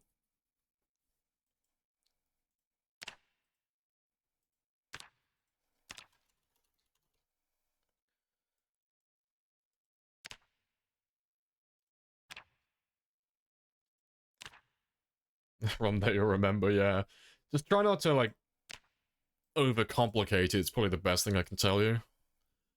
You know, you don't need to, like, remember everything. Just remember that when it comes to migration, it's just they can't go across the cell border, that's it. That's really, like, the only thing you need to remember. And even then, it doesn't really matter that much as well. Because migration is such a non-issue that you don't really need to know all the ins and outs for migration. Just so long as you know that it's not relevant, that's really the only thing you need to remember. You know, migration isn't as bad as what some people think it is. It's just one of those boogeymen that gets blown out of proportion because people don't understand exactly how he works.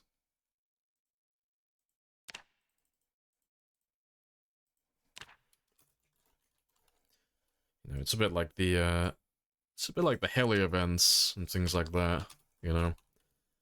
Like, the helicopter's one big bad boogeyman that people are scared of, but the helicopters are really chill. The helicopter doesn't really make much of a difference in the grand scheme, especially if you're only playing with, like, one helicopter.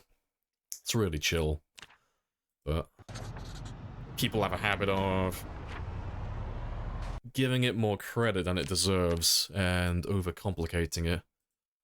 And just generally just overthinking what it's doing.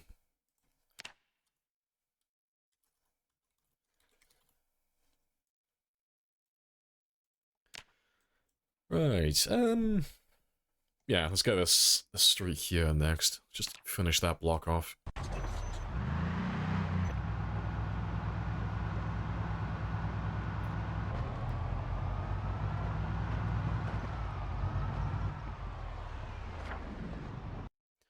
Yeah, tons of cars around here, though.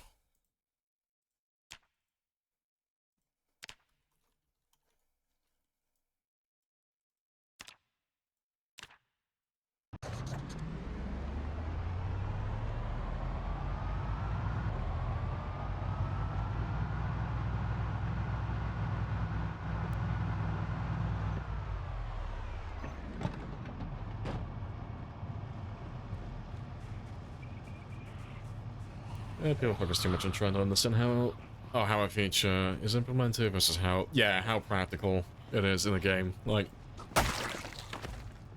there's lots of information you can get when you're testing things in debug, but if you don't have access to a lot of that information when you're actually playing the game, generally most of that info is useless.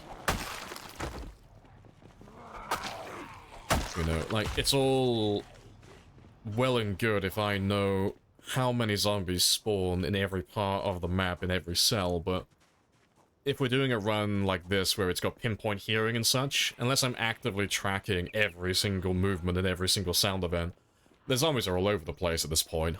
You know, I don't know exactly how many zombies are in each cell at this point, because there's no way to track that information while I'm playing, so it's just not worth thinking about.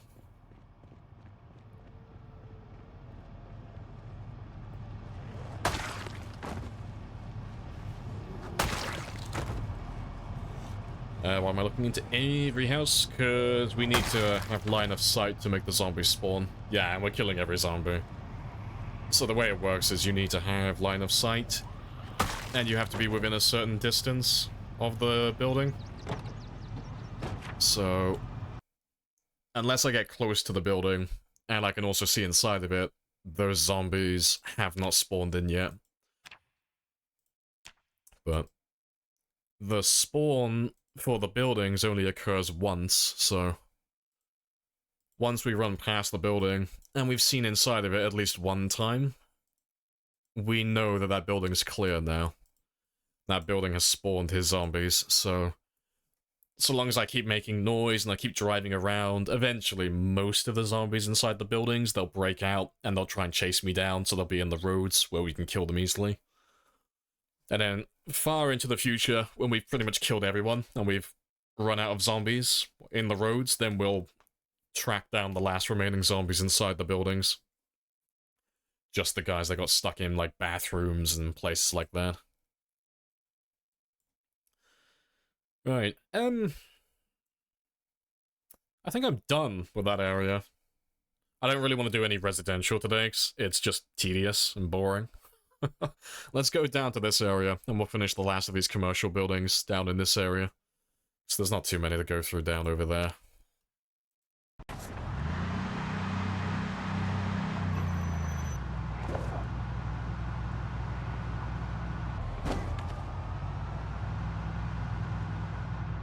Yeah, smart thinking, yeah. As an intellectual, isn't I? I'm something of a tactician myself. But no, it's just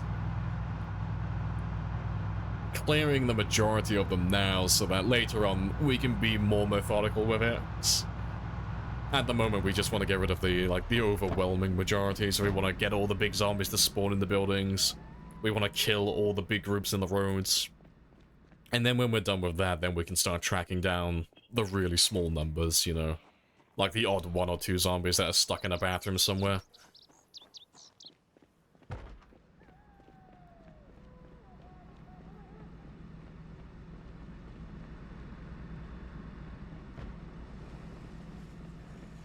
Alright, let's run past all of these then.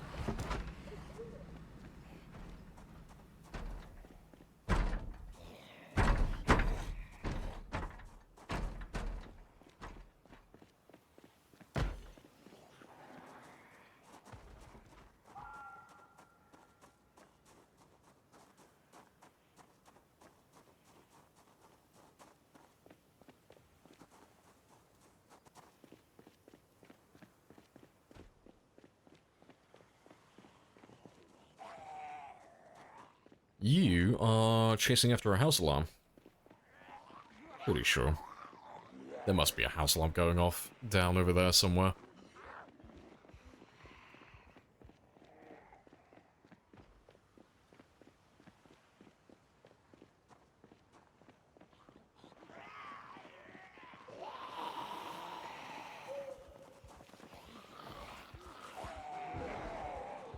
Yeah, I'll get that shed later.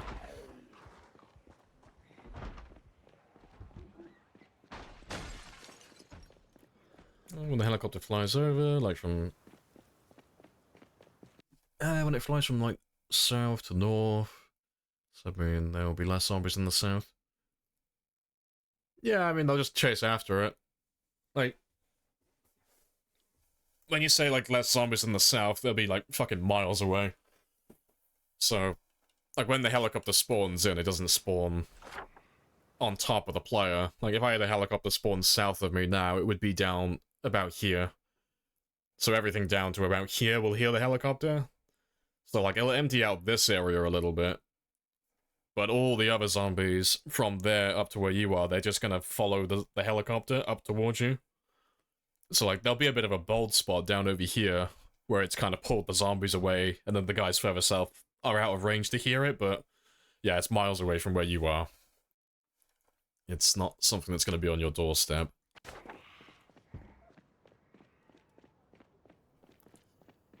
That's another helicopter.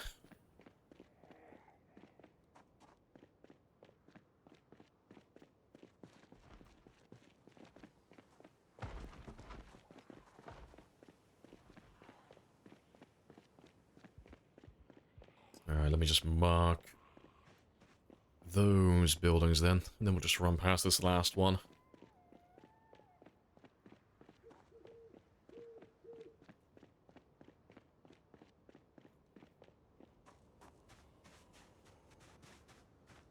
Alright, so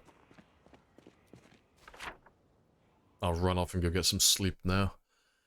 Let me just mark all of them first.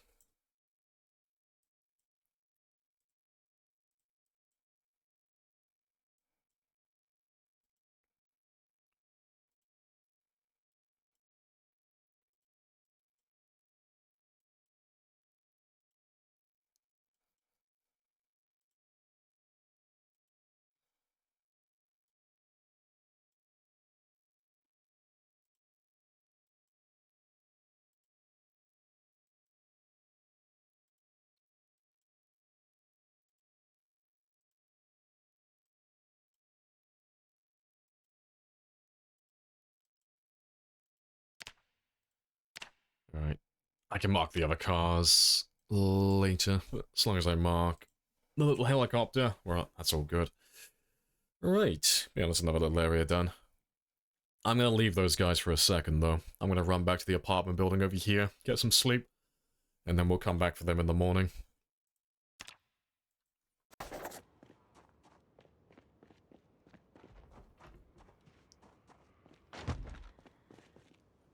Can I get through? Hello, hello.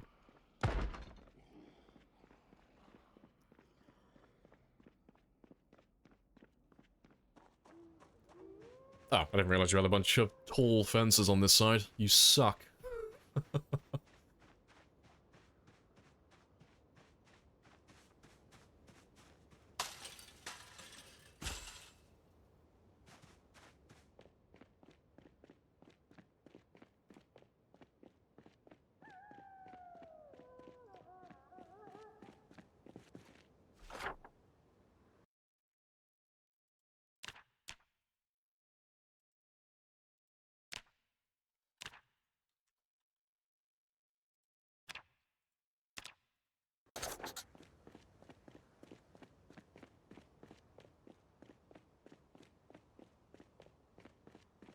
Yeah, don't you always go anyway. It's bedtime. You stink pup, okay?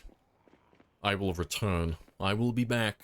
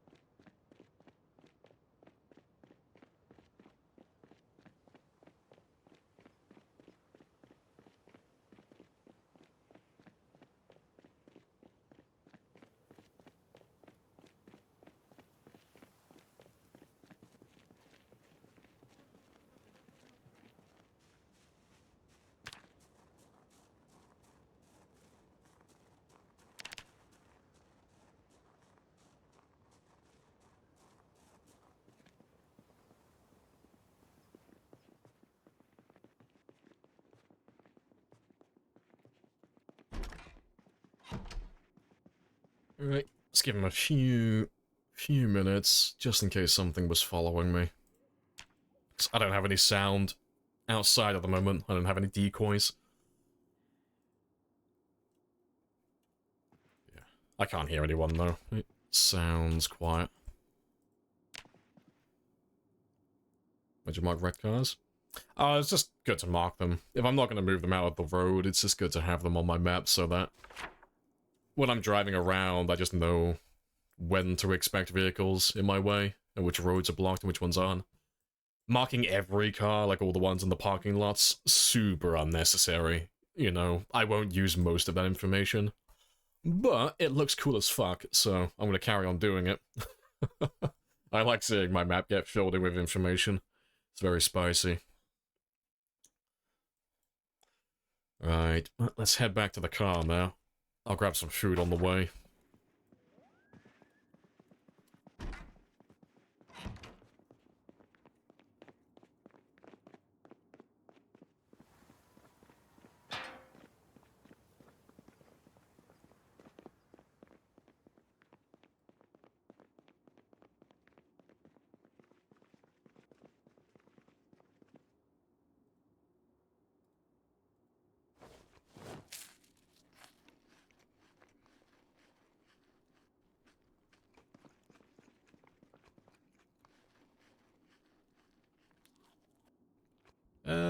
Nah, to be fair, that'll do.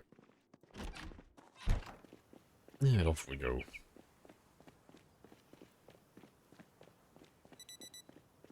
Yeah, it's mostly for road safety. Yeah, basically. Just good to have that information. It just means I can speed then. Like, if I'm driving down a road that I haven't been down before, you'll notice that I only drive at about 30 miles per hour, at the very most. I don't know where there might be a roadblock ahead of me, there might be more zombies, there might be a car wreck, you know, there's no telling what might be in front of me. But once I've marked it on my map, or I've towed the cars out of my way, so I've got a nice empty road. I'll just speed everywhere, like 70, 90 miles per hour. So I know the road's empty then, I know it's safe. There's no risk of me getting caught off guard by a bunch of debris in the road.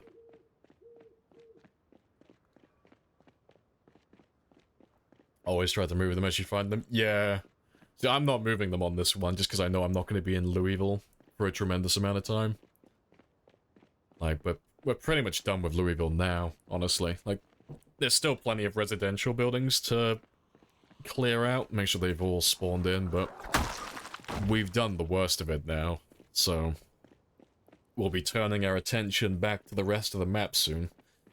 And we probably won't, like, come back into Louisville that frequently. You know, like, I'll come back every now and then to clear a few more zombies and maybe tick off a few more buildings and grab some loot, but we won't be spending, like, entire streams here.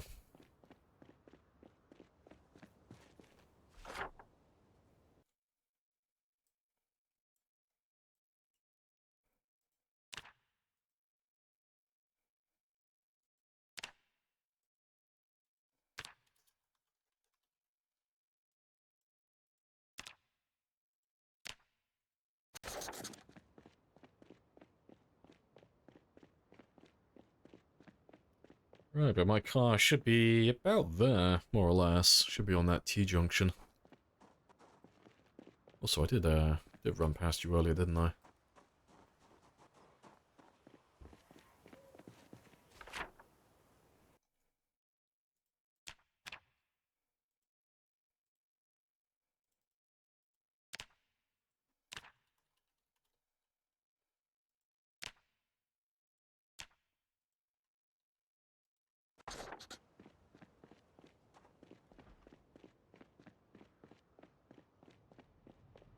Please tell me that you did not spend $600 on this Happy Days bullshit. Appreciate the sub as well, Panda. Happy days. That's another helicopter.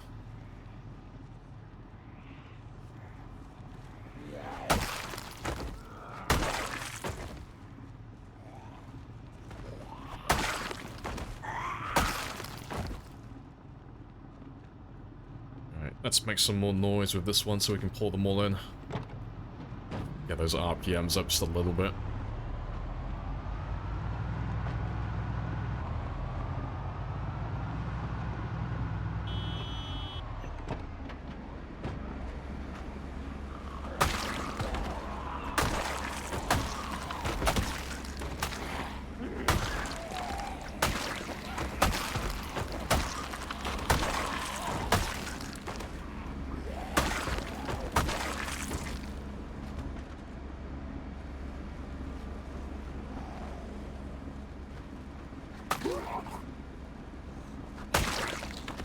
Make hotkeys? I want him out to navigate faster.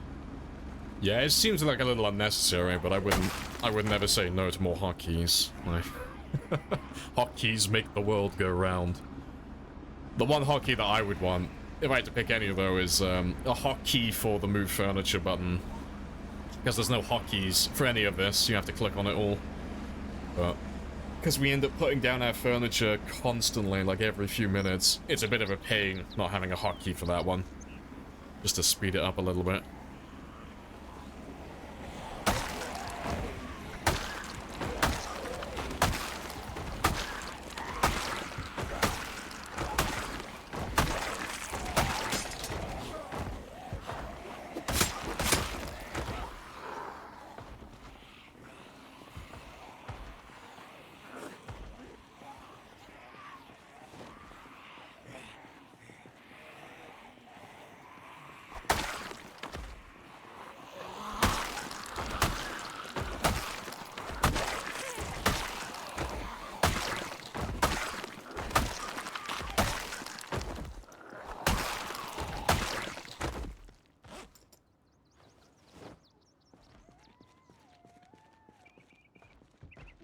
Awesome. Let's have a quick rest then.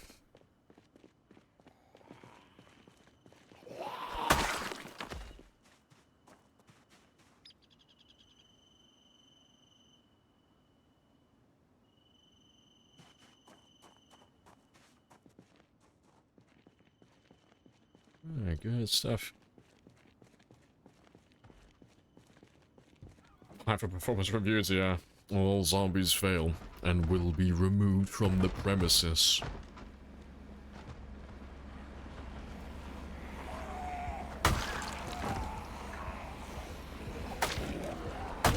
See, I need a clip from Helsing Abridged, just with Alvin instead. Remember that scene where it's like everyone's dying, it's all grim and horrible, and then the Italians turn up in all their helicopters, and it's like, oh, thank God, it's the Catholic Church, and they're all spouting like, we're here to save you, and they're all like, oh, thank God, it's the Catholic Church. And it's like, from yourselves. And it's like, oh no, it's the Catholic Church. I feel like that's Alvin every time he turns up to a new town. I'm here to save you from yourselves. It's like, oh, fuck. It's Alvin. It's that cunt in the waistcoat. He's here to steal all our fucking cereal. And turn all our tables into spears.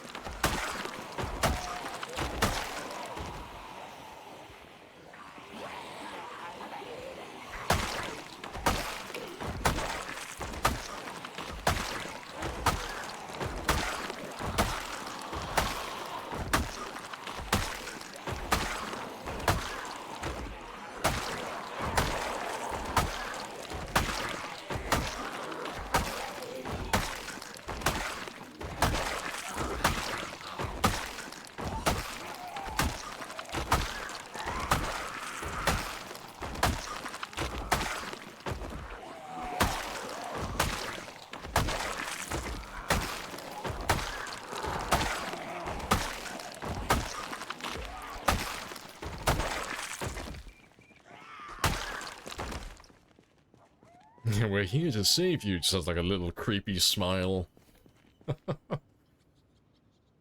One hit satisfying? You hit multiple times?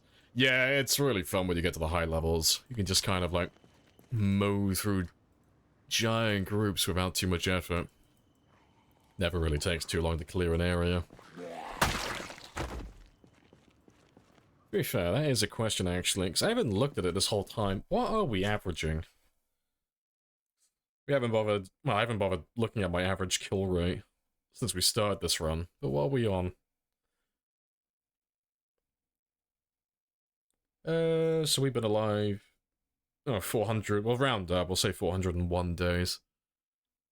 So what's my kill count on? 15,723. That's not too bad, we're averaging 288 per day at the moment, as an average. That's not too bad.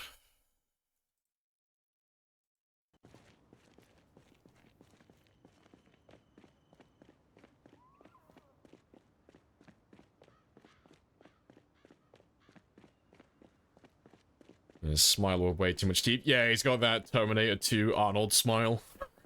Just all teeth.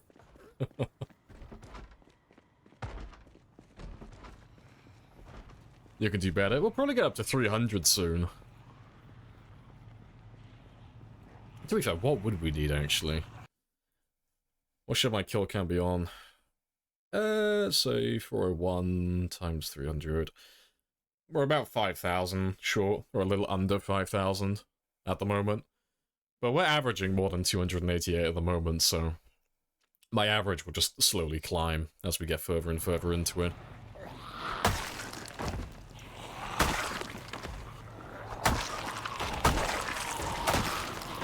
And it should speed up tremendously later on, when we don't have to spend time running around making them spawn inside buildings and we're just clearing them from no man's land. It'll exclusively be killing at that point, so we'll be able to get far more per day.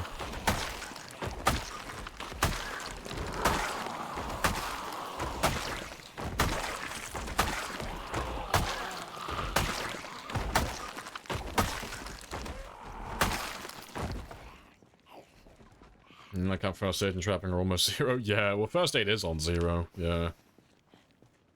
It'll be fun to see if we can do the entire run perfect. No first aid through the entire game. I just need to just need to be careful around trees and bushes. That's really like the only thing that's going to scratch us at this point and get an injury. It's just me accidentally walking through a tree or two.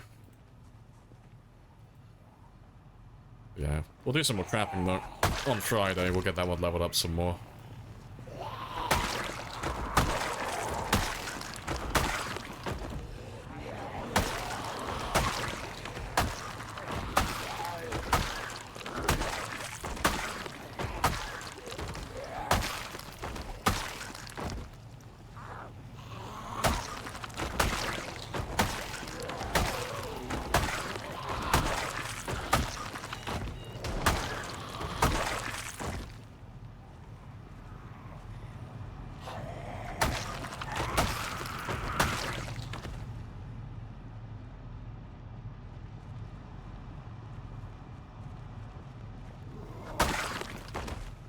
Trees are the real danger. Yeah, just don't want any first aid. But yeah, I have walked through quite a few trees on this run though. We've been lucky so far. No scratches, no injuries.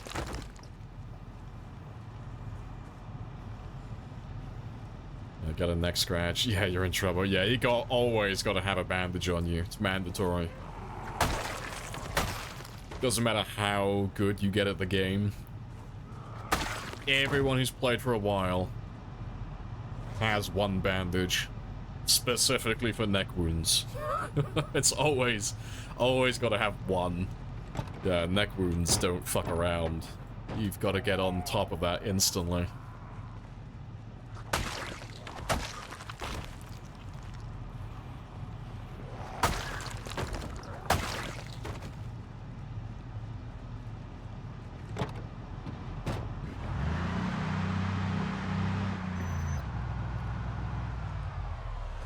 Right. We'll have a little drive down over here now, just to make sure that we've got everyone from those buildings. And yeah. I think I'll clear this area as well, just to marry it up with the rest of the stuff over here. Just clear out that little area. We're gonna go down that road anyway, so let's go have a gander.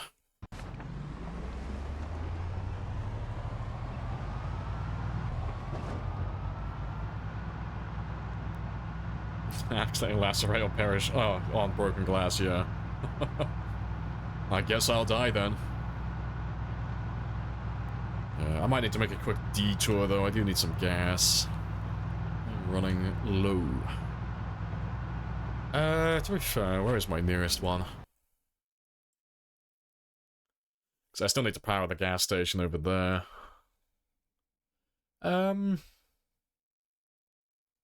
Yeah, to be fair, that won't take very long. I'll drive down to that gas station quickly, just past the police department. And then we'll come back here in a second. I don't want my car to run out of gas. That's just going to be a headache.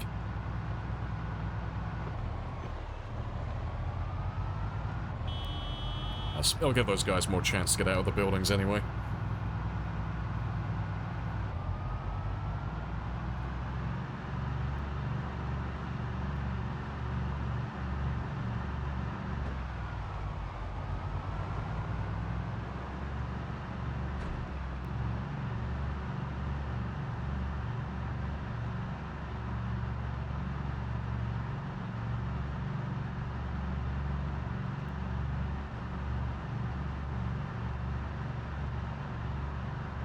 If you could dual wield.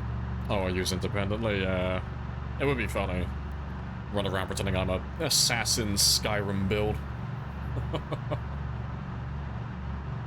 See, with them bringing bows into build 42 as well, just everyone's going to be a stealth archer. Everyone's going to turn into the old Skyrim stealth archer build. It is the way.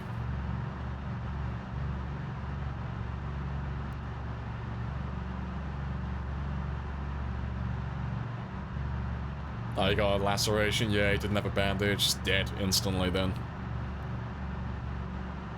Gotta rip socks to bandage yourself. Yeah, it doesn't take a long time, but those few seconds make a world of difference. I've lost characters to neck wounds in the past, but I just always have at least one rag or one bandage on me now. Like, just for the neck. Like, everything else, it's like, oh. It doesn't really matter where the other wounds are. Like, the head's still bad, you know. And having leg wounds always sucks, but you've got a bit of time to work with on those, but...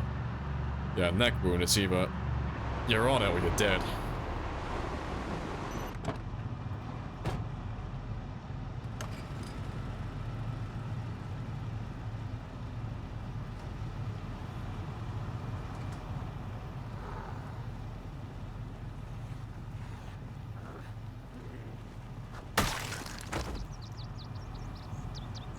Why did I put ass on my map? It is the best cell in the game.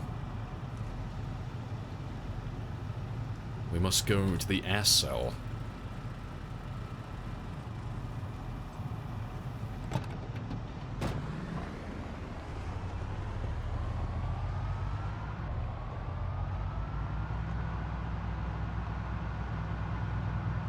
Sorry, it's already been asked. How are you feeling about them? Oh, still making a December release after the last Thursday. Hit or miss. Again, it depends on how the testing is going. You know, like if they're opening it up to their wider pool of testers and then someone finds a really bad bug, like something that's really gonna fuck with the game, they might have to spend time fixing that, but from what they've said, everything's going well so far. Like, they found a few bugs, and they're making a few fixes. They've said there are a couple of combat bugs as well that people have pointed out that they want to, like, iron out. But I don't think they've found anything that's gonna ruin the experience so far. You know, I think when it released on Unstable, we're gonna get our usual jank, you know. There's still gonna be bugs, there always are, but it's gonna be fun, it's gonna be playable. They never release updates that are just completely broken, they've never done that, they've always ironed out the worst of it, so it doesn't ruin the experience. So, I reckon they'll still hit December, personally, provided nothing major comes up.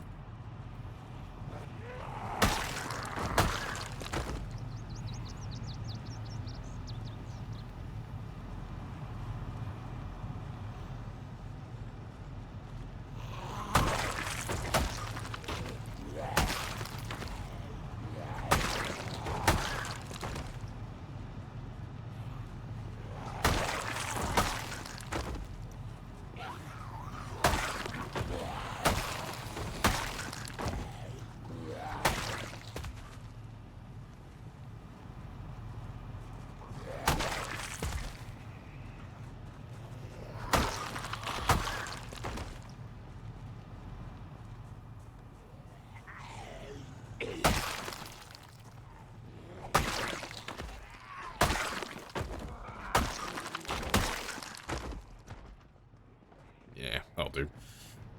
Gonna leave this area. That's not that many of them. They're being a bit slow.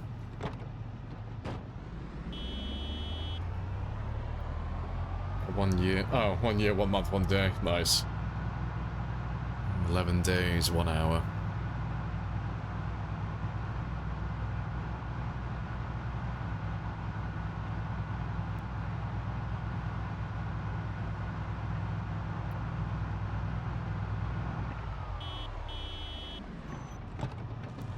Everything between the lines from Thursday. Yeah, it sounds like they're making good progress. Yeah. See, I'm still not holding my breath for a release anytime soon, but, you know, wishful thinking sometime near December, or maybe January or February, in a couple of months. But if it's going to be longer than that, womp womp, doesn't matter. What am I going to do? Play something else? That ain't going to fucking happen. No, Zomboid for life, ride or die. Let's fucking go. I'll wait forever.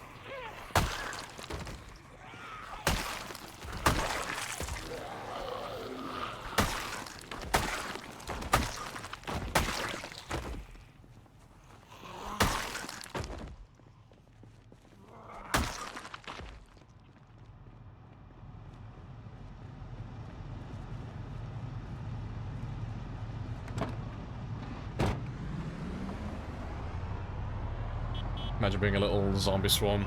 Being told, yeah, it's not worth it right now. It's not worth my time. They are beneath me.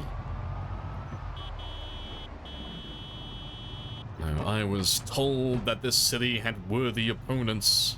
For shame on Louisville. I have no adversaries.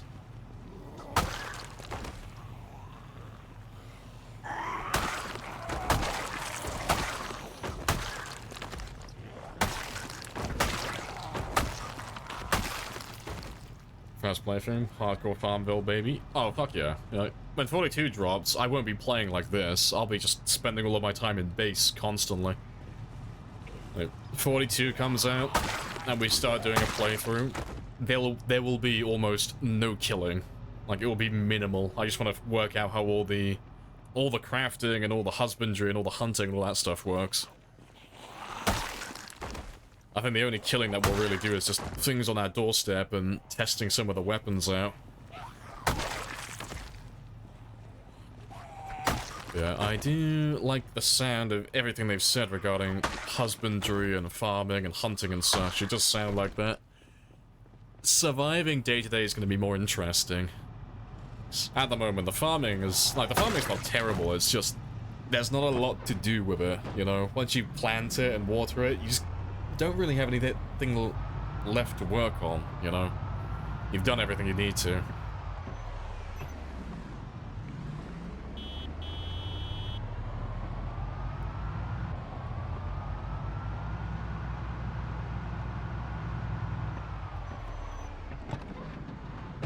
Just gonna make sure they've all spawned in next.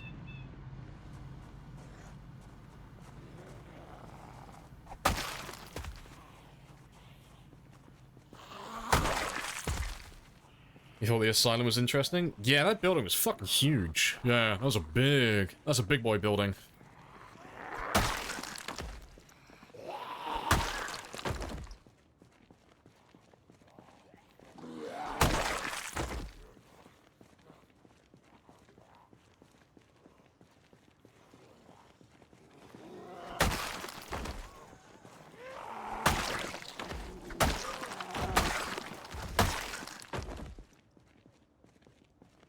What you said, what it seemed like a small testicle, plus more apologies seemed a bit odd.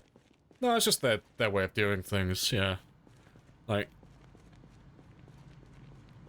they're letting a few people from the community, like, who play the game a lot,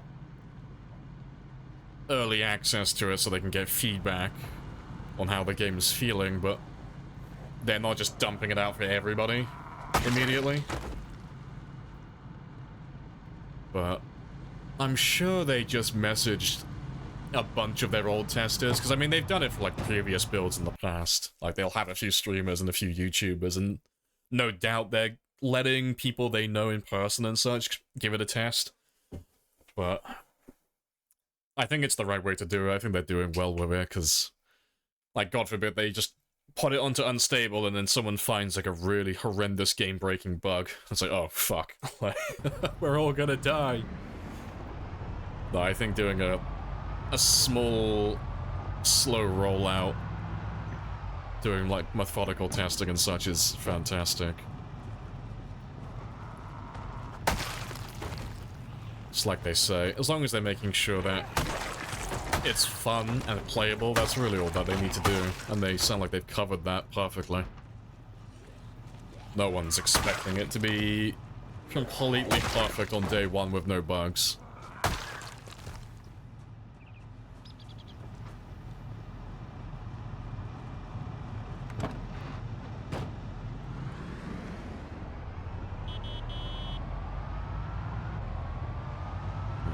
Try and... oh, time 16, very insane part. You fucking... yeah, fucking casuals. Well, when 42 comes out on Unstable, and we have access to it, I will make you all a zombie pop map on day one. Like, as soon as it gets released, I'll make a new pop map, so... like, currently we have that map that I've made. That gives you an approximation for all the zombies around the world, but... no doubt most of that is going to be changing, so I'll probably make two. I'll make one that's like a 1.0 pop, so you have a baseline, and I'll make one that's on time 16. So that people know, like, roughly how many zombies there are. But the heat map will, like, be the same. It's just numbers will change. But it's always nice to have a map like that. Makes it easier for newer players to know where to go and where's safe and where's hostile and all that such stuff. If you put the game from 1 hour to 24, does the food and water sleep drain accordingly? As far as I can recall, it does, yeah. Like, the way it works is everything is relative to the game time. Like, for the most part. So, if you make your game go from 1 hour to 2 hour days, everything just becomes a little bit easier. Because you're still gonna need, like, exactly the same amount of food per day. I still need to get myself, you know, X amount of hunger reduction to get rid of my starvation every 24 hours in game time. But the main difference is now, instead of having only an hour in real time to get this done, I now have 2 hours of gameplay to get this done, so the higher you increase the game length, the easier the game gets. And then the same, or the opposite is said of making the game shorter. If you made the game go from 1 hour days to 30-minute days, significantly harder to keep up with it. But I prefer 1 hour days personally, it's the most well-balanced.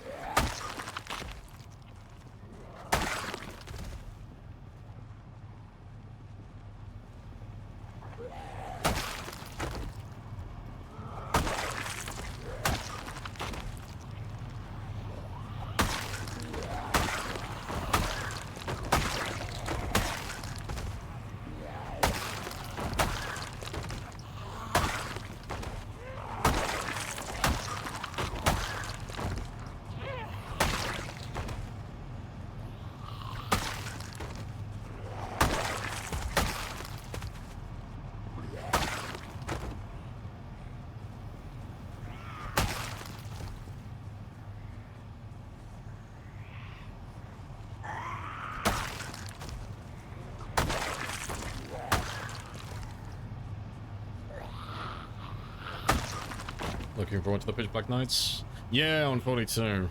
Yeah. Ordering the batteries and flashlights. See, I might have to turn my aim outline off. Honestly, like, we keep the aim outline on because it makes it far clearer when we fuck up, as opposed to the game just having a bit of a moment with jank, but with the Pitch Black Nights, or how dark it looks in build 42, I don't really want to keep the aim outline turned on, even if it's for, like, our clips and stuff. Because it'll make it so much easier. Like, if I'm in a pitch black room, but I can highlight the zombies to hit them.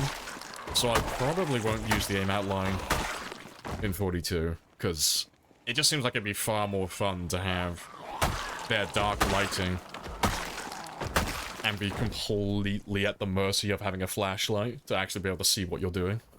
So yeah, that'll be interesting. There's a few more.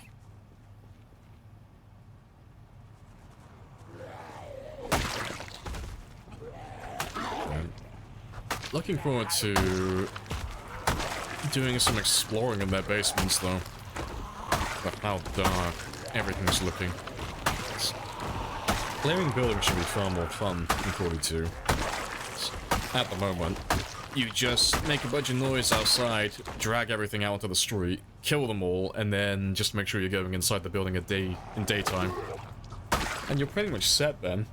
But having a building that might have all of its curtains closed or have boards on the windows, so it's just completely depriving a room of sunlight, sounds hilarious and terrifying. Just going through a building and you open a door and it's pitch black inside. I'm like, oh shit, I'm not going in there. Like, yeah, fuck that.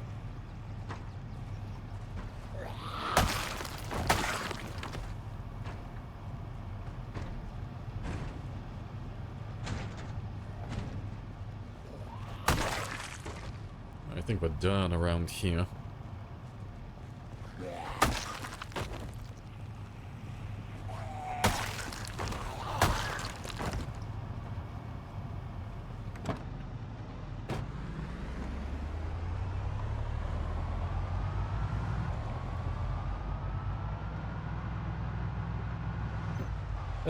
They'll factor in moon phases, so sunlight's are brighter. Yeah, we already have moon cycles, but yeah, that'll make them more relevant. You know, there's not a huge amount of the community that's even aware that moon cycles actually exist and do make the nights brighter or darker relative to which cycle they're currently in, which part. The same for like summer and winter as well. Like, I think it's more so that most players don't bother playing all the way up until winter, but you do have a lot more daylight in the summer as opposed to winter. Like in winter, it'll get dark at like, you know, 6 in the afternoon. In summertime, though, it'll stay bright until like 11, like 10 or 11 at night. You got like lots of daylight hours in the summer.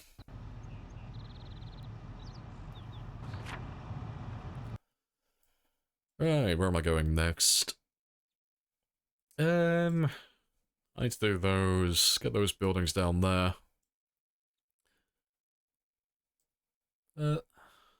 Yeah, I said I was going to do this, didn't I? So I'll pull the car over here. I'll quickly run past these few, and I'll get those ones over there as well then. And we'll come back for that little neighborhood in a moment then.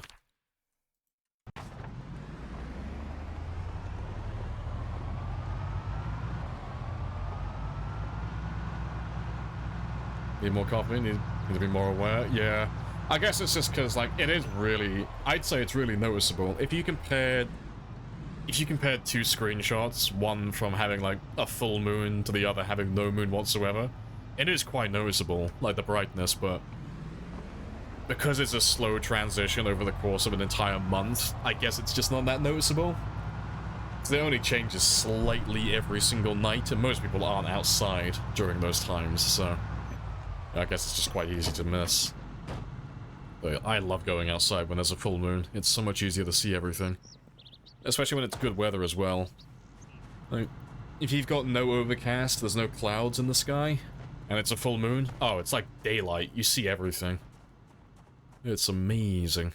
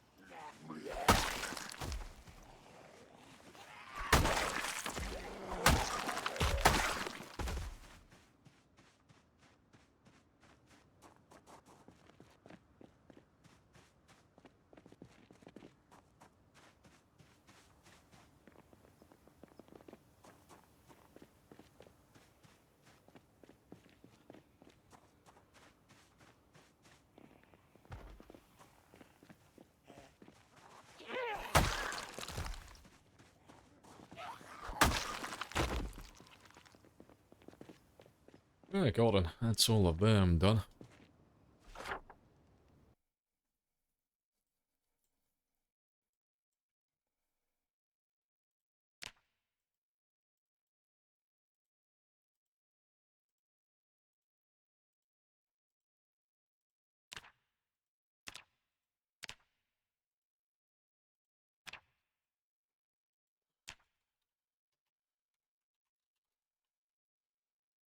That's why I love storms.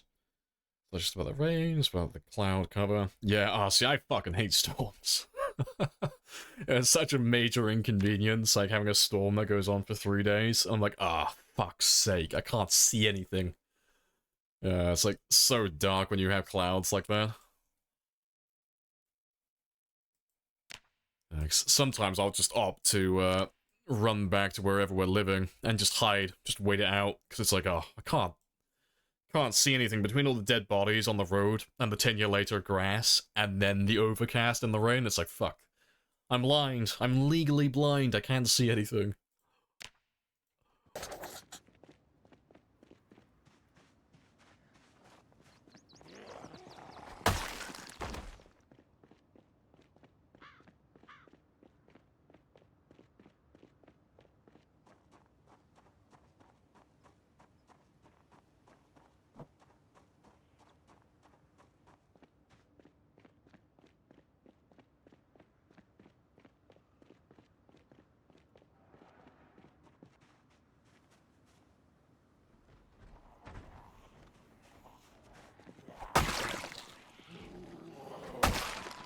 There's still zombies in there. Right. Zing.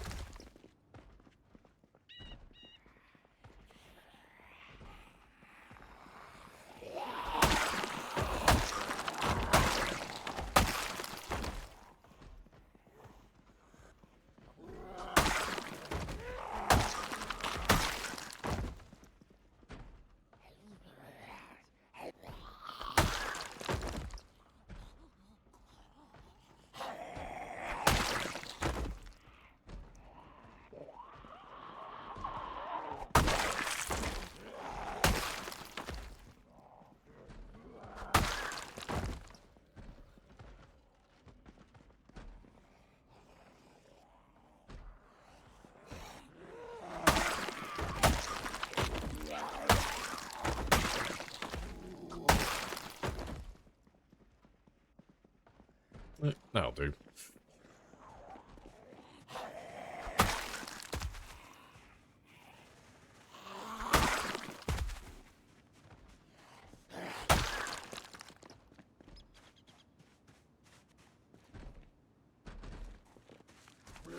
Boop.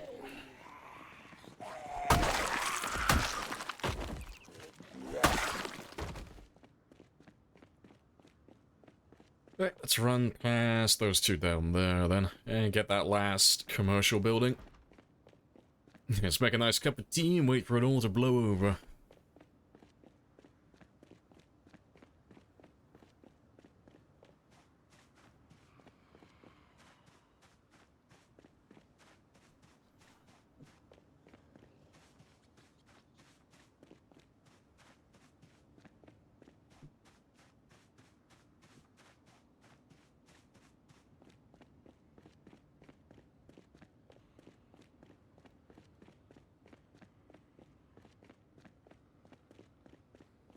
To be fair, I didn't remember you having any windows over here. Ah, good stuff. You still have a garage door, though. Fantastic. Thought I might have to run through the center, then.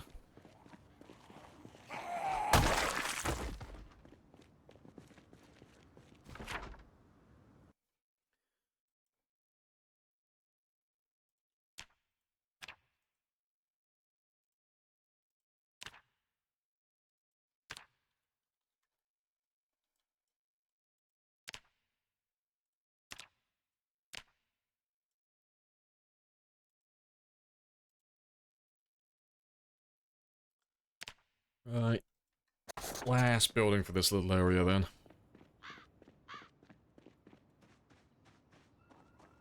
Yep, and there's a house alarm somewhere.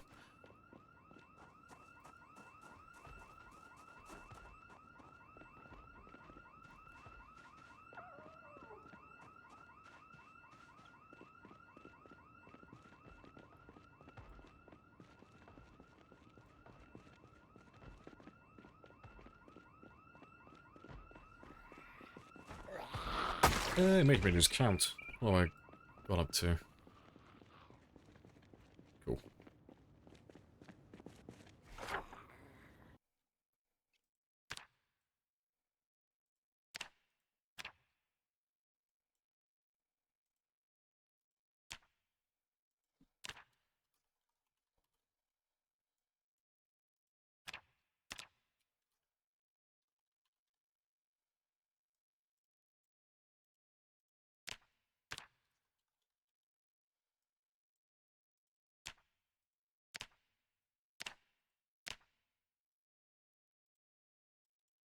Yeah, ideal. Let's do a little bit of killing by the car then. And then we'll go find another hole to hide in for the night.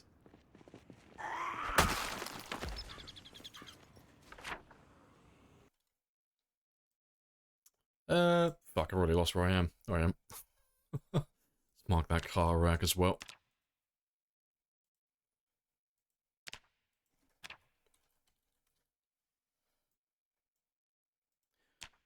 And so I guess we're running up this way. Just quickly run past those four as well.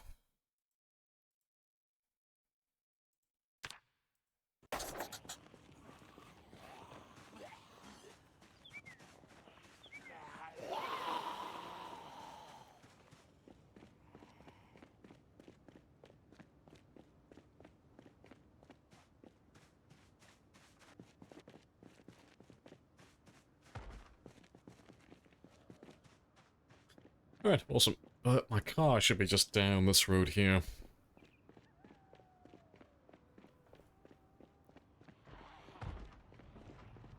Yeah, it's not even that many so far. So, we'll kill a few of you, see how far we can get. And then we'll go back to the Bateman building like we always do. Go sleep in the good old familiar apartment.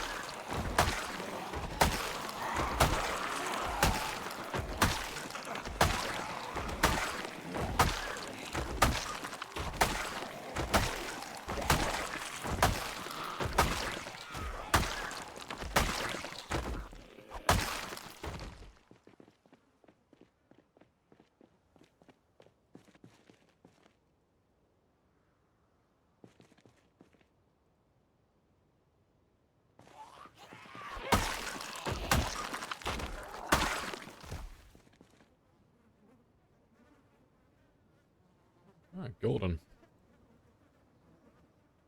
How many more do we have then?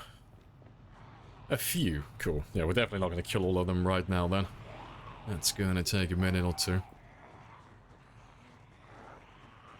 Let's have a little walk down east.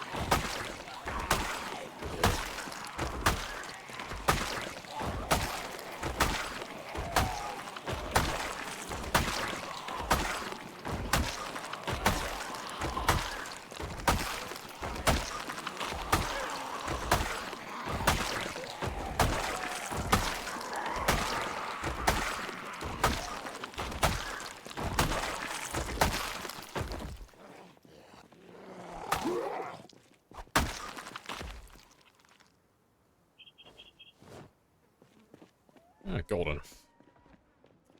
To be fair, I really should just kind of hang around this area. Yeah, to be fair, let me clear out this building, or one of the buildings, quickly. So I have somewhere right next to where we are, just to sleep for the night. They'll save me running all the way back to the Bateman building then, because it is quite far away at this point.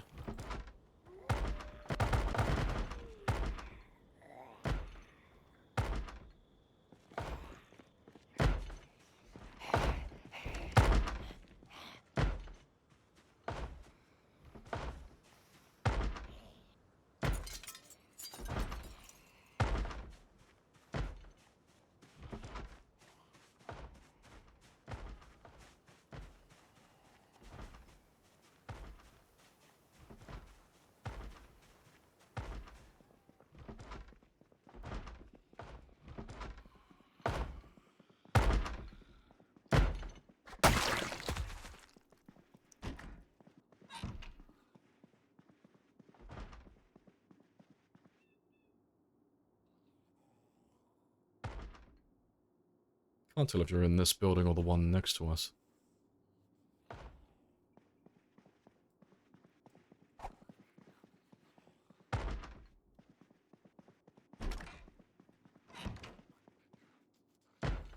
Nah, he must be next door. Yeah, he's over here.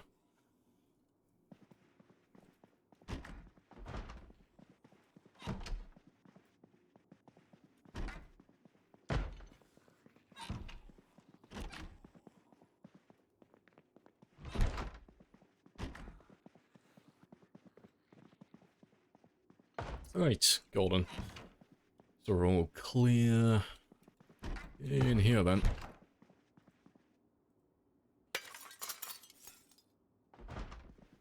And we're still close enough to the car, so that it's generating noise, so anything around this area should be slowly making their way out to that one. So if anything does hear me when I'm up here, as long as they don't get line of sight, they'll just get distracted. And they'll skedaddle and go run off. Go chase after my car instead.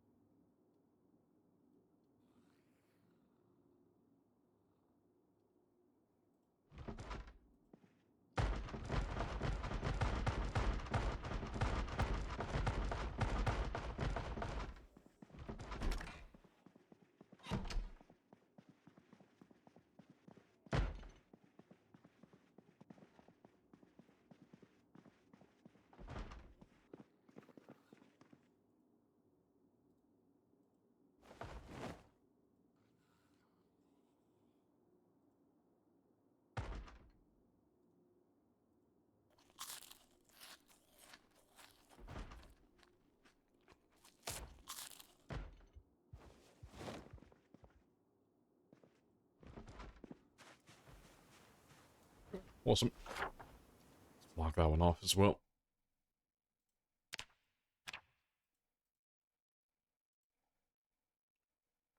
Alright, let's go chimp away at the car some more then. And I'm down to my last machete now as well. Awesome. Nice. Wasn't expecting to use machetes the entire day today. Thought we'd be back on spears a while ago.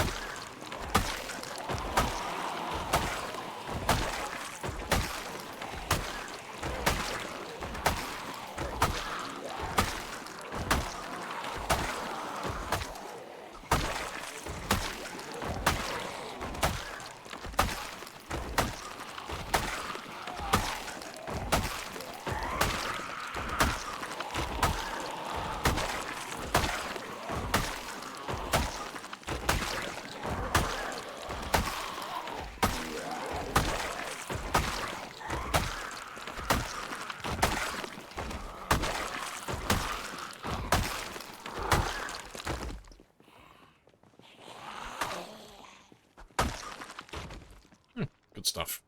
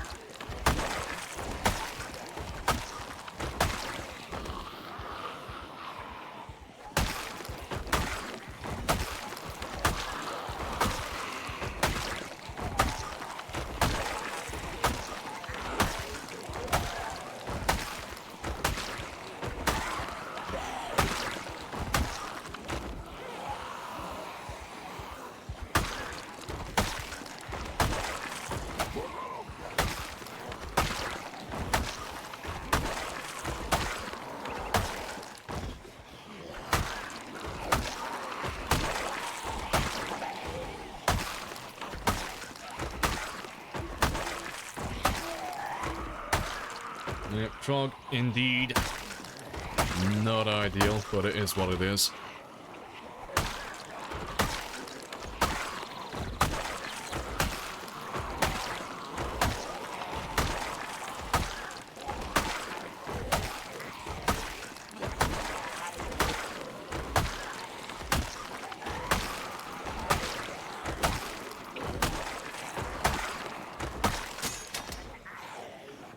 Yeah, I got one more repair then. One more for you, and then that's it. That's the last of it. So we can repair it again, but I'd rather not waste my duct tape. Wait until we find another machete.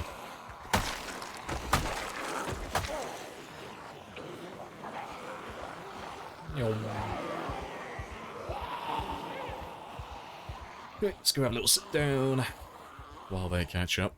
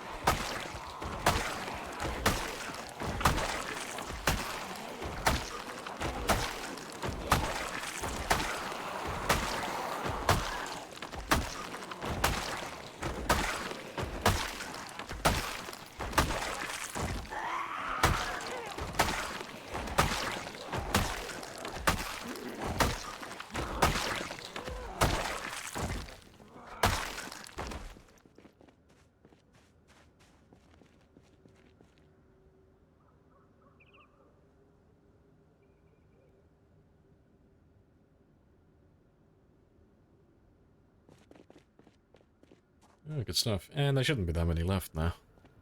It was... yeah, only a handful last time. A few more pulls then, and then we're finished.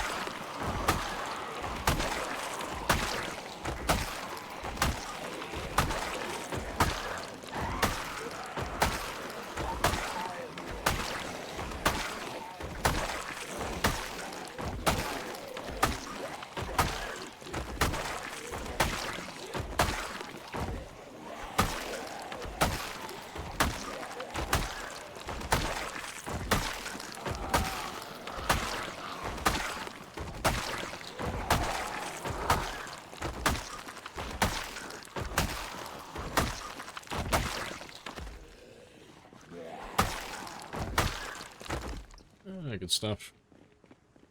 Do I have a character build video? Oh, for the record kill run. I would have had the time, but I don't save those ones. Like, normally when those runs end, I just delete the character. Like, the character build and the world settings. To make room for the new one. But you can probably find it, like, if you just skim through any of the VODs for that run, you'll probably find, like, a clip when I've got my health tab open and you can see my traits then, and my occupation. Oh, to be fair, what the fuck am I saying? Like, it's on the VOD, it'd be right at the beginning. I'm being a fucking idiot. Ignore me. No, let me, I'll give you a link for it. But, if you go to the VOD, and you go right to the very beginning, you'll see the character creation. Where is he, though? Where's that playlist?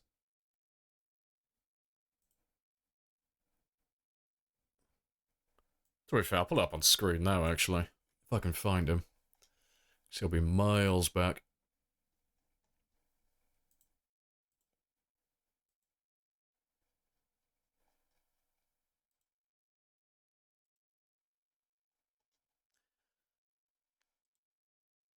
He's miles back. That's 40. There he is.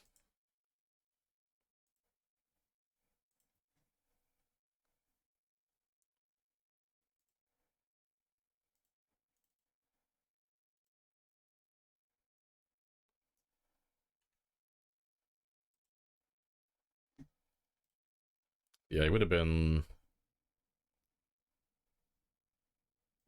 about there.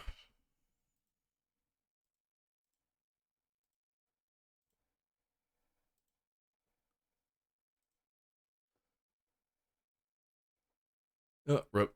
Too far. I think we...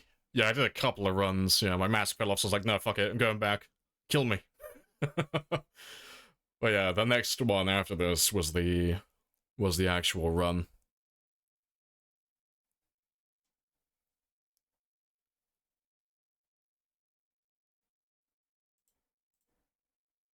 Oh, fucking rip, I was fast on that.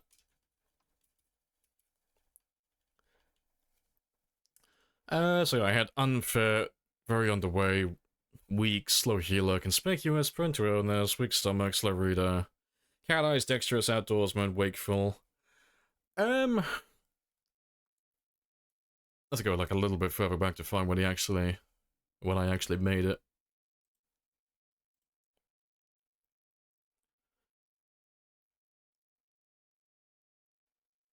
You're muted? Was this? Oh, I was just looking at the old character build for the 954,000 kill run.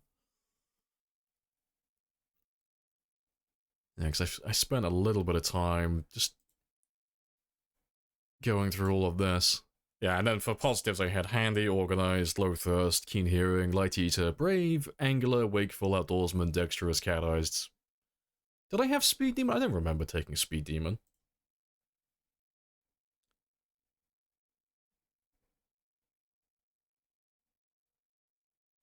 I'll probably get rid of it. I don't know.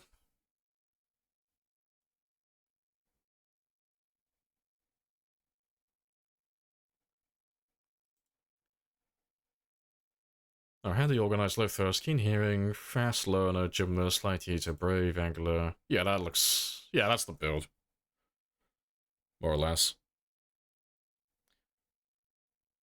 But yeah. I'll throw it in chat anyway, if anyone wants to have a skim anyway. But that was the first VOD of that run.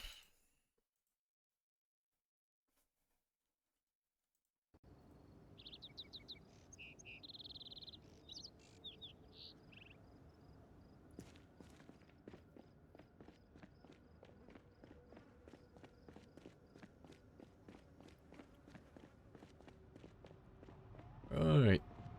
And we are done back here. Awesome. Got these last few guys.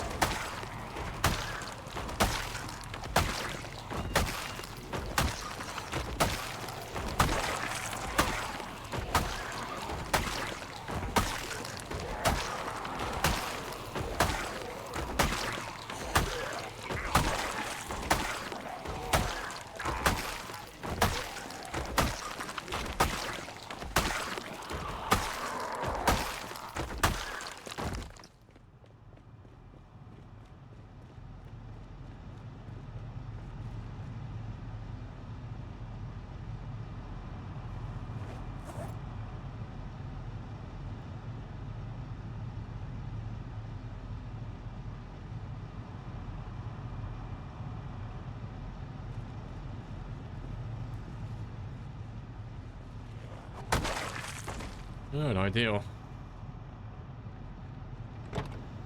I think that's it now, though. I think that's all of the apartment buildings. We've obviously got the standard apartment buildings, but I don't think we've got any big ones left. Did we do this one? You might, well, these two might be the last ones then. Yeah, because we've done everything further south. There are no large apartment buildings down over here. Yeah, it's just those two then, I think. I think that's it. Yeah, let's go get those last few done then. Yeah, we'll do those ones now. Let's go have a little drive around. Appreciate the follow as well, Akin. Happy days.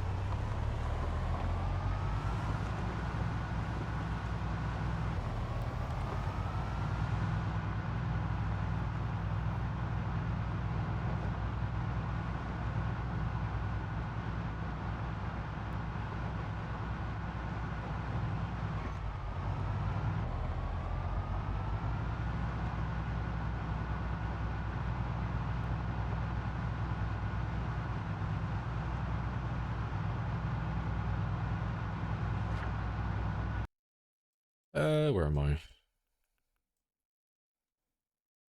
The ideal. Before I go any further though. Just because if I don't do it now, I will just absolutely forget about it.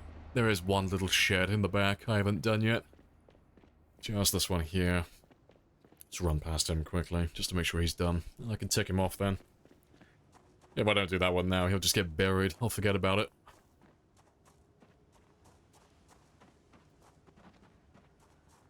Yeah. It's just a technicality, just have to go past it, just so I know it's absolutely had his chance to spawn his Zeds.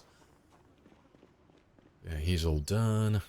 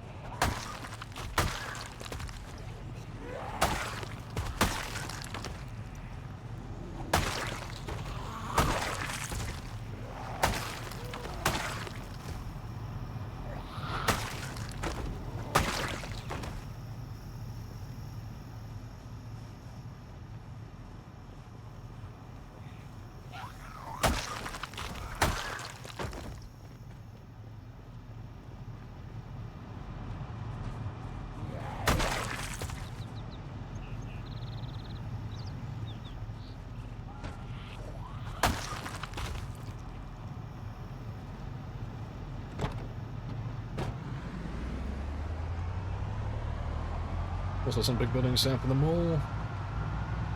Close to the fire. Oh, yeah, like the fucking... Yeah, the CDC building. Or CDC style building. Yeah, I completely forgot about him. Yeah, that's true. Yeah, you're on about, like, the ones, this one here. Yeah, I completely forgot about him. Yeah, he's a big bastard. Yeah, the big office building.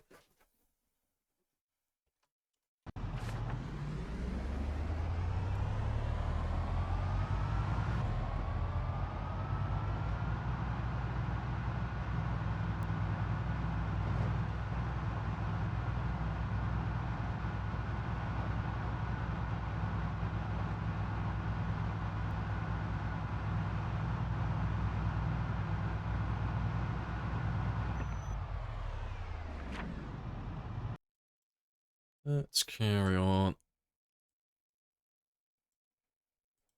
Marking them, though.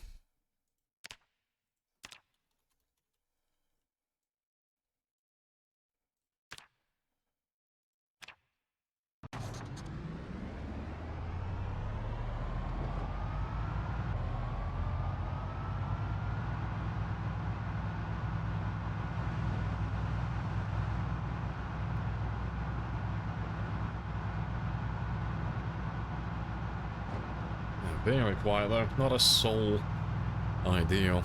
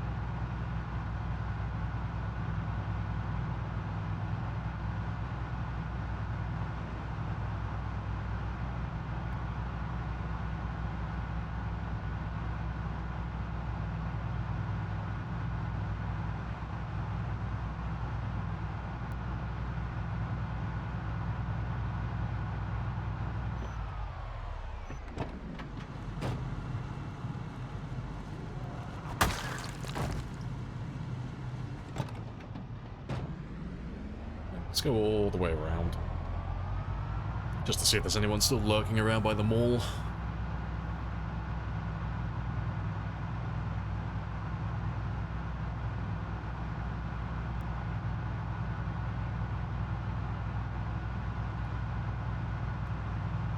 Smile upon Alvin's efforts, yes, Jeremy.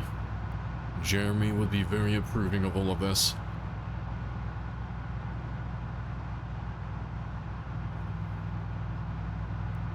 God, street sweepers are rolling by a window. Must be picking up last night's zombies.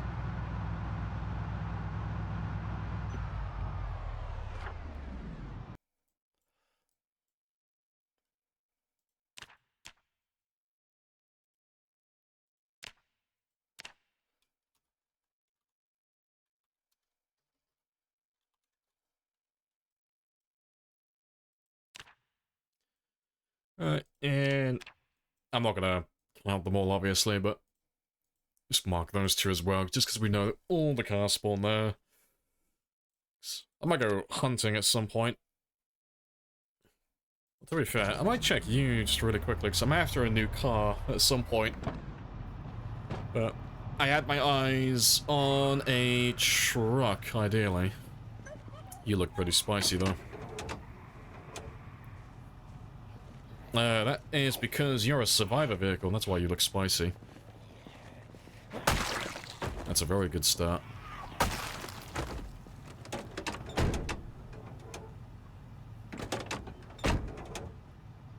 Eh, 55, that's not horrendous. I think I'll take that one now, actually. Let's swap you two around, then.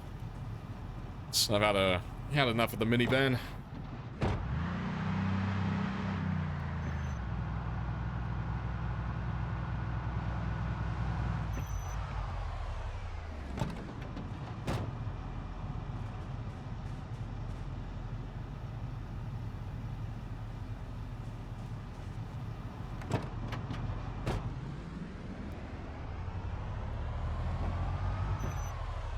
Hello, Bra, as well.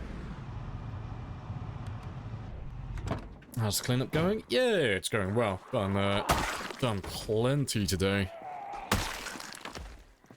So, we have pretty much finished clearing the worst of it.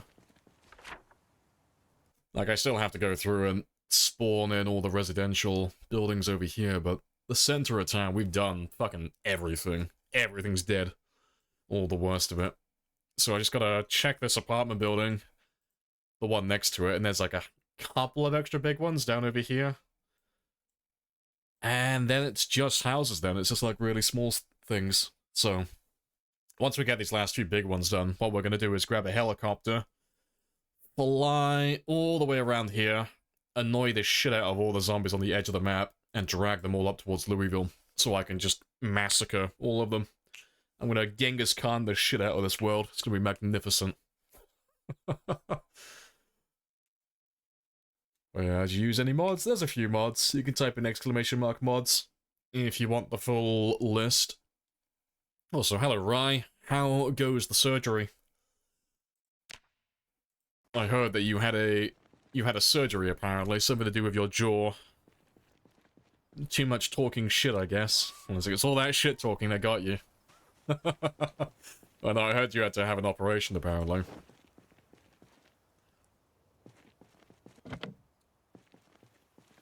Jaw surgery on the right side, fair, fair. I'm sure you will be back to talking shit and telling me that you're going to fuck my mother in no time.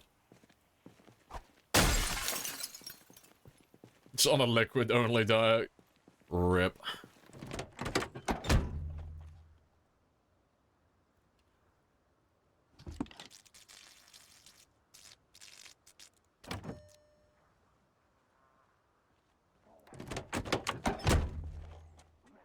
Golden.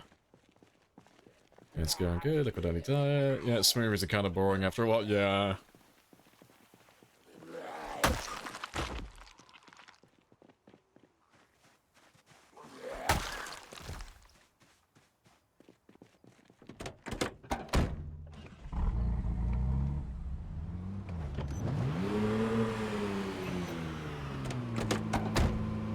Alright, come to me, little trailer. Awesome. Let's just grab the rest of the junk from this one then.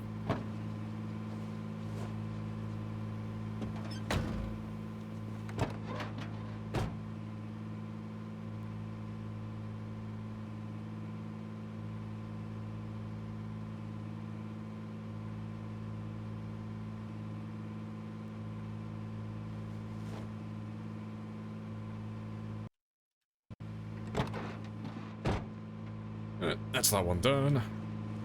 Just add vodka to your smoothie swaps at your doctors. The big brain plays.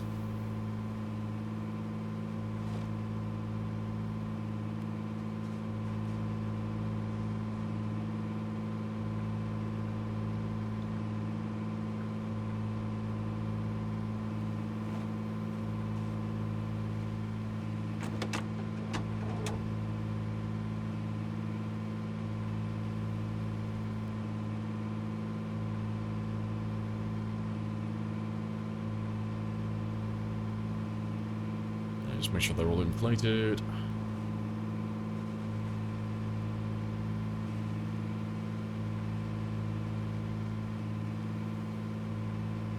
And we'll take the muffler off just to make him super loud, 'cause he should go back up to about 400, more or less. Or 440, even better. Ideal.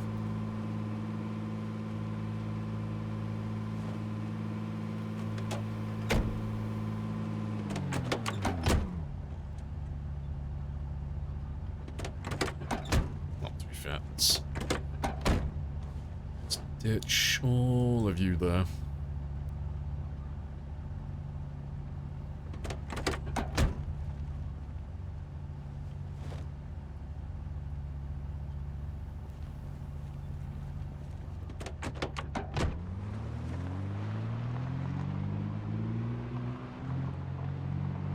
Yep, sparkly new car. Ideal. And it's in my color. Magnificent.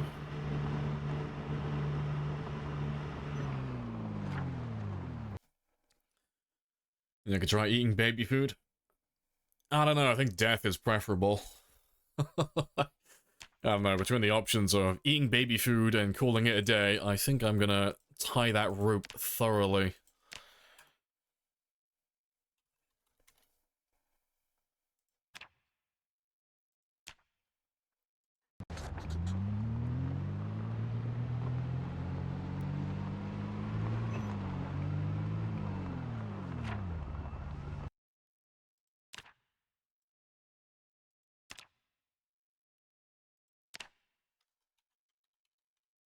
Careful, Lamprey. Yeah, I'll have to, like... I'll get banned for being part of hate speech. Oh, you may be, like, fucking careful as well. Fuck's sake. Get out of my head, Sparrows. You're tainting my software. My brain doesn't have enough processing power to have a conversation and type at the same time. Fuck's sake. You bamboozled me.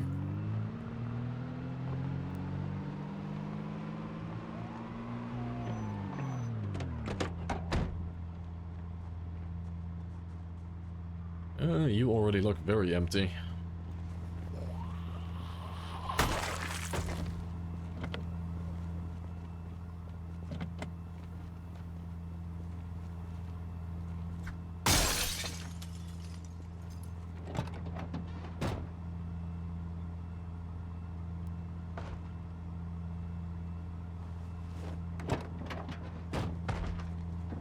Yeah, no Gorilla Radio. Shame.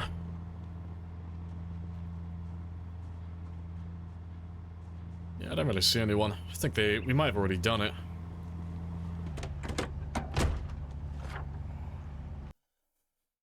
Let's mark him off then.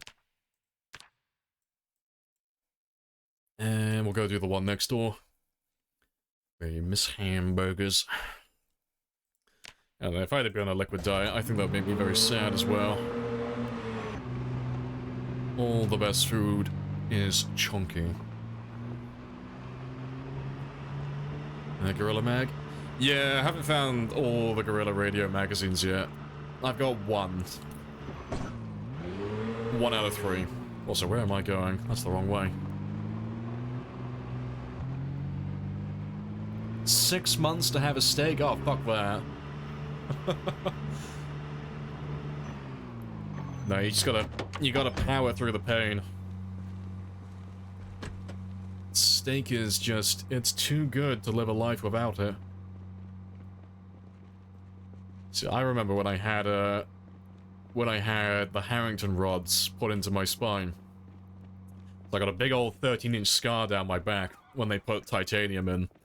And they told me you won't be able to do any physical activity for about 6 months. So, naturally, about 3 weeks later, I went surfing, because fuck that. I'm not lying in bed for 6 months. Like, I was out, like, within a month. I was like, ah, fuck it. Staples will fucking hold, I'll be fine. I'm going surfing.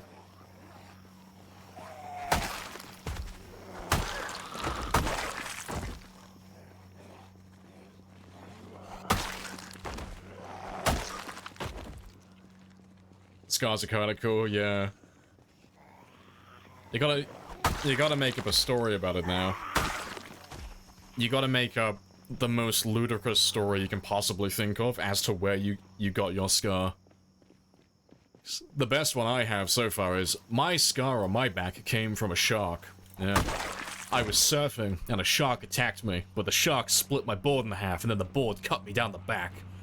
But I'm such a manly man that I managed to fight the shark off while bleeding out, and I swam to shore. Fuck yeah. I still haven't found anyone who's dumb enough to believe a story like that, but one day I will. Someone will fall for that story eventually. Yeah, you have to make up a story about your jewel scar now. Tell them that you were tortured by, like, the KGB or something.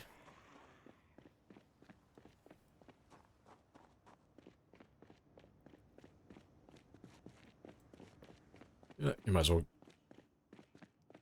get you as well.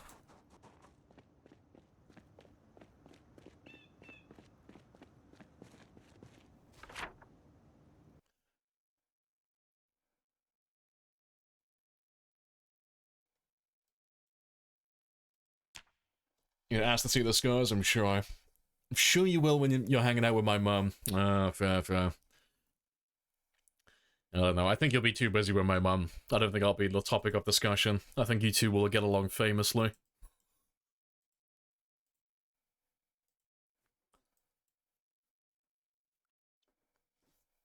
You had your gallbladder out?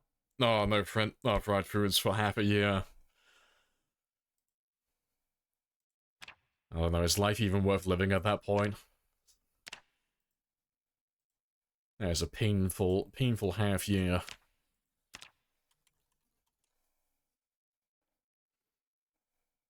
There I was, saving orphans from a tiger and a bear. Yeah. They got me right there. My body is absolutely riddled with scars. Most of them are just, like, absolutely ridiculous. And by ridiculous, I mean they're just dumb. I got scars from, like, the stupidest things. I think the dumbest one I have is on my left index finger. It is the dumbest scar I ever had. So, when I was a child, I had a room that was in a loft, and right above my bed there was a beam, like a big oak beam that went across, and me being a teenage boy, I just fucked around with my penknife constantly, but it was one of those really cheap penknives. Bit like a switchblade, kind of. But when you open it, you know there's a little catch that keeps the blade locked in place. because it was a cheap blade, that little catch was made out of plastic, which means it was very flimsy. So when I was fucking around, poking my knife into this beam right above me, I put really too much pressure on it. I like really tried to push it into the beam, and that catch gave way, and that knife closed on my finger. So now I have this little horrible line that goes across my index finger, where I snap the knife down on my hand because I'm a fucking idiot. That's the dumbest one I have. That's the dumbest scar I've ever given myself.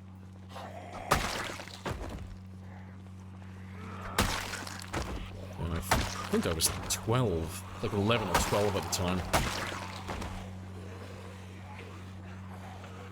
Your scar's gonna be like 1 millimeter wide.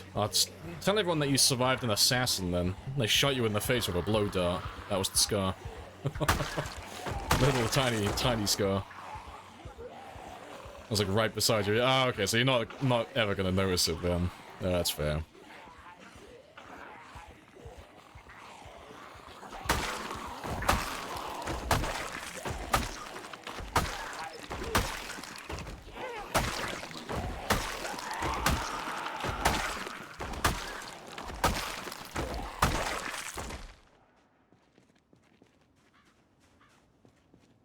Yeah, super dark scars on his inner forearms. They didn't try to depart. Yeah, it's like the worst place to get scars. My dad has one of those. He slipped on a fence, but I won't stop taking the piss out of him for it now, because on our farm, you got those, like, old English steel gates for cattle and such. But instead of opening them, you know, you just climb over them. It's just quicker. So, he slipped when he was walking the dogs one day. And it just happened to be right on the top of the fence. There's just a very jagged bit of metal. And he just happened to catch his wrist on it. And I mean, like, his proper wrist. And it does look like a unsubscription from Life scar now.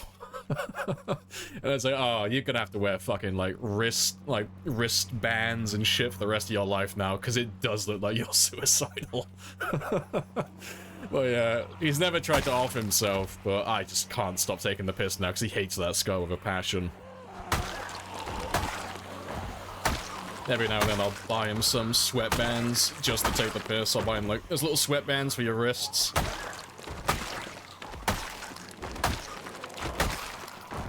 Yeah, horrible place to get a scar. I don't think I have any on my... Let me have a look. No, I don't have any on my inner forearm. I got one on my right arm, though. But... yeah, it's further up, but... I can't remember where I got that one. He's a big one as well. No, to be fair, I got another one on the left. Fuck, I got scars on all my arms. Oh, I remember that. My sister did that to me. Yeah, bitch. Yeah, I have a little baby scar on my left arm, on my left forearm.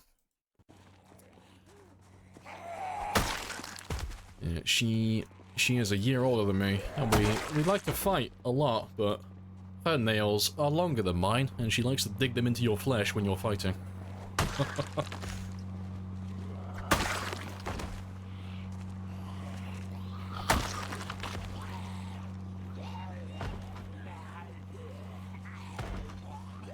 Yeah, he definitely had one of those, do you need to speak privately when he got to the hospital? Yeah, without a doubt.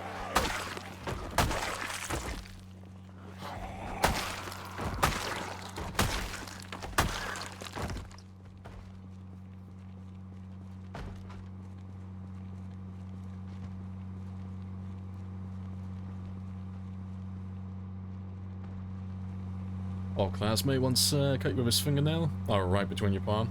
You got a scar there, yeah.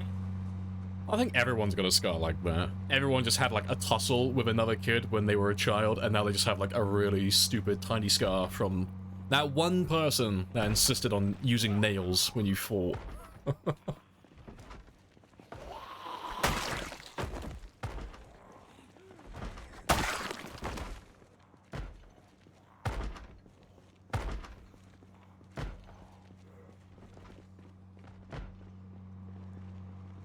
Alright, not too many more around here though.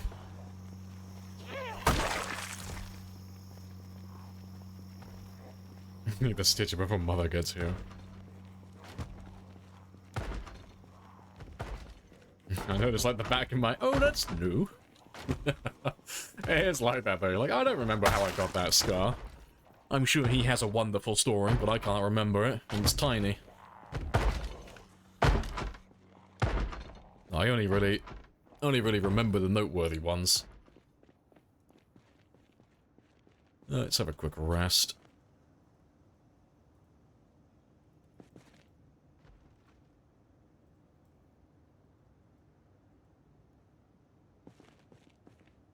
Yeah, the guy looks worse, yeah. You have a scar between your eyebrows. Your sister whacked you in the face with a metal shovel when you were 9 years old. Your sister is a shit assassin. Like, she was so close. She was gonna kill the target with the shovel so that she could dig the grave immediately afterwards. Big brain, but she just didn't finish the job. She couldn't fully commit to it. Amateur. Now see, my sister did the opposite. When we were younger, she likes to remind me of it every now and then.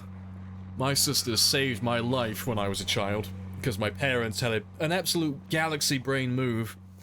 When I was a baby, like really, really young, like potato level child, my parents left me in the bathtub alone, because they're amazing at what they do. But my sister found me in the bathtub, under the water, having the time of my life, because I slipped.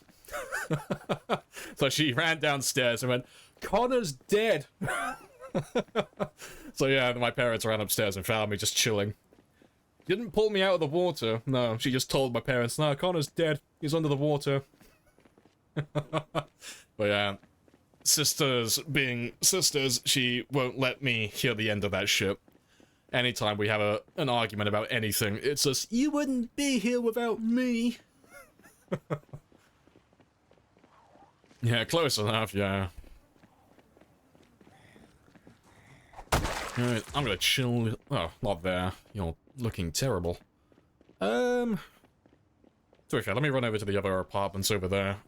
Go over the quick power nap.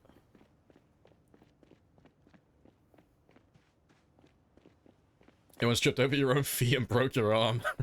That's great. I don't think I've ever had one quite like that. Also, nice! Another trailer. The closest I have to that is when I have a hairline fracture on my elbow. So, I was messing around on my BMX, and I ate shit, but I have a little scar on my right elbow, where I got a hairline fracture from that. So I just elbow dropped the floor with style and grace. Never broken my arm, though. Never had, like, a full break, only... I don't think I've ever actually broken a bone, like, properly broken a bone. It's just all dislocations and hairline fractures. I've never, like, had a proper break before.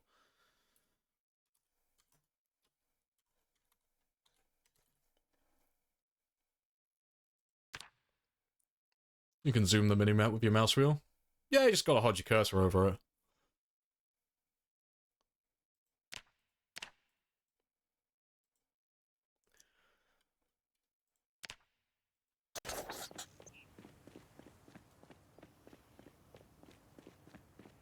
You can cuss yourself by landing on a rock. Nice.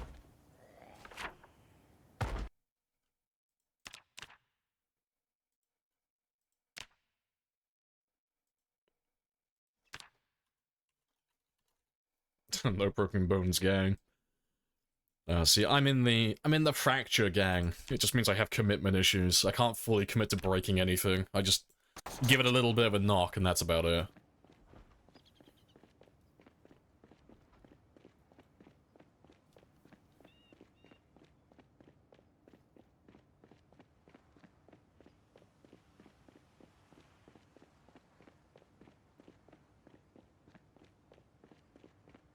Oh shit, I'm going the wrong way. Yeah, just gonna camp it out in one of these apartments over here.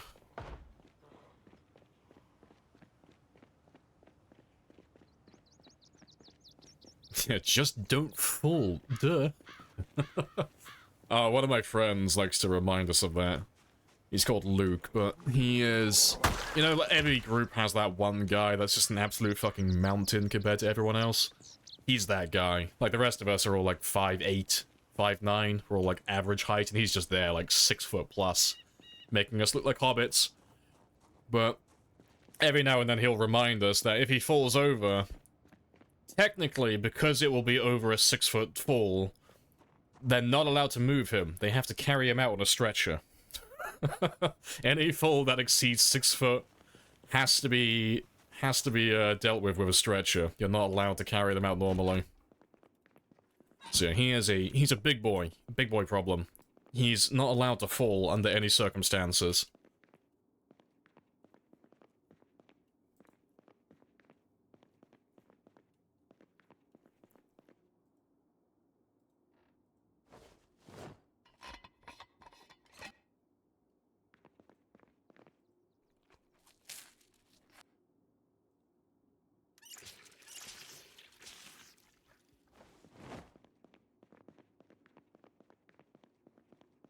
To be fair, let's grab some water from you as well.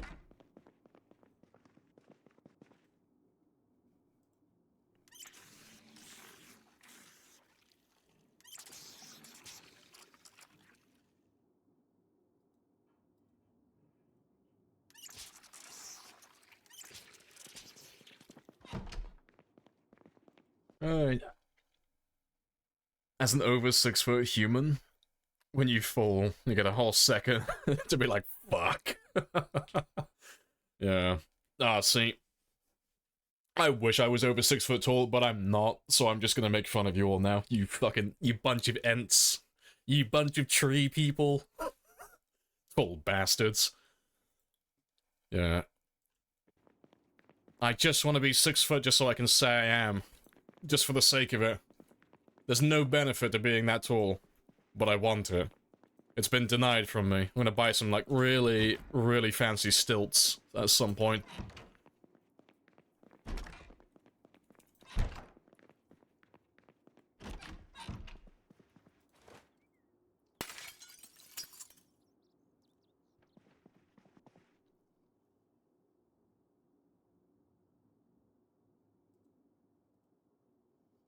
Might break my fall with my face or my arm. Yeah, get a whole few seconds to think about it, don't you?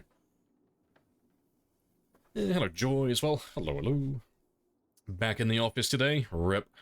I have to keep the volume down. No, full volume, no headphones. You gotta be that person. Good stuff, though. Appreciate the look. Let's just wait until 2200.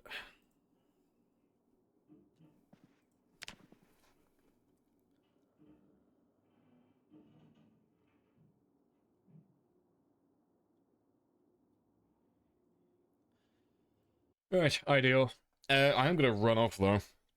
Just for a moment, because there should be some ads playing in just a second. So I'm gonna run off. Because I've been sat for another 2.5 hours, give or take. So I'm gonna go make myself another coffee, go stretch my legs, all that good stuff.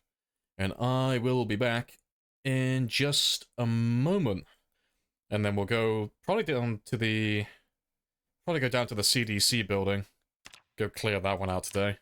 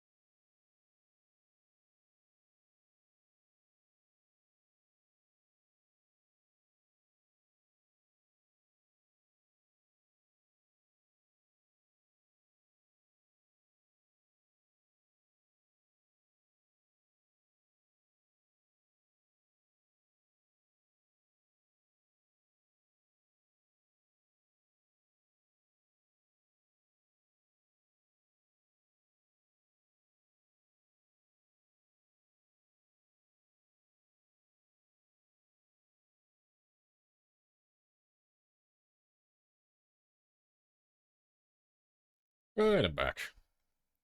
Golden happy days. What have I missed, though?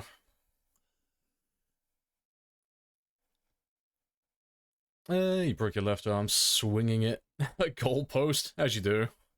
You made the save. No sacrifice too great. Magnificent. You're 5 foot. Never hit your head on the ceiling light. Door frame, it's great. Well, to make fun of any of the short people in chat currently, if you were a little bit shorter, and I mean just a little bit shorter, legally you would have to be in a booster seat to be in a car in the UK. I think it's like 4'6" or 4'7". It's something around that mark. But yeah, if you were just about half a foot shorter, you'd need a booster seat. I had a friend who was that short once, and we used to remind them of it constantly. It's like, the government thinks you're a child. I'm at that horrible height. I'm just horribly average. There's nothing interesting about my height. There's nothing funny. It's just boring. Maybe I should, like, cut my legs off below my knees so I can make some short person jokes. Just needing a booster seat in your car, yeah. Yeah, the Vieta is tiny. Fits perfectly. See, I used to look like a child. When, anytime I was doing some farm work. If I was driving any Toyotas or Mitsubishis, I just look like a fucking child in the driver's seat. It looks like a car. Well, it looks like a child that's stolen their parents' car. You know, it's too short to make it look good.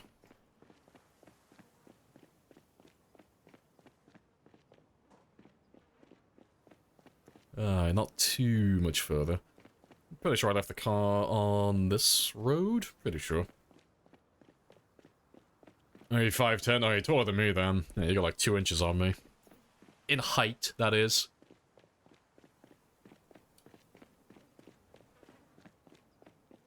Now, I choose to believe that if there is a god, the only reason I'm not 6 foot tall is because he took those few extra inches to make me 5'8", and he put them elsewhere. That's my copium. That's how I live my life.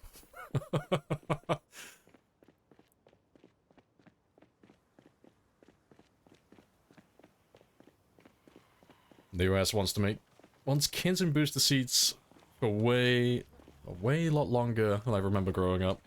Yeah. Alright, you see some of the stuff that Tesla's making.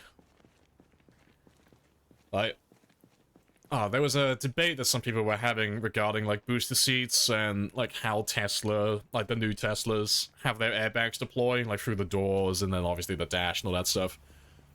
But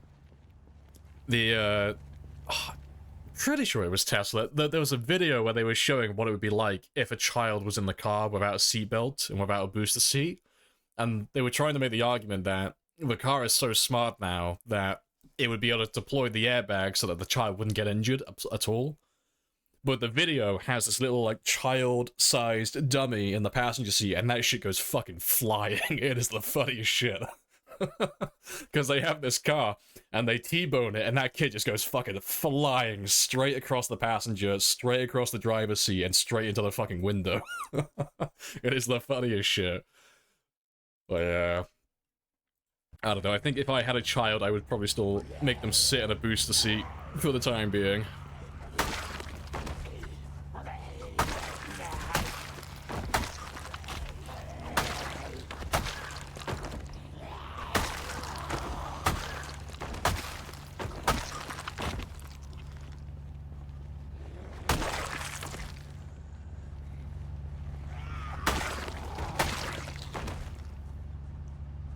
Right, that's pretty much dead around here.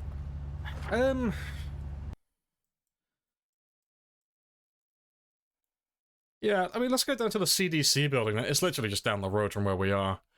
I'll run past these apartment buildings, these motel buildings on the way, and we'll hit all of these ones as well, but that really should be the only building around here that spawns any decent number. The rest of it's just barren.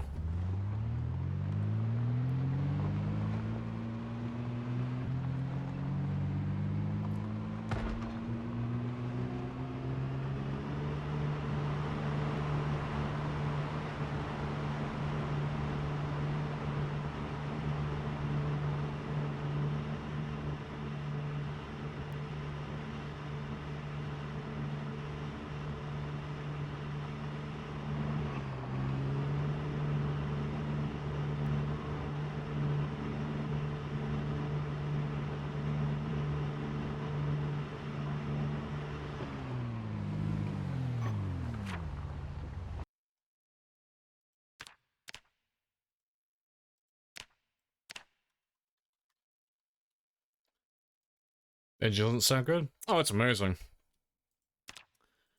Yeah, you gotta remember, this is still the 90s where cars actually sound like cars.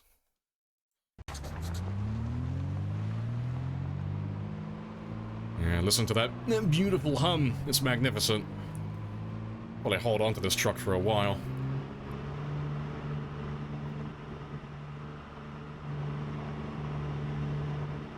Yeah, the car does sound like he's screaming to be shifted into the next gear, though.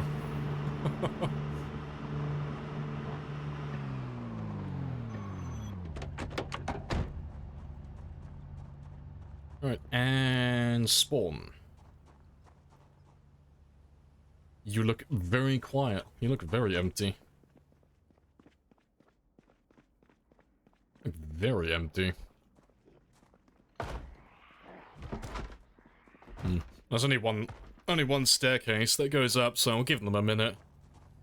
But if there is anyone in there, we'll wait for them to try and make their way out. And while they're doing that, I'm just gonna run around quickly and just pop all those other buildings.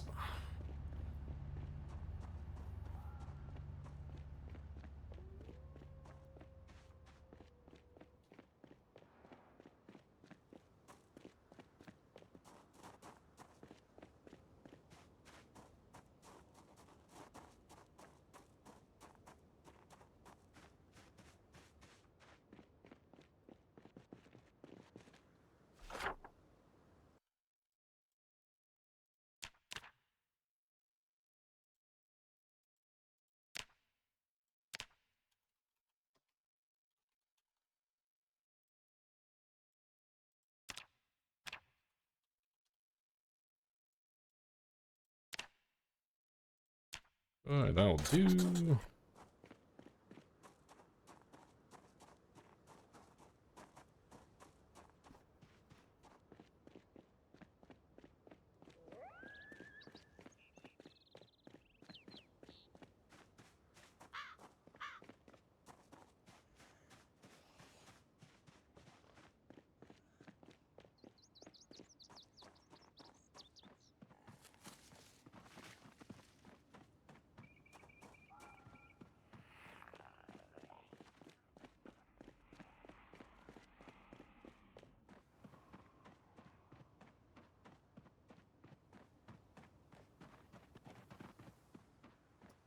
Right, golden. That's pretty much everything. Just gotta do the other little motel area.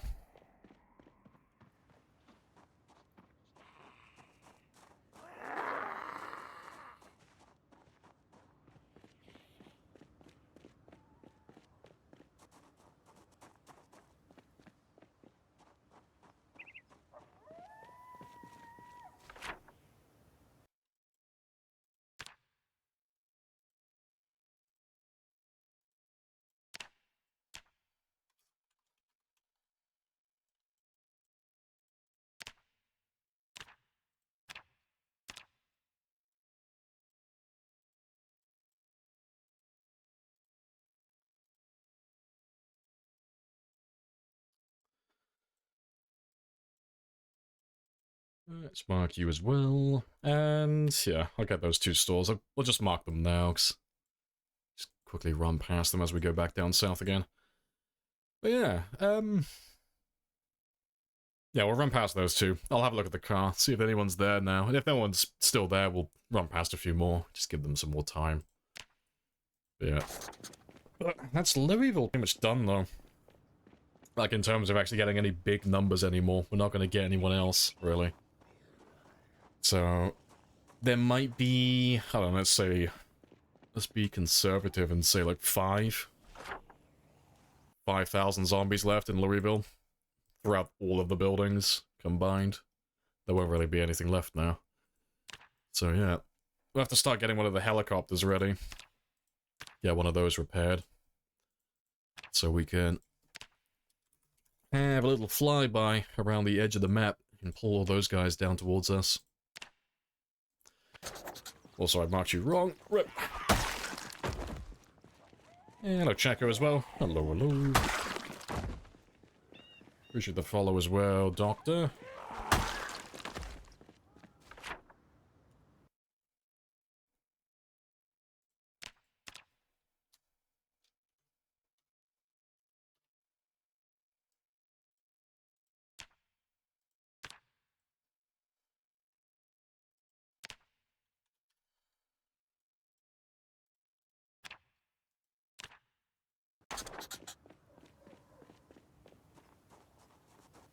To be fair, while we're here.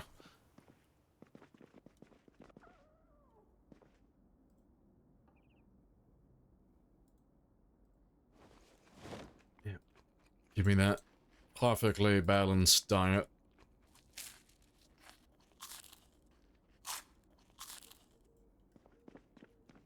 Ideal.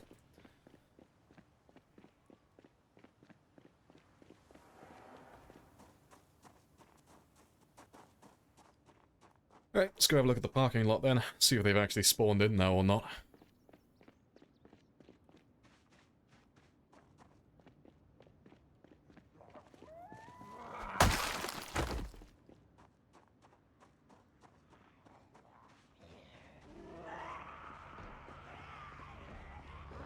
Not really, no.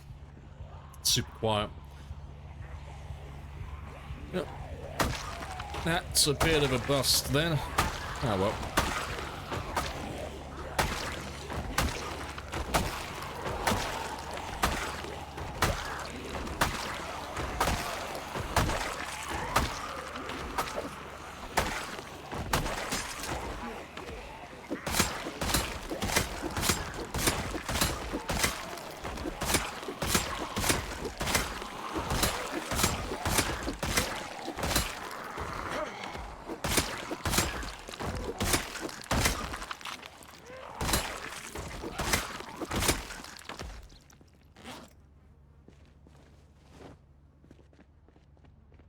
Let's just grab a shit ton of spears next. We're done with the machetes for the time being.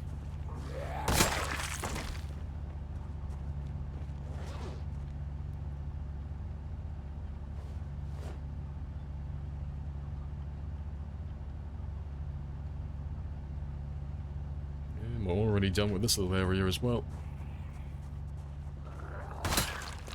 Alright, let's go get those other stores just above us then.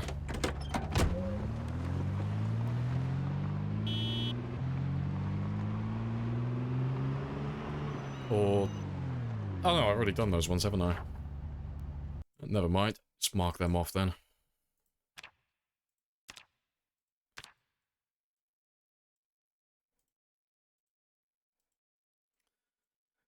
Right, let's go to the construction zone then. Circle around, just out over here, run past all of those.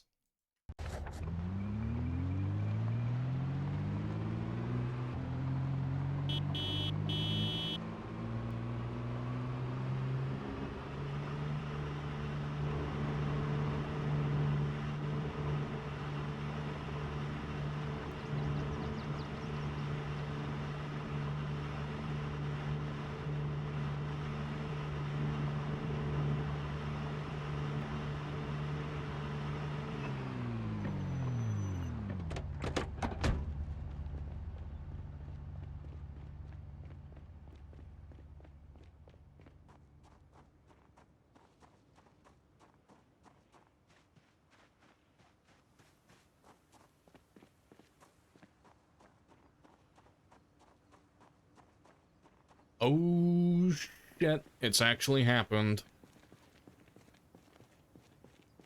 We have found a blue trailer. Finally.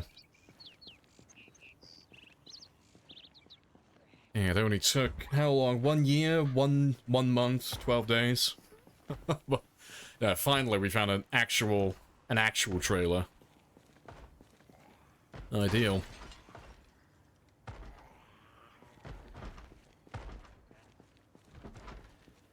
Alright, let me go grab the car then. Yeah, fucking, it's huge! Yes, finally. So we found 3 regular trailers in Louisville. And this is the actual good one, finally. But we only really need one. Only one good trailer, but it's nice to finally have it. My collection of junk grows. Let's start by getting rid of all of these guys.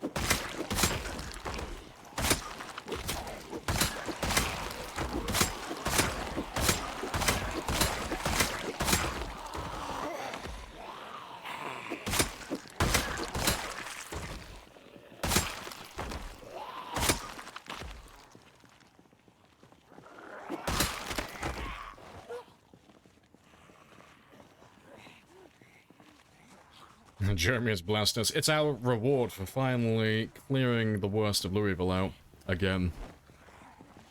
And Jeremy is throwing me a bone. He's being merciful for once.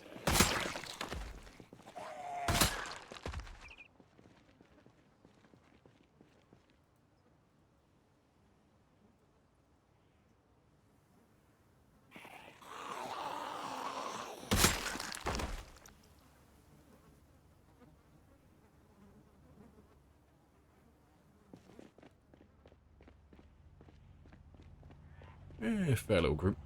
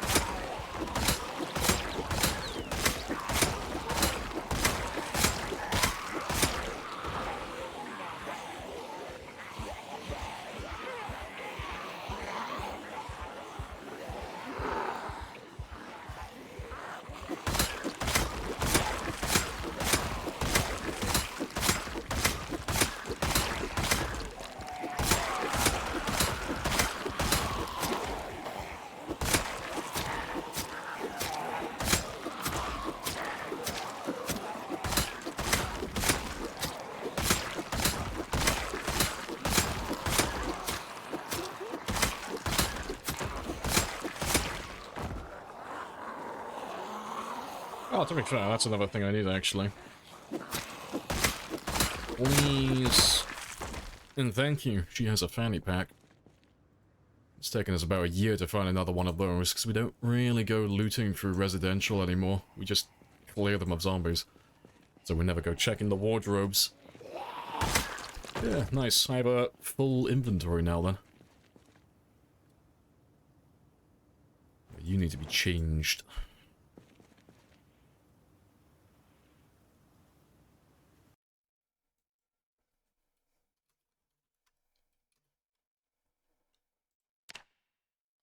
Yeah, just because where your items or where your containers appear in your inventory is just dependent on the order of you placing them on your person. So, I always like to have my backpack. My backpack at the very top. You can go on my back. Yeah. Like, main container, medication, random shit. That's the order. Yeah, I finally got a container for all that random bullshit that we carry. My bag's been filled with little miscellaneous items for fucking ages.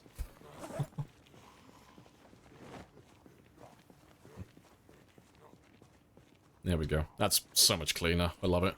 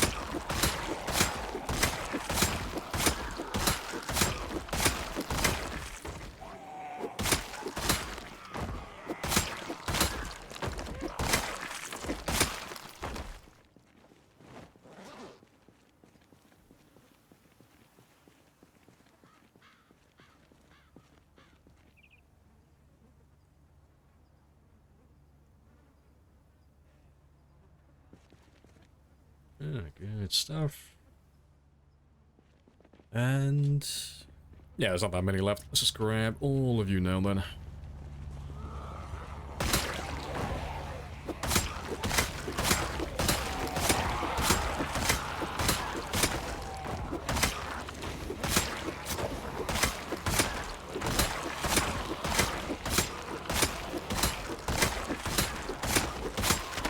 Hello, Pep, as well. Hello, hello.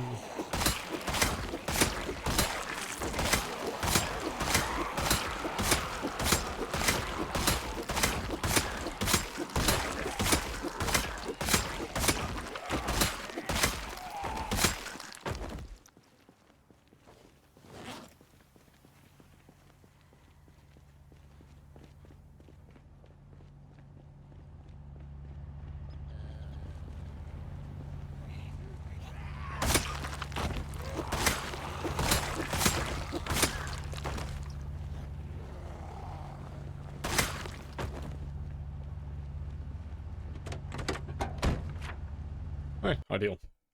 Let's mark him off then, because that should be the last big one now then. Everything else is going to be trivial. Spectacular. Right, let's go grab that trailer.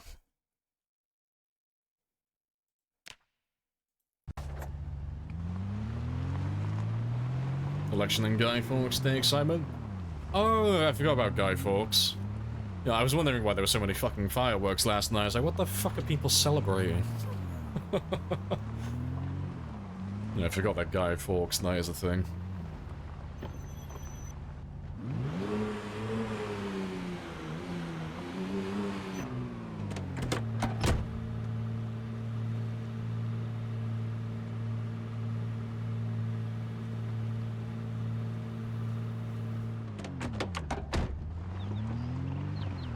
Yeah, I tried to do a thing, and it didn't work out.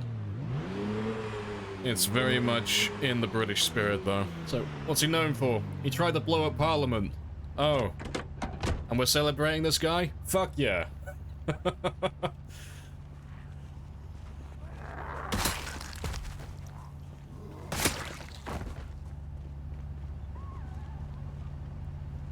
Oh, let's tow this one out of my way first.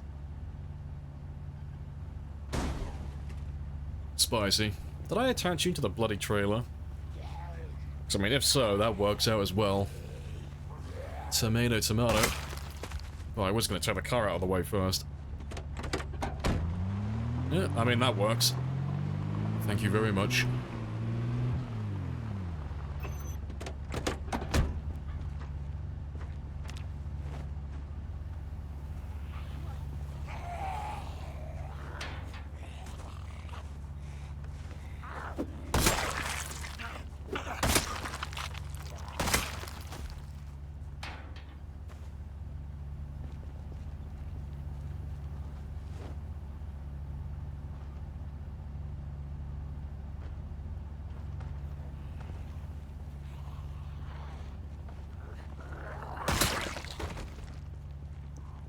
Like, can you attach trailers to each other? You can't? I don't know, actually. I've never tried attaching trailers to each other. Is that a thing? Can you attach trailers to each other? I've never tried that before. It's never really crossed my mind.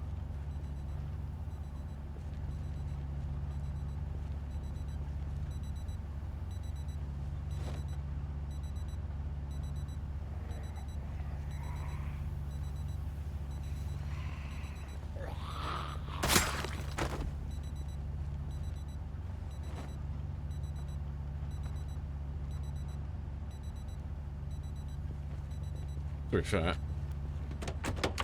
you have got me curious now. I do want to see if you can actually attach one trailer to another.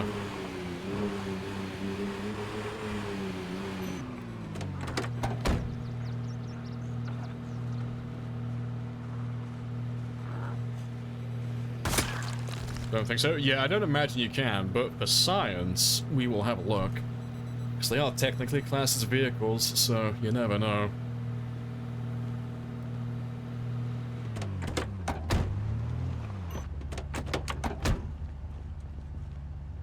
Yeah, you can attach a trailer to a trailer. Magnificent. Now kiss. That's so dumb.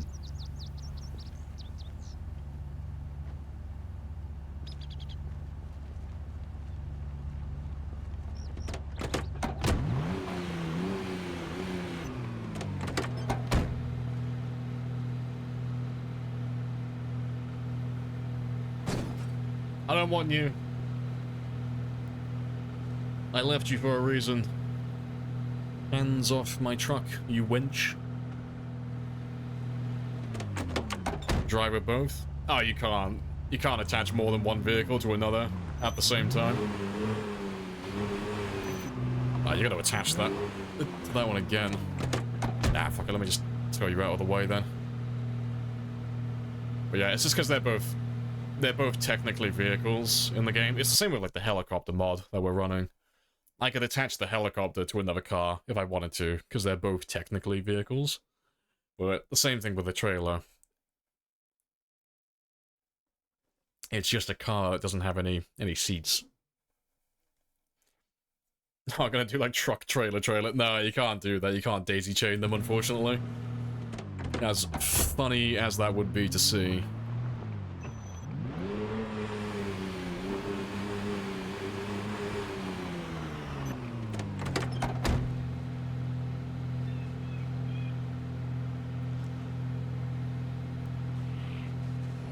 What are you doing with those trailers? I'm just reenacting all the scenes I used to do as a child. Just grabbing two dolls together. Now kiss.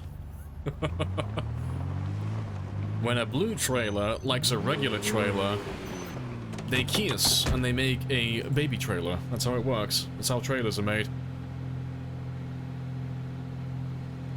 Get on it, mod. It's just daisy chain a bunch of cars. That would be pretty funny. Right. We'll mark the other trailer, because I'll probably come back for him in the future. At some point.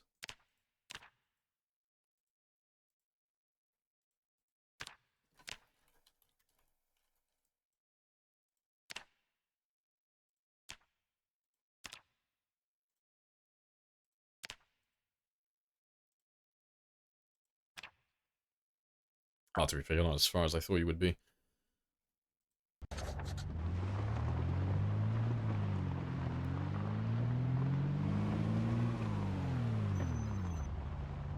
Oh, just move you quickly then.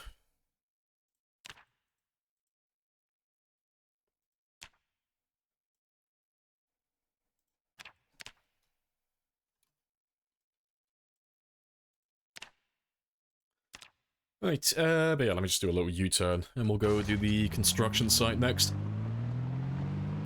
You had to make it clear here. No keys.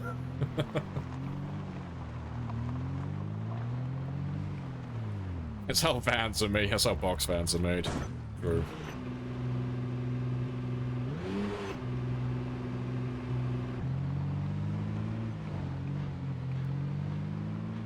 Get precision or get the fuck out.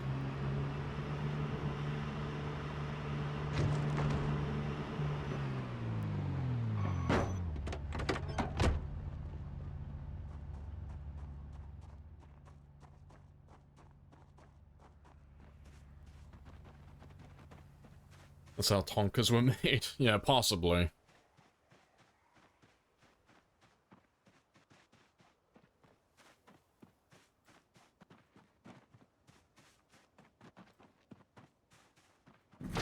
Yeah, I need an axe for that.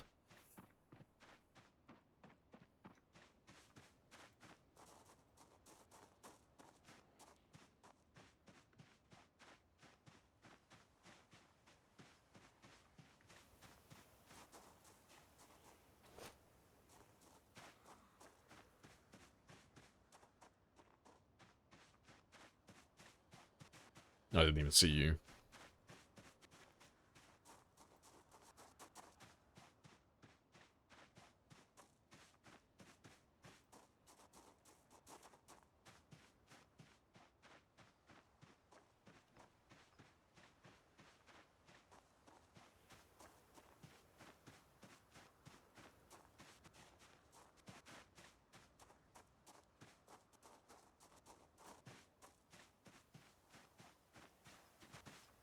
Right, let me just mark all of that stuff so far then.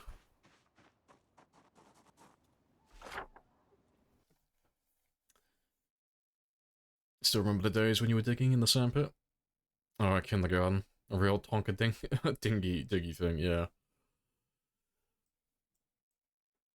See, you used to have a Tonka truck on the farm, but that shit would get stuck constantly. It's not made to go off-road.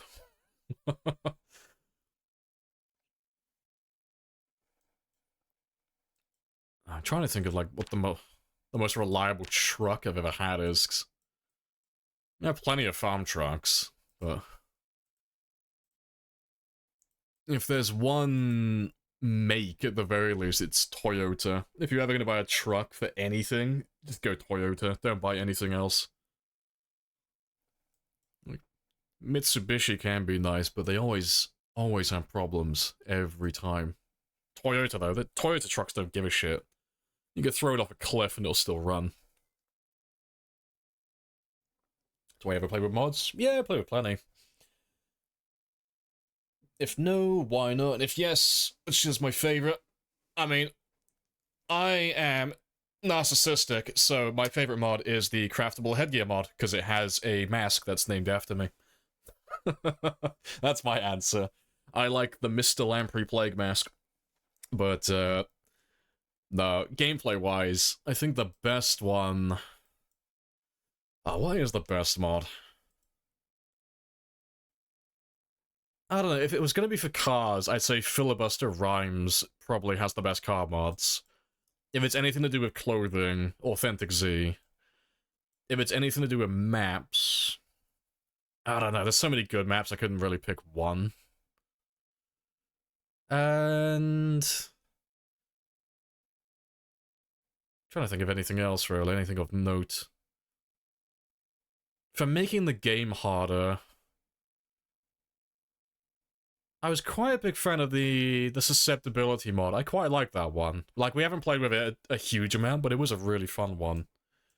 It basically just means that you can't go near zombies without wearing some form of mask. You have to have a dusk mask, or a cloth mask, a medical mask, or a gas mask, biochemical mask. You need something. Otherwise, if you're too close to the zombies and you're not wearing anything, you just get infected. You know, they don't have to grab you, they don't have to infect you, they just infect you just by being close. So, I quite like that one, because you had to actually be on top of things a little bit more. You couldn't just run around killing stuff constantly. There was more to it. That's a pretty good one. Who knows though? The day one mod might get up there on my favorite list though. Maybe. I haven't given it a huge playtime yet. I haven't gone through it thoroughly, but the day one mod looks hilarious. It does look good. But it wasn't running super well last time I tried it. It was chugging constantly. Yeah, any of those mess with gameplay?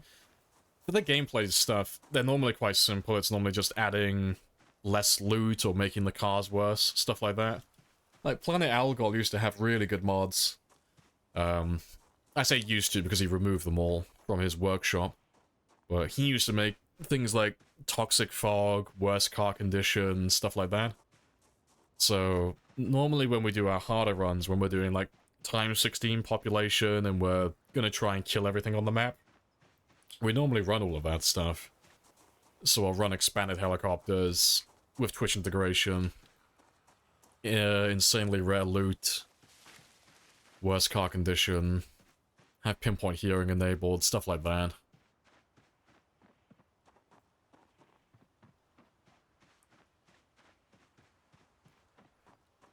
That's most of them. Let me run over west. I'll grab those two there. Pay me the money so I can go. Of course. Yes. Yeah, there goes But I those have jets.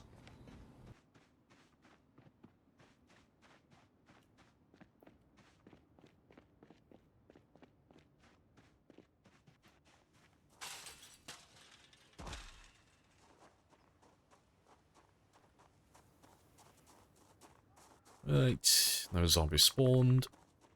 I do need to mark that one there, though. We haven't seen many of those cars. That is the... I don't know if it's the rarest. It's one of the rarest, though. It's one of the rarer cars, but we haven't seen that many of them. But I'll add him to my map so we can come back for him in the future. He will make a fine addition to my collection. So I would like to start repairing all the cars soon.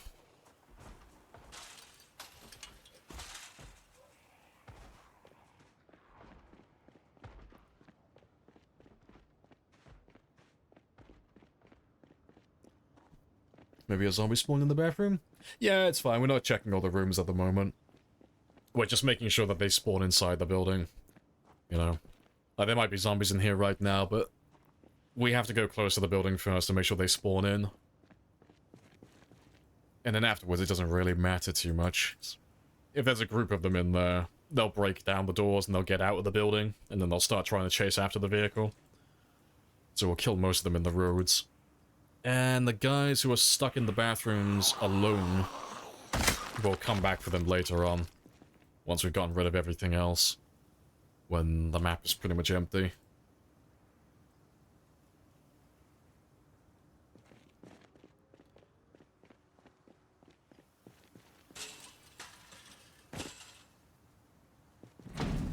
Yeah, you're all gonna be locked. I need a big boy axe.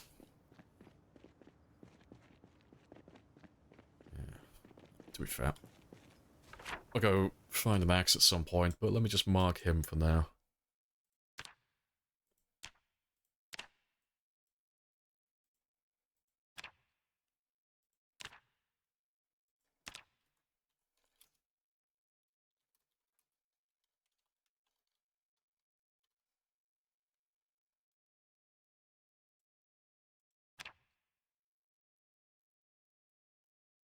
To be fair, let's make that blue as well.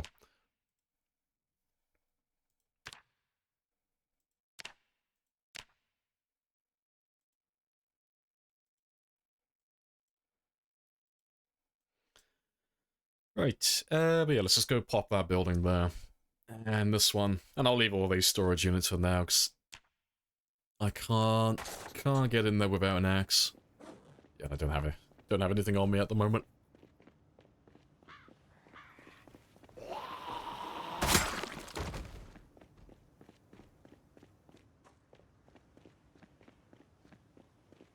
You made it to lunch? Oh, congratulations. Tell me we found a potato or a Jeremy. No, no potatoes, no Jeremys just yet. They're on the shopping list. Speaking of which, though, I might as well do some foraging. Just while we walk back to the car.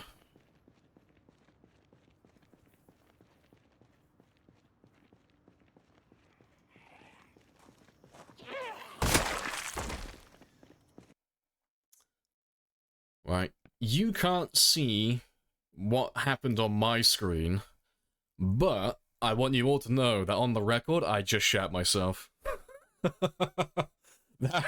My monitor did the thing where it goes black for a few seconds again, because my cables are fucking up.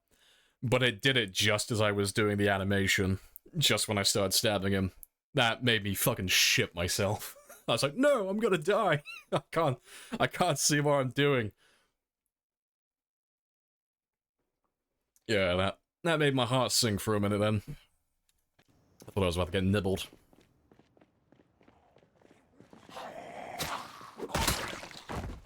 Black screen of maybe death, yeah. The worst thing is, obviously OBS doesn't pick it up, so I wouldn't be able to prove it. But I do need to swap those cables around. I'm just being cheap. I'm refusing to buy new cables for my monitor until I upgrade, because I've had these monitors for a few years now, so I'm not planning on fixing them until I just get rid of them and buy some new ones.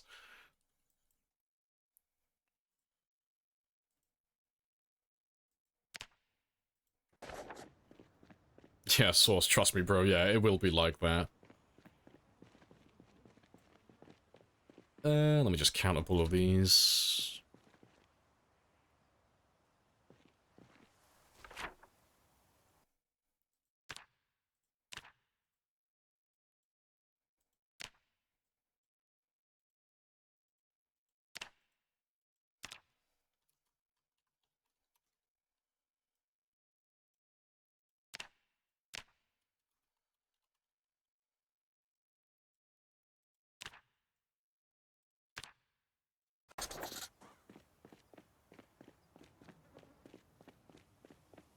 You have 8 power sockets available? Oh, active. Your computer only needs 3. You need to work on your power cords also. Let's see. My computer's been just chugging along nicely for a while, so I refuse to touch my computer. It's a relic from a forgotten time. I will leave it dormant until I need to upgrade. I'll just strip the entire thing, start from scratch. I don't want to tamper with it at the moment, though, otherwise I will anger the machine spirits, and they'll kill my computer.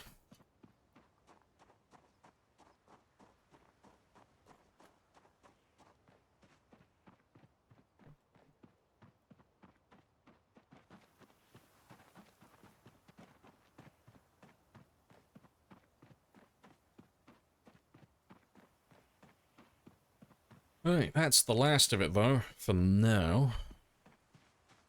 So let me just catch myself up. There are a few extra buildings, like the storage units I need to open up at some point, but that's fine for now.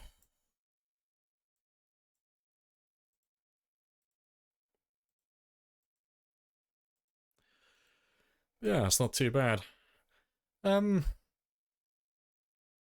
reckon we'll just have like a little chill drive through Louisville now, I guess.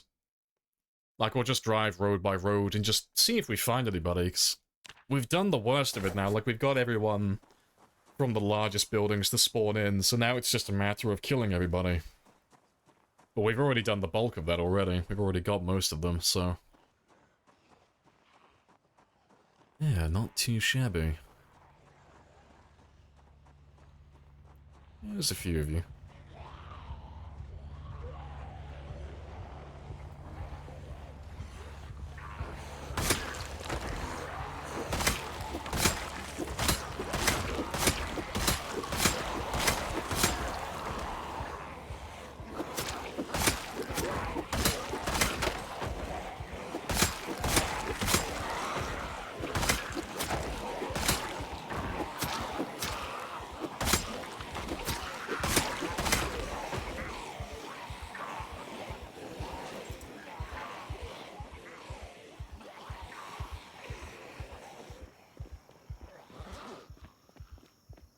Dive died at 36. Yeah, he was young. Well, young relative to what you would think.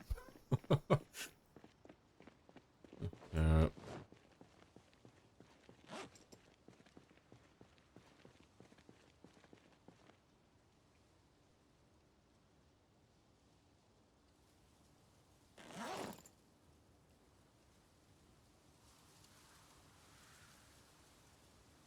the heater that died during winter. Heater was outside. Had another one that you didn't use. Oh, under the comp desk. Through, not through. Yeah, I was wondering what you're on about then. Yeah, literally threw it outside because it was red hot. Fan stopped working on it. See, I haven't had to replace anything on this computer yet. It's basically just unchanged from when I bought it. And then the only thing I've upgraded in the last few years was literally just buying a little bit of extra RAM. That was it.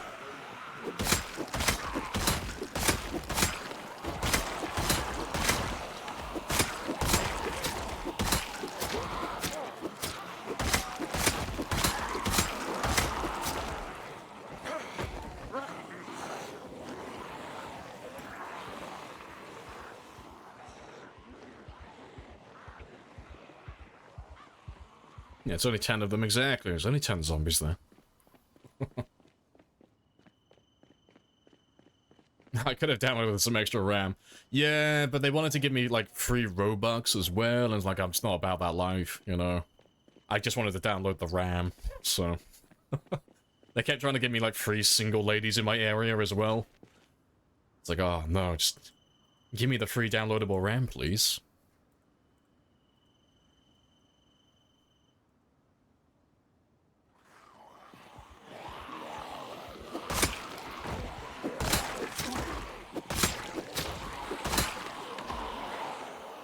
You never understood the Guy Fawkes and bonfire thing? Or fireworks? Which part don't you understand about it? It's quite a simple one, really. It's just... Guy Fawkes doesn't like the government. Guy Fawkes tries to blow up the government. Guy Fawkes fails to blow up the government. People celebrate Guy Fawkes because they hate the government. That's basically it.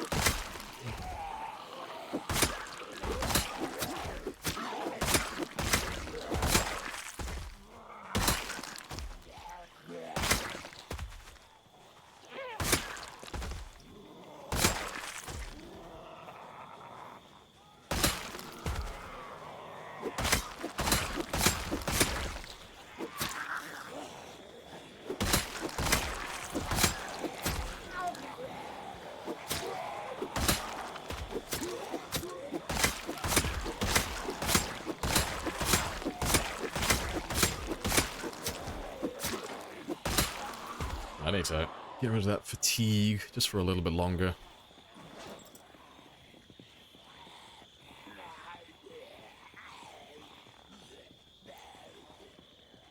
Any excuse for a party? Yeah, basically. People just want to have an excuse to set off explosives, because that shit's fun.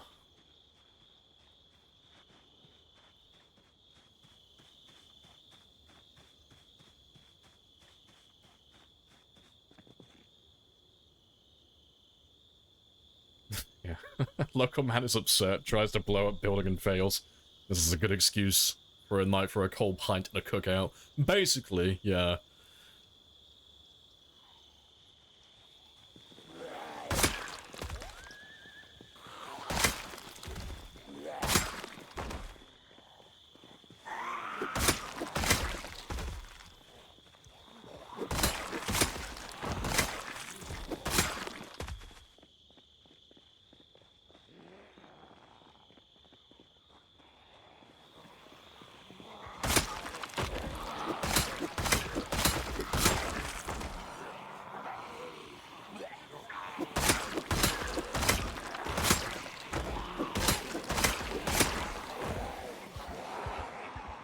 There's the rest of them.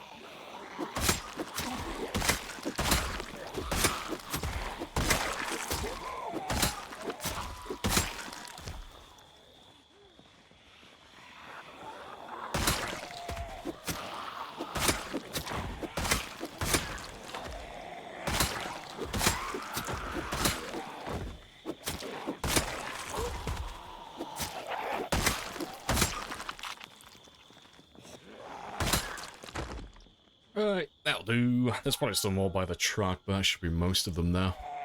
Swing and a miss.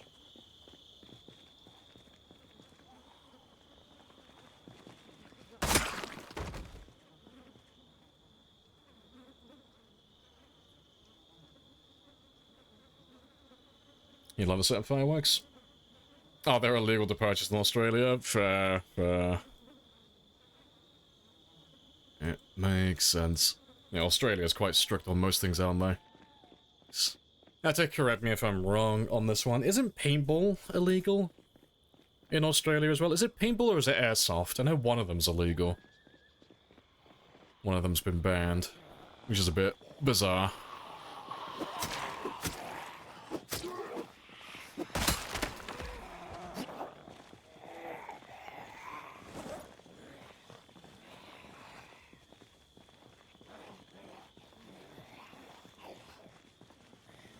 Yeah, hello, Rocks as well. Afternoon. Hello, hello. How are you today?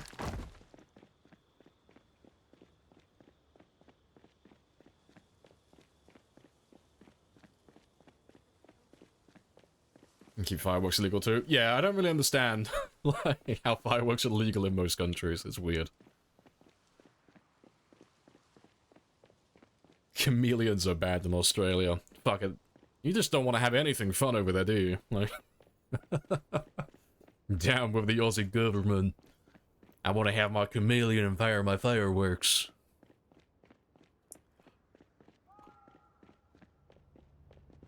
Not too many left. I'll pop some more vitamins though, and then we'll get rid of those last few. Save me having to come back out to this area.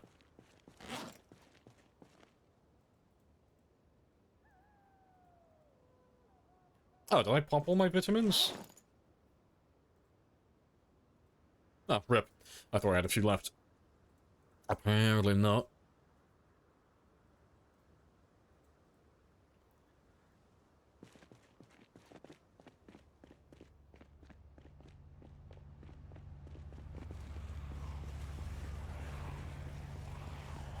The Netherlands, they're banned as well. Yeah, makes sense.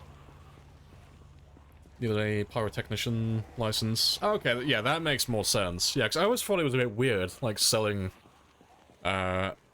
fireworks to Mr. Average Jokes. It's like, if you just get rid of all the fancy colors and stuff, you're just buying explosives, that's all it is.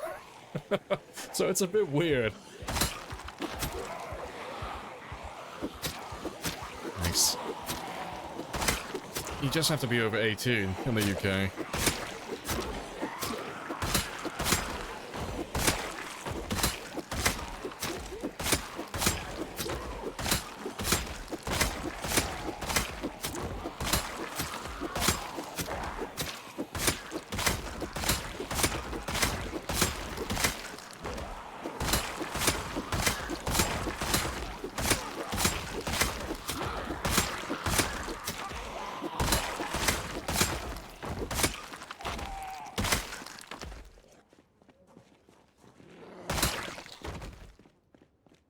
I wish they were restricted in the UK. Yeah, everyone has been letting them off for weeks.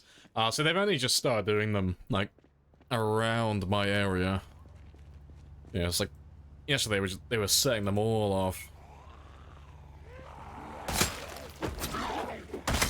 Okay, I completely forgot about Guy Fawkes. I didn't have any clue what they were celebrating.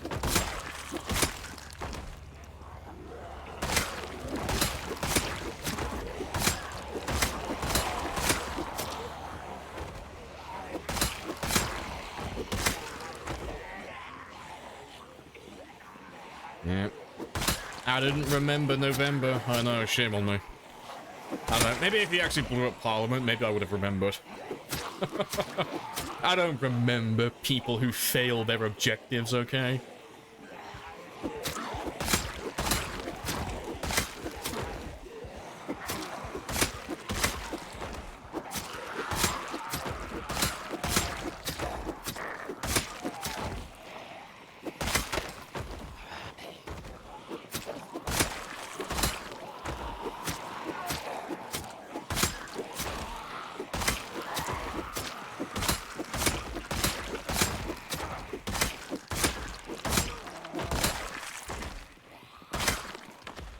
Not too many more.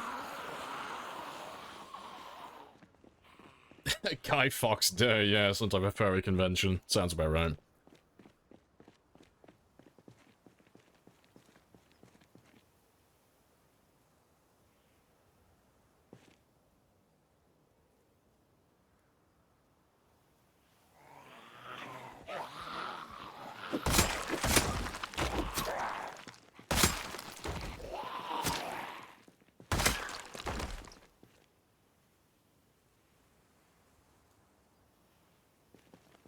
Great, yeah, I'm very tired. I gotta skedaddle. It seems a bit disrespectful to celebrate with the explosives he failed to light, yeah. Yeah, we're just giving a little demonstration, like, this is how it was supposed to go.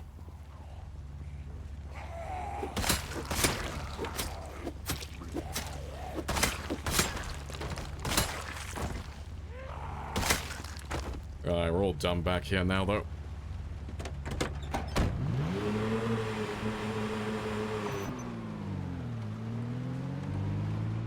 But, seeing as it looks like there's a storm brewing, let's go all the way back to the military checkpoint.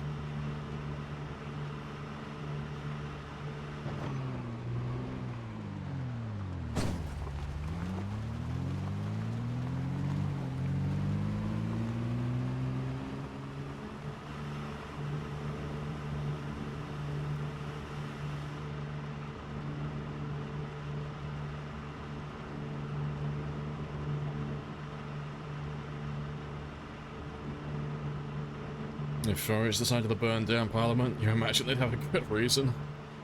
So you never have to worry about that. You don't have to worry about furries ever, like, confronting you in person. You need to worry about furries on the internet. Yes, all the furries that work in IT, they could ruin your life.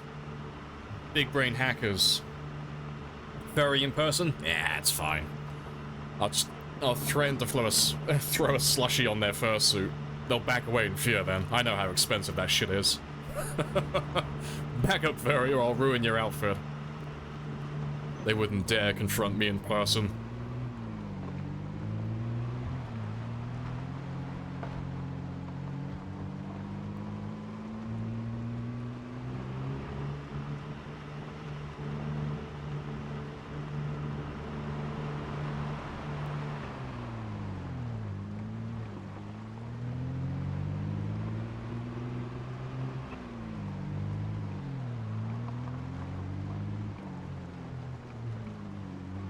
That furry's confronting you in person could also be worrying. See, when you say it like that, it sounds more ominous. It makes it sound like they only travel in packs. It's like, no, a furry confronting you in person. Nah, that would never happen. They never travel alone. They always travel in groups. You've angered the herd. I got jumped by 3 guys in wolf suits.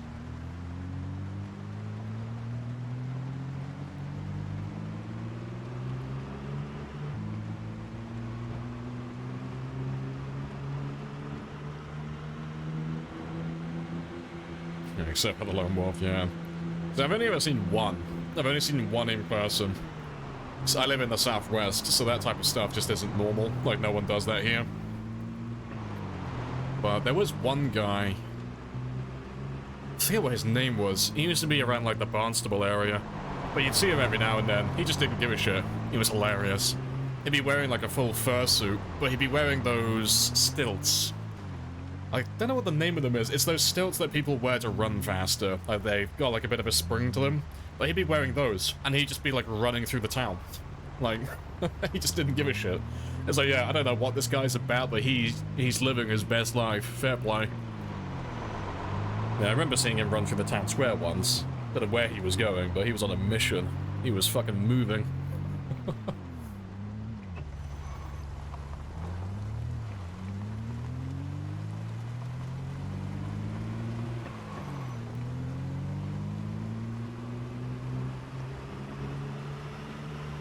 You started a monthly party for furries. It's called a nuzzle. Yeah, I'm gonna take a pass on that one, Chief. I'm not into it. You do you, but I can't say I'll ever be attending your nuzzle. Not really my thing.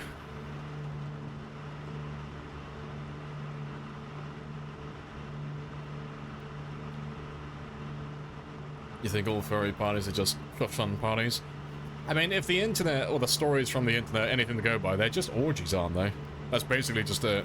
I don't know if it's just blown completely out of proportion because the internet's being the internet, but every story you ever hear online about furries and their conventions or their parties always ends up with some kind of orgy. Every single fucking time. And if that's true, that's fucking wild. That shit's hilarious. It's like, nah, fuck it. If they want to just meet up in fur costumes and fuck, fair enough.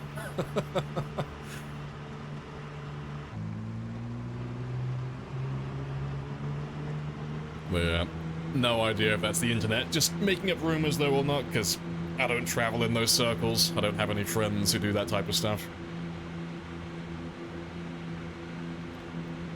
Come back and we're talking about... Yeah, the conversation has switched slightly. Yeah, the topic is now... The topic of discussion is now furries. One of your friends with benefits as a furry? No, it's fair dues. See, I don't have a problem with furries. It's a bit weird. I don't get it, but fuck it. I don't care. I draw the line at the ones that, like, actually want to do stuff with animals. I don't know if that's still classed as a furry or if that's something else, but that's a big no-no. You don't cross that line. Wearing costumes, though? Eh, weird, but fuck it. You do you.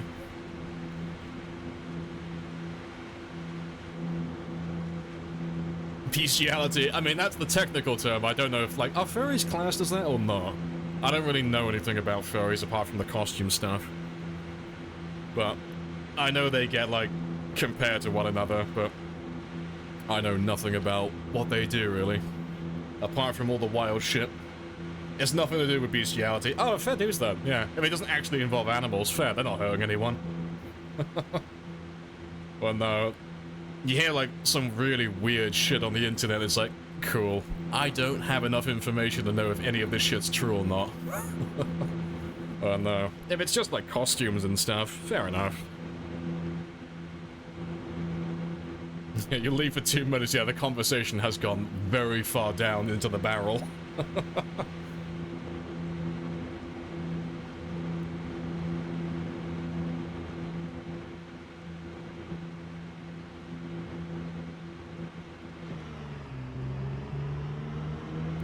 Yeah, let's drag all of you south down to the military checkpoint again. Each to their own? Yeah, I mean, people are into weird shit.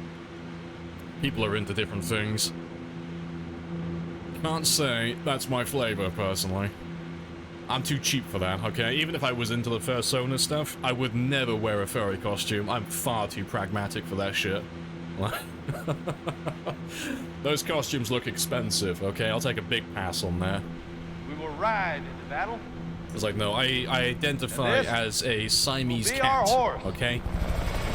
I have no fur, just flesh. Just horrible, wrinkly skin, that's it.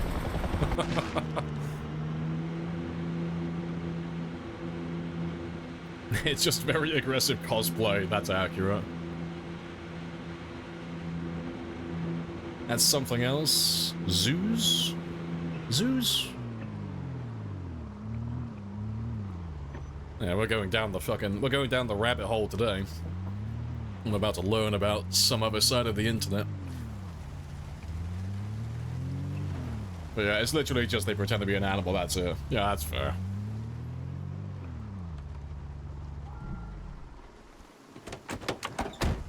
Would you wear ears? Yeah. Fuck yeah.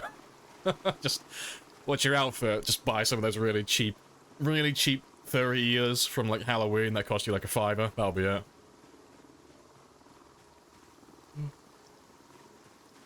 $24 grand. Nah, there's no fucking way. 24 grand for a suit? That's so expensive.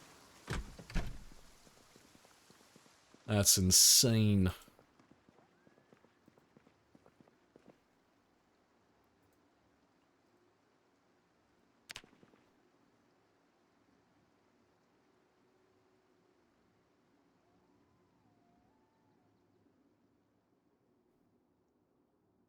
Or is these things to pass the Harkness test? Sentient, intelligent, can consent. Like catgirls, fair. Oh, this is a very interesting topic. Right, anywho, where are you driving to? I'm going to the military checkpoint so I can kick the shit out of some more zombies. And I can get some food as well. Right. We might as well throw all of this away, though. I'll spend this first day just doing some fishing, and then we'll have a little drive through Louisville again. Just go over some of the old places, just to see if there's any zombies still lurking. But let's get rid of all the rotten fish first. Let me just slice you up so I can actually fit you into the trash can.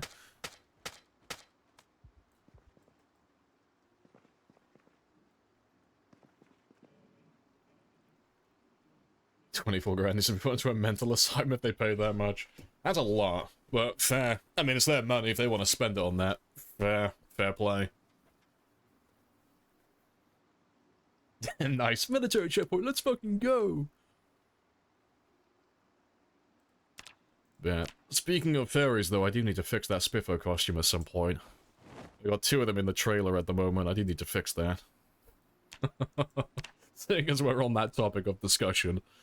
I need to, probably... I'll do it for tomorrow, actually. We'll download the mod that allows you to repair any clothing, so we can actually fix up those outfits. Because I'll throw them on some, mannequins at the main base.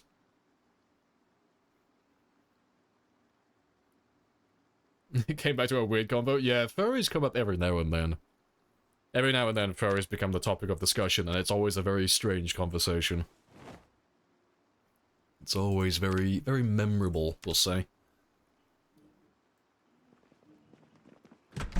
Alright, we'll do some fishing today.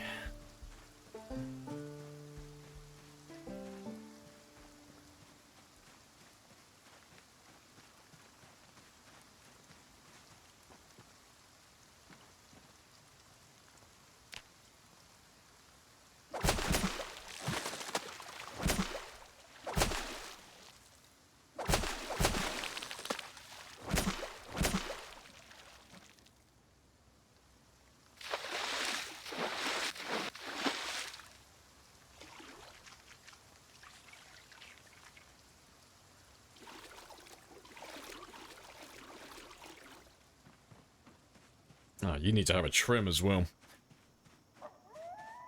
Yeah, glancing at the Spiffo in the corner. Yeah, super weird, guys. Super weird. No, okay, Spiffo is the exception, okay? Like, I'll go against my principles. Do you want to just pay me the money so I can go? Of course. Yes. But I have a coupon.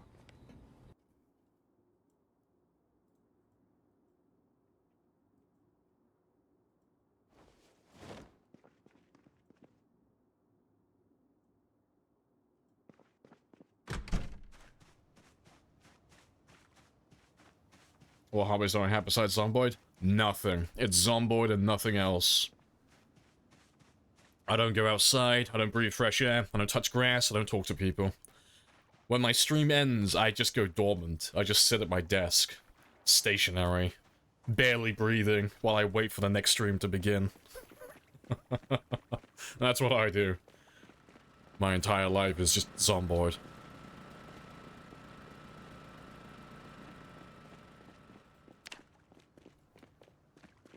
Yes, and then occasionally pet the cat as well.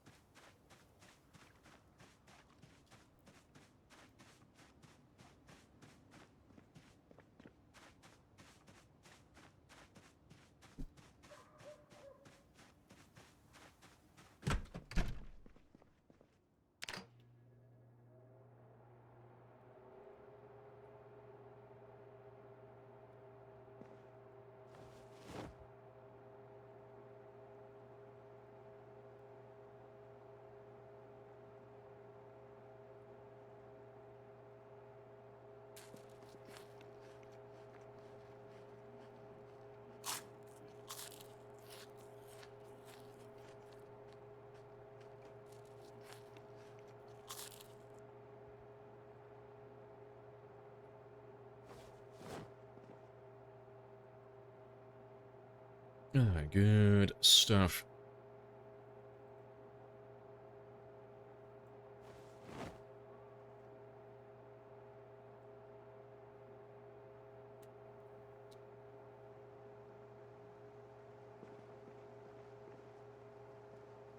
It's not so different if you think about it.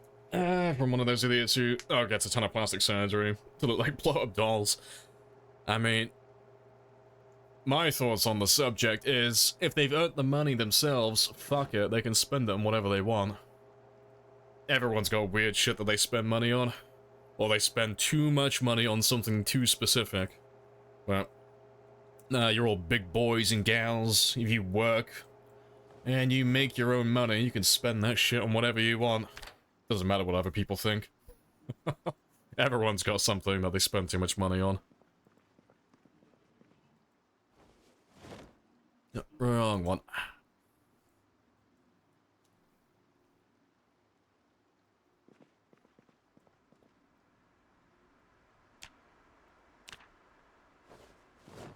Yeah, you got money. Yep, exactly. Spend that money on whatever you want.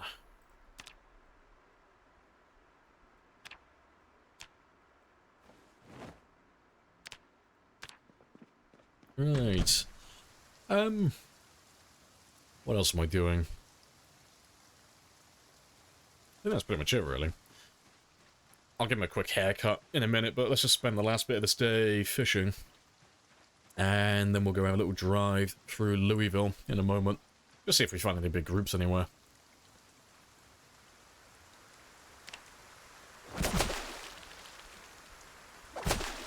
Let's get some fishing experience.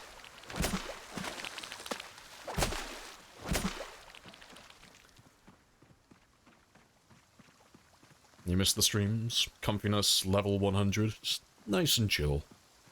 Stab all the fishes.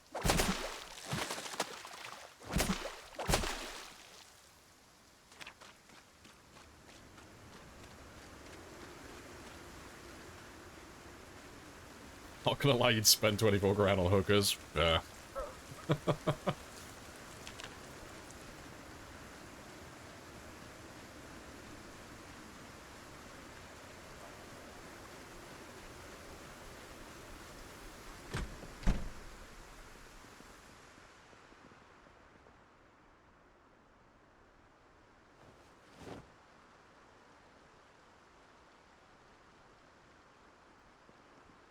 Let's get that haircut as well, make you look like a human being again.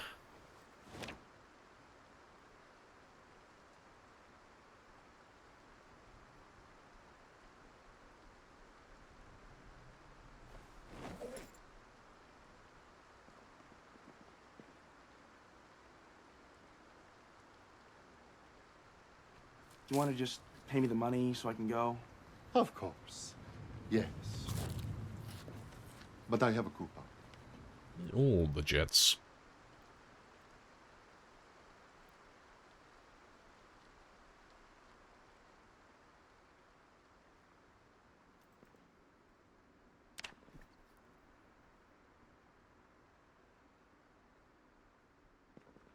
Good stuff. Yeah, we'll do a little bit of extra fishing now as well, just not because we need the fish, but just to get the experience. Yes, we're not that far off level 7 now.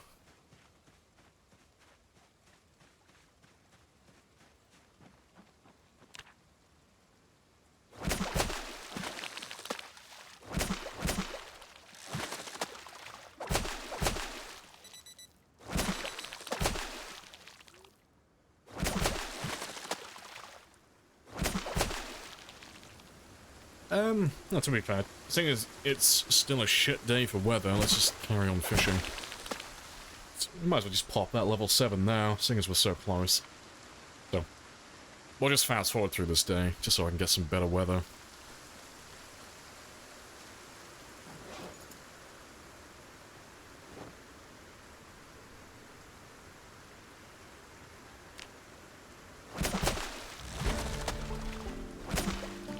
Right, that'll do.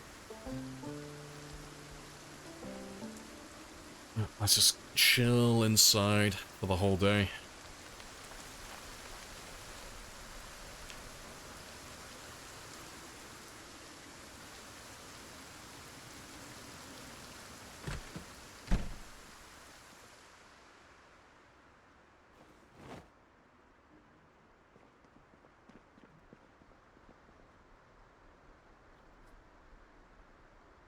Good stuff.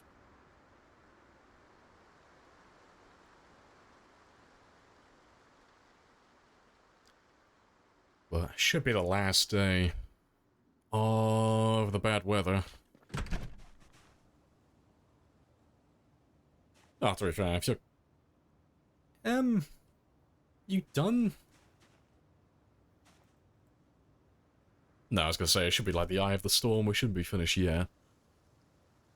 But yeah, the storm should be done by the end of this day, or tomorrow morning.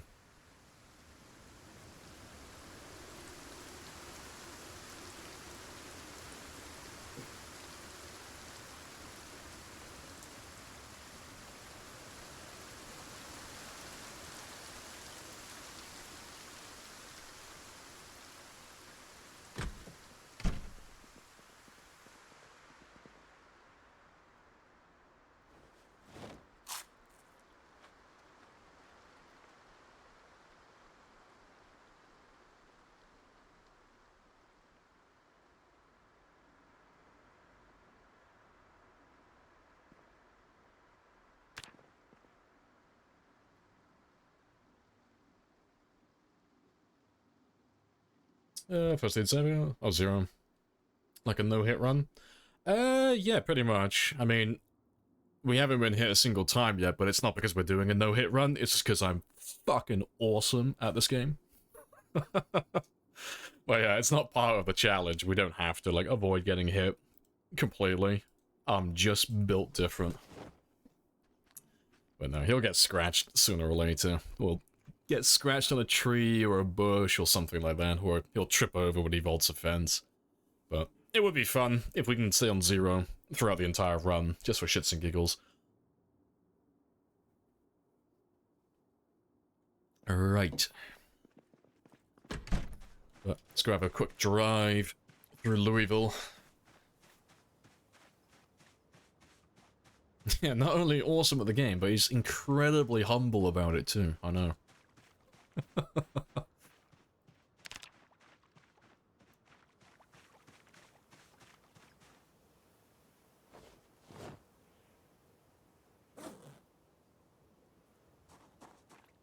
Right, we'll leave the trailer behind though, because we don't need... I don't need that with me, while we're just driving around.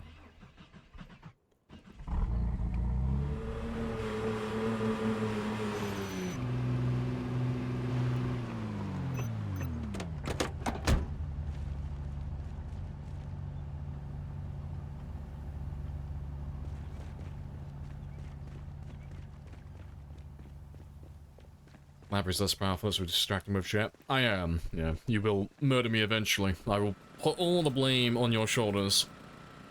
Like, oh, how could this happen? How could you do this to me? Yeah, the official, unofficial, official world record holder. That's the official title. But that's all fun and games.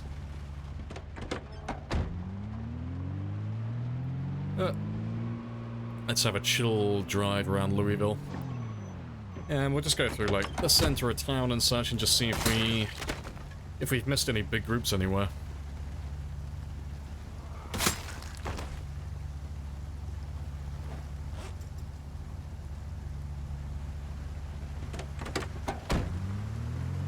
Oh no, a generous donation appears.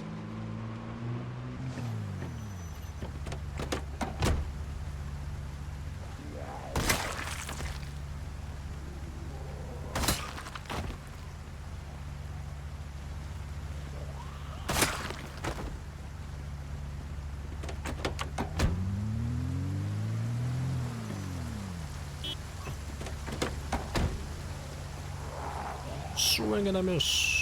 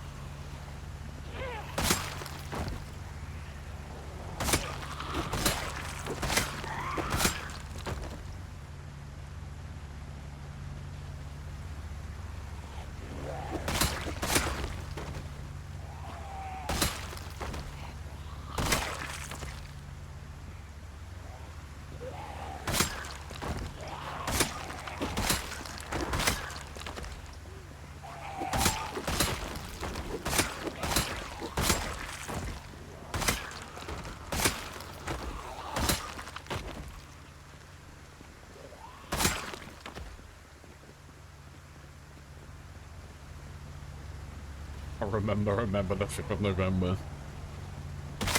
Yes, gunpowder, treason, and plot. I see no reason why gunpowder treason should ever be forgot. But I haven't had that rhyme in a lifetime. Yeah, you're giving, V for Vendetta vibes.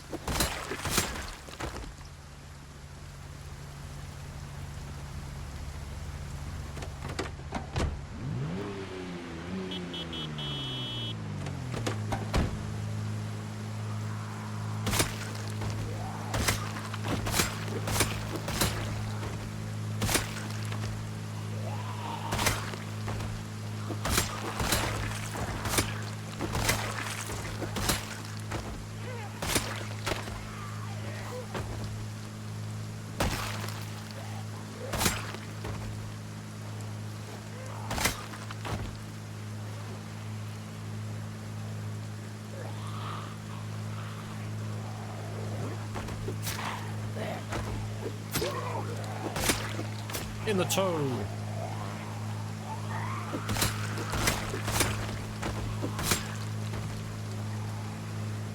Yeah, this weather is horrendous.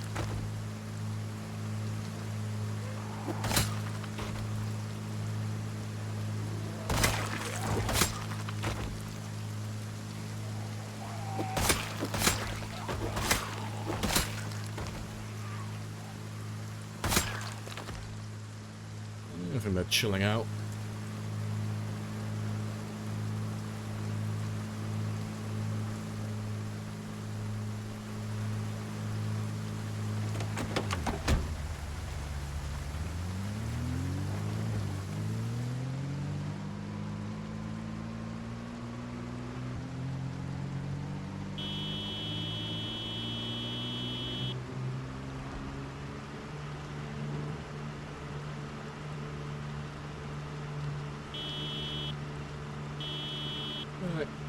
We'll go up to the T-junction. We'll just stay there, 'cause there's still quite a few of you, surprisingly.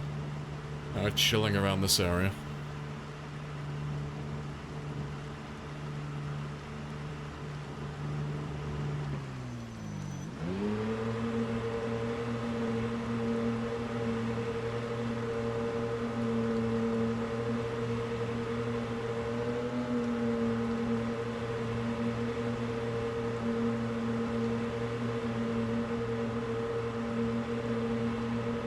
I hit him. Alright, that should do. That'll be plenty of noise. They should all make their way out to me now.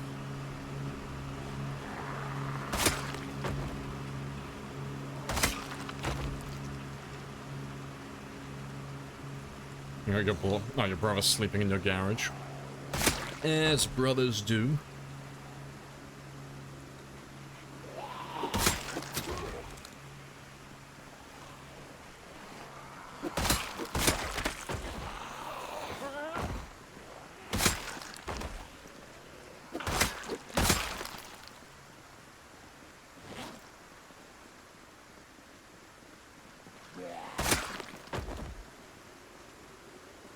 How many zombies we can kill with one spear? It's about 80 on average. That is if they're all one-hit kills.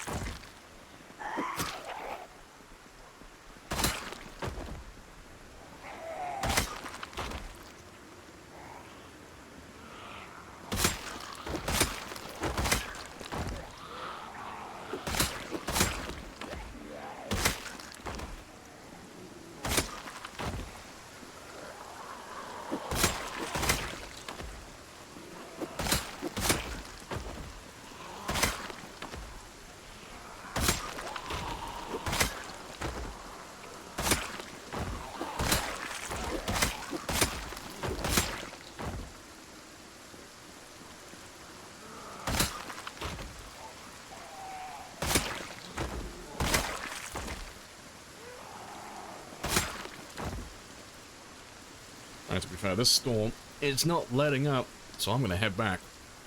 I was hoping the storm was going to be gone by this morning, but apparently I've got at least another day of it. So, let me just grab these guys, and we'll head back to the checkpoint. It is a little too dark to be fighting, really.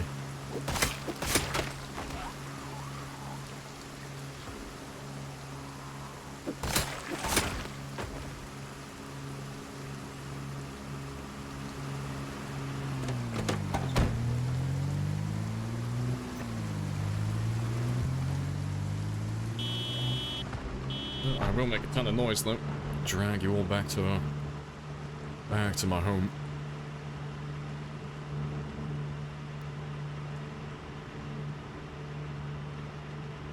One zombie did hit me, but it was from the sole of my boot. Accurate.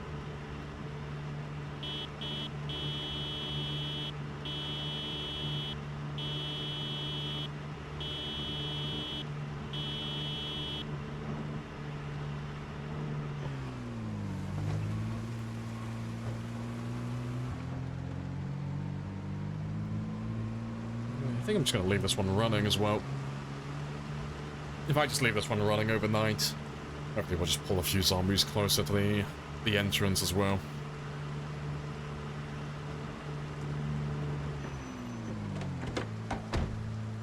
I'll leave him there. Just go chill inside. I think that's what we'll end it though, because I've been on for 8 hours, so I think we'll call it a day there.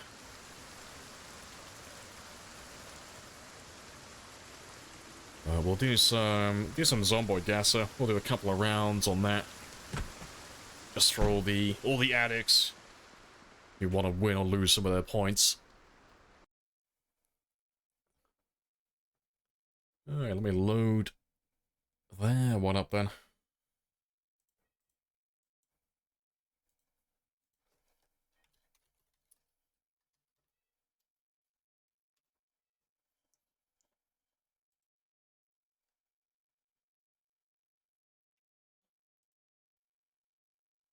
Thanks for stream. Yeah, it's been fun.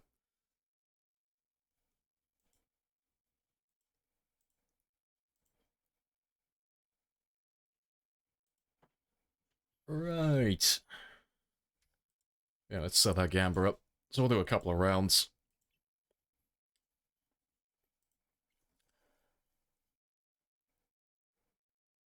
You can stop Gamba. But yeah, what if you win?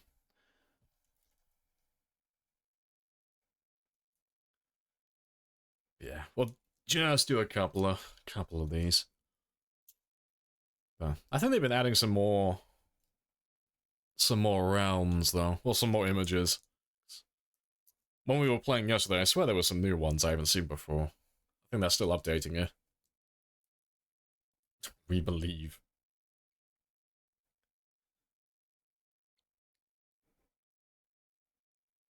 A few more seconds. As always, though, believers are way ahead with their points. Believers have got all the monies. Right. Golden. Right, let's see if it's a win or not today. Oh, that's already an interesting one. That's out west from Mulder, though. Yeah, there's only so many wells in the game, but that is the Mystery Man. I forget where his exact position is. Should be about here. Yeah, there he is. There he is, just out in the woods. Feed the believers, we're gonna eat good today. Get some lobster later. Oh, that's rosewood.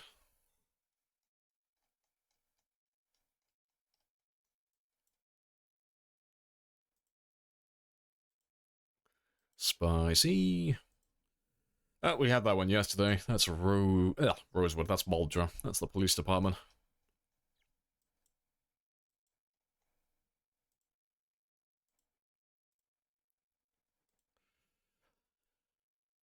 Oh, you're a hard one, actually.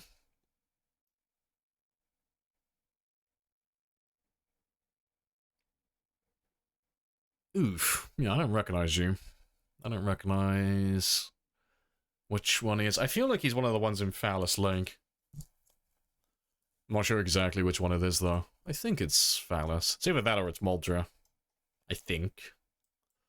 I don't know. One of the houses around here has... No, it's not the one I'm thinking of. I was thinking of one of these ones here. No, you wanted the Muldra cabins, then? That's all the way south.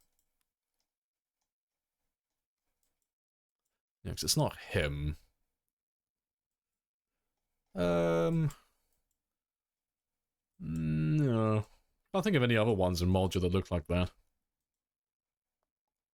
Yeah.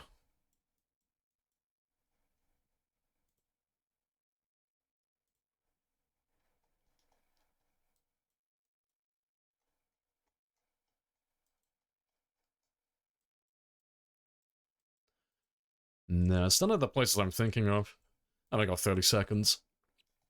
RIP.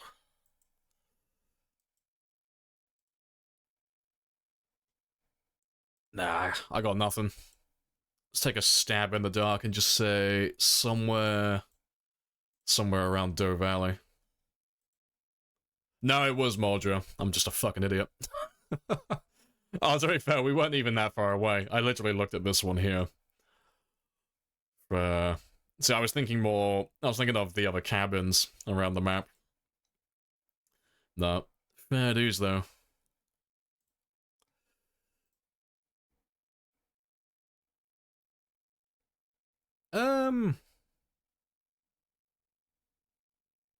I don't recognize you either. Shit. It might be a non-believer win today, then.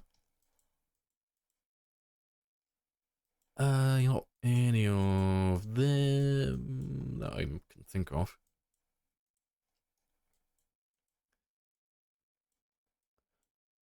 I'm thinking farmland area. Yeah, we're not here. No, lobsters off the menu. Yeah.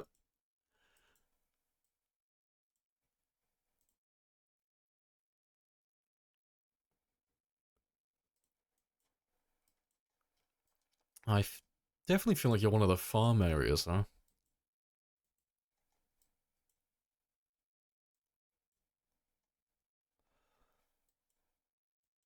No, it's not any of the ones I'm thinking of.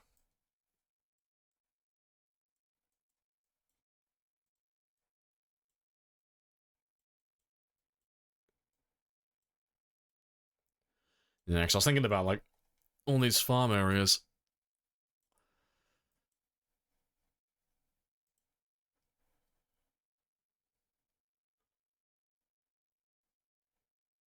No, I feel like he's got to be, like, a really obvious one. I don't recognize him, though. I don't recognize him at all.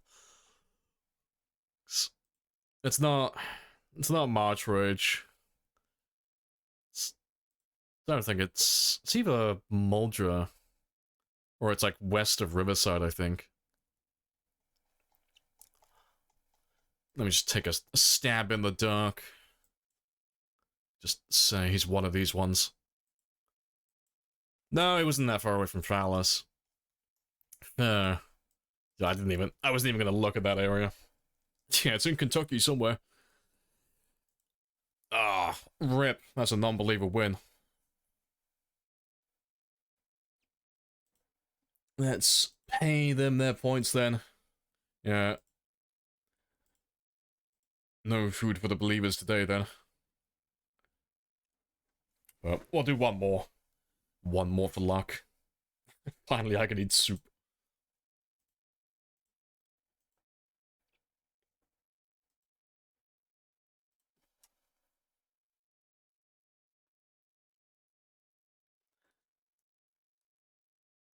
Yeah, congrats, non-believers, yeah.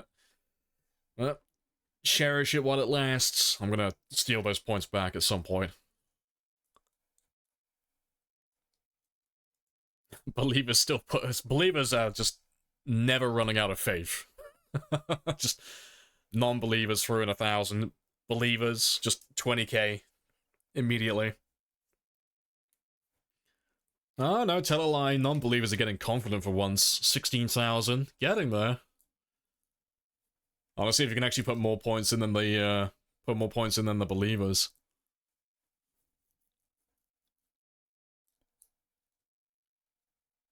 $18,000. Nah, it's like 10k behind. Right. Well, hopefully I can win some points.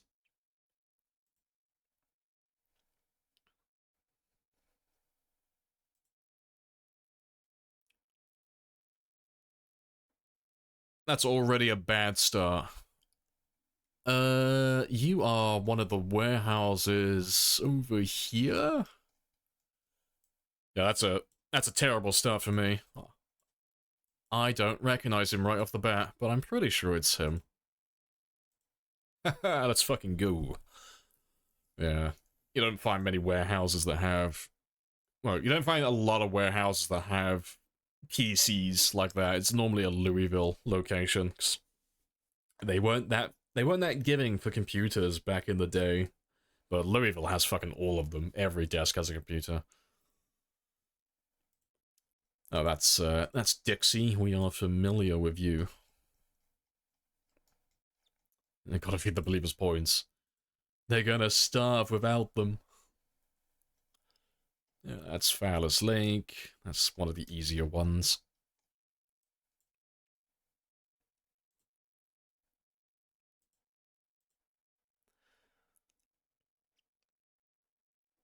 Is that Rusty Rifle? Pretty sure that's Rusty Rifle, right?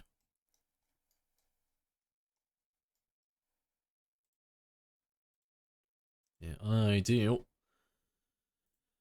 And that's the train station outside of Muldra.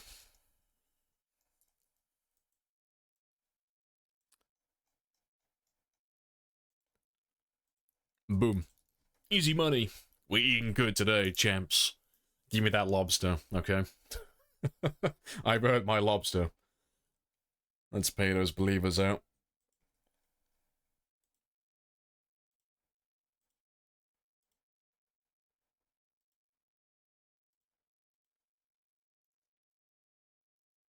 What the fuck, you underneath the train station? Yeah. The warehouse one had me a bit hit or miss, like the very first one. I was like 50-50 on whether that was going to be the right location.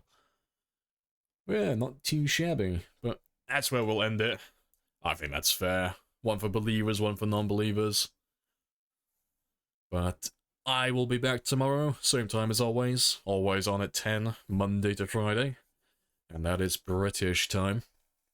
But let's go find someone to raid now. Let's go see who's online.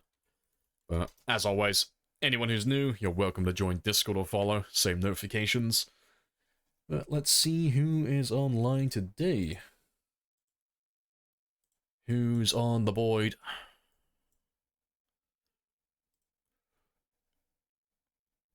Okay, I don't normally do this, but I kind of want to. Let's go raid IG, because IG is not normally on this long, or this early. But I have heard nothing but bad things about Dragon Age the Veilguard, so I want to see if it's as cringe as I've been told. I've just been seeing nothing but terrible videos on YouTube. So let's go interrogate IG and ask her if it's actually as bad as people tell, or if it's actually a good game. Alright, and I will catch you all tomorrow at 10. Happy days.